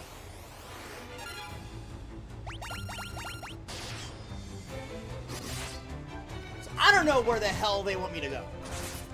So it's gonna be something I'm gonna have to figure out off stream. I don't know where they want me to go. There's two places that have the name Mysidia in them, but neither of them are apparently where the game wants me to be going. So either I'm doing something wrong in one of those two places, which I can't think of anything else I can do in either of those two places, or there's a totally other place that I need to be going.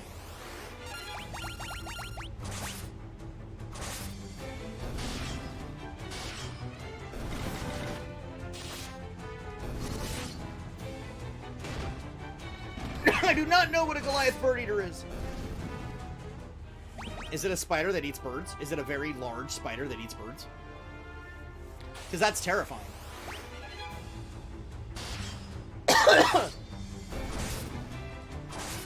That's fucking horrifying. If that's what it is. This motherfucker's like 15 to 20 centimeters away from my hand.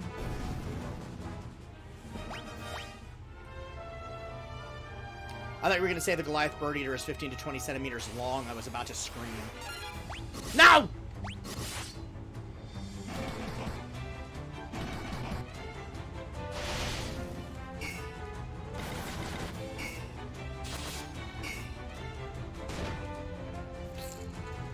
World's largest breed of spider?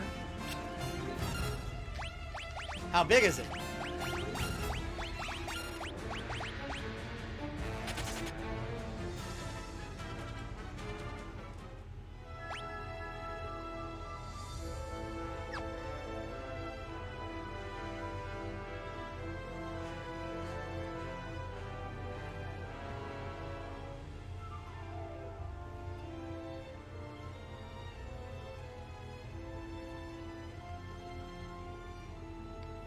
gonna start heading back towards the boat.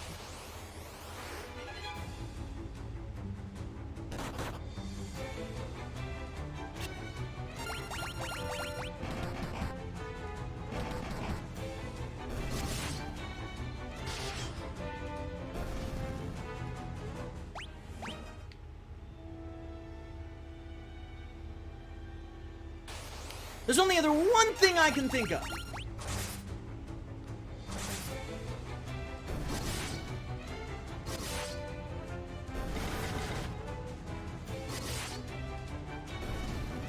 And while I've got a few minutes, let's get back to the boat and try the only other thing I can think of here.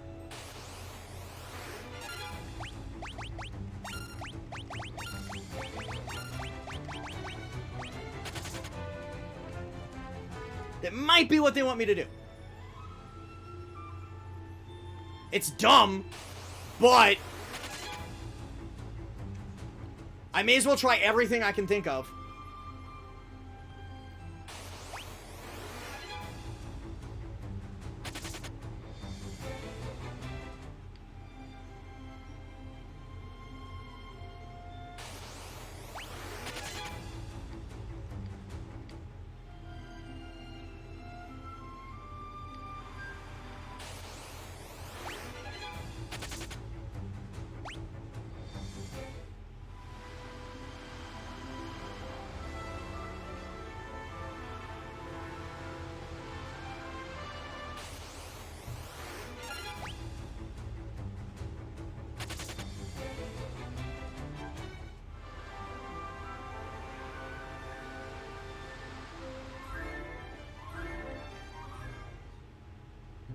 Is it somewhere Sid can fly us to?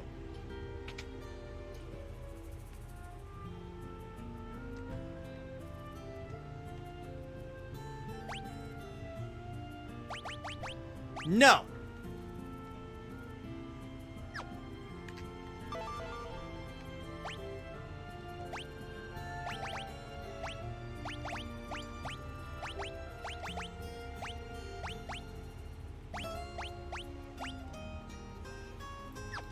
And it doesn't do anything to ask him about Mysidia or the masks.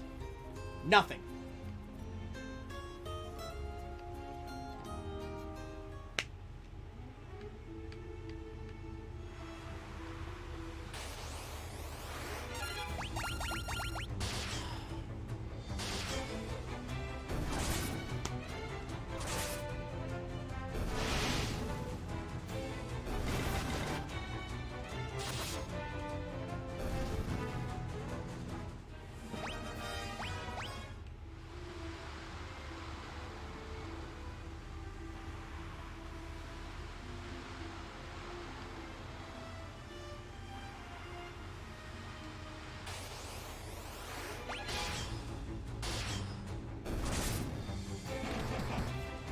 Still got 5 minutes before we raid Lana, so there's one other thing I want to look at.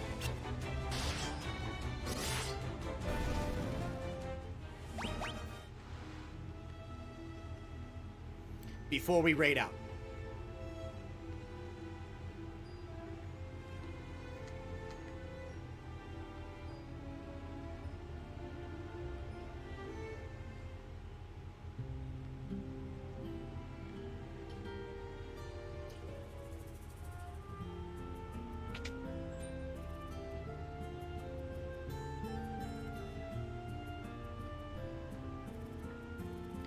See nothing out of the ordinary. God damn it! It's still, that wall still does nothing for me.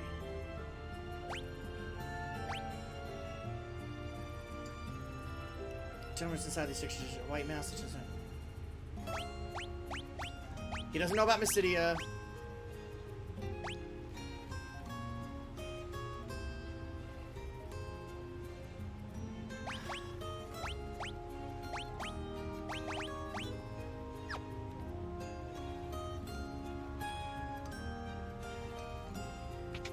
So I can't think...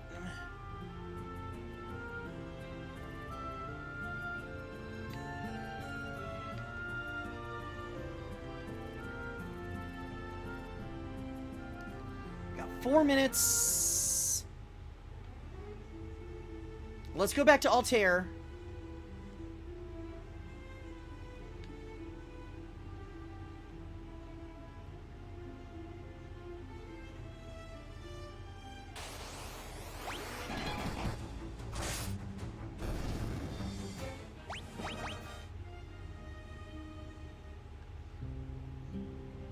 And ask the guy in the room about it.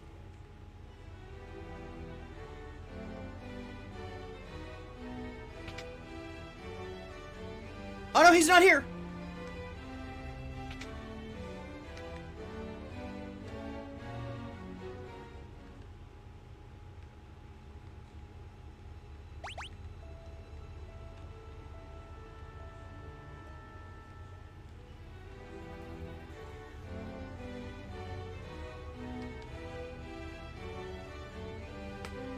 So then I'm stumped. I'm completely stumped.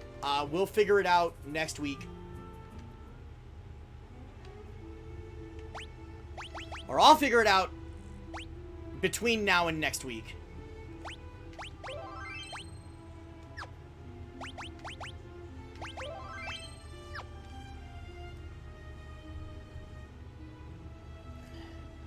Fuzzy Pickles.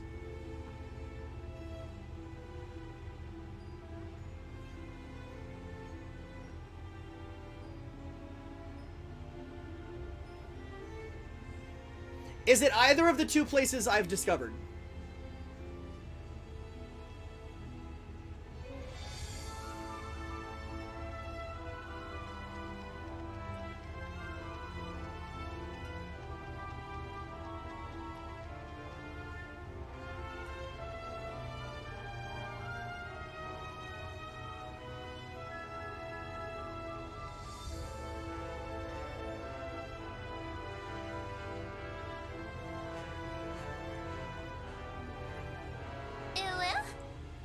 Ooh, woo.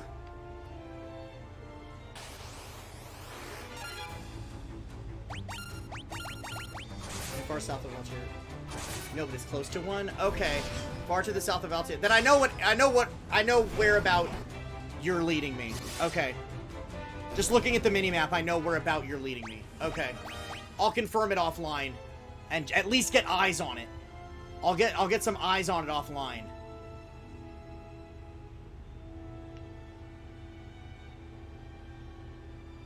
But in either case... Look, I'm Woody. Howdy, howdy, howdy. Give me that. But in either case, we are going to get ready to raid Lana. Because it is the raid train. So I'm going to get ready here to go raid Lana. She's on. And here is our raid train message. Oh, Captain's raiding.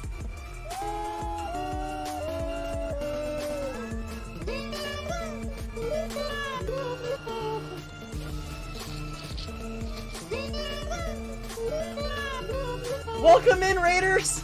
I actually have to raid out right now. You caught me right at the end of my block. We're doing a raid train. Oh, welcome in, Killian Music. Welcome in, Xander. Welcome in, Captain, and all the raiders. We're gonna be. This is going to be a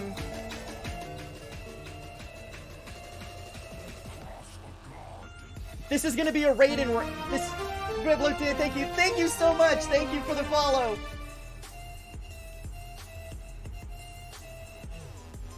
Wanted to bring the love to you to share forward. Oh, you wanted to double up on it. That's fucking awesome. Yeah. So we're gonna raid and raid. We're gonna raid and raid.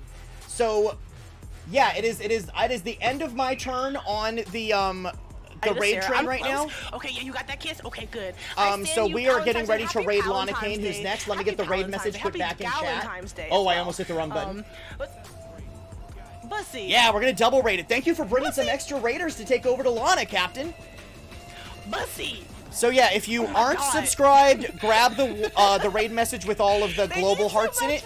If you are subscribed, grab the one with Squish and Spudley. Disappointed Cowboy. That's our raid Mary train raid Creamy, message that we're gonna Mrs. take over to Lana. Kristen 213, and She just is going to be so playing just so Dream random. Daddy, so It that's just gonna be that fun. way. Not you make it a raid, make it a raid. So let me get it ready to send on over to her. Thank you so much. Pussy. Thank you I so appreciate much, you. Captain. That's fucking awesome. We get to take some extra people on over to Lana right now. Hey. Thank you everybody for coming along with the raid for Lana. Thank you for the new follow. I will see you guys tomorrow for the finale of Assassin's Creed 3. If we finish early enough, I know what we're going to be doing afterwards for the rest of stream. 5 gifted subs. This is a one-day You'll be able to tell by the with shirt these that I wear sounds. tomorrow. One-day thing with these sounds, so have fun with But them, yeah, I will see you guys have fun with tomorrow. them. Make sure I you give appreciate plenty you, of love Bussy. to I have so Lana much Kane. love. She's Me and fucking Bussy, amazing. me, I played the Bussy, KFC and, dating simulator. Sariba She's gonna play the Dream and Daddy Moni dating and simulator. Eddie, the So conversations we it's have. We gonna don't be talk it's as gonna much be as fun we as used shit. to just because we're all Also, very just in bland, case but Twitch when we does its do, weird thing and it's like, leaves can anybody can you get us to behind, shut up? No, we're just gonna talk about it all day. that's who we're I going love to. that. So I have you so can much follow love for my along mods. Shout out to manually. my mods. And to my Just in case my you know utility mods that you're are one of the here, people Riz, that Young Twitch decides it's Toxical, gonna leave and, behind on the Sky. raid. Love them as That's well. where we're Y'all going. great. So use that link. You're playing the DVD dating I sim? know somebody was Nice. slandering me earlier. Please, Yeah, no I will see you guys Canadian tomorrow for the end of apologies. Assassin's That Creed was 3, scripted. and then Might be. Thursday I for feel some bad more for Resident just Evil now 2. noticing the purple You guys have a scheme, great purple night. favorite Show color. Lana Oh, plenty of don't feel love. bad, my love. It's okay. Don't I will feel see you bad. tomorrow. I Have a thought great I'd do purple time. since, Bye you know, bye. purple passion. Pro, Lana's beautiful.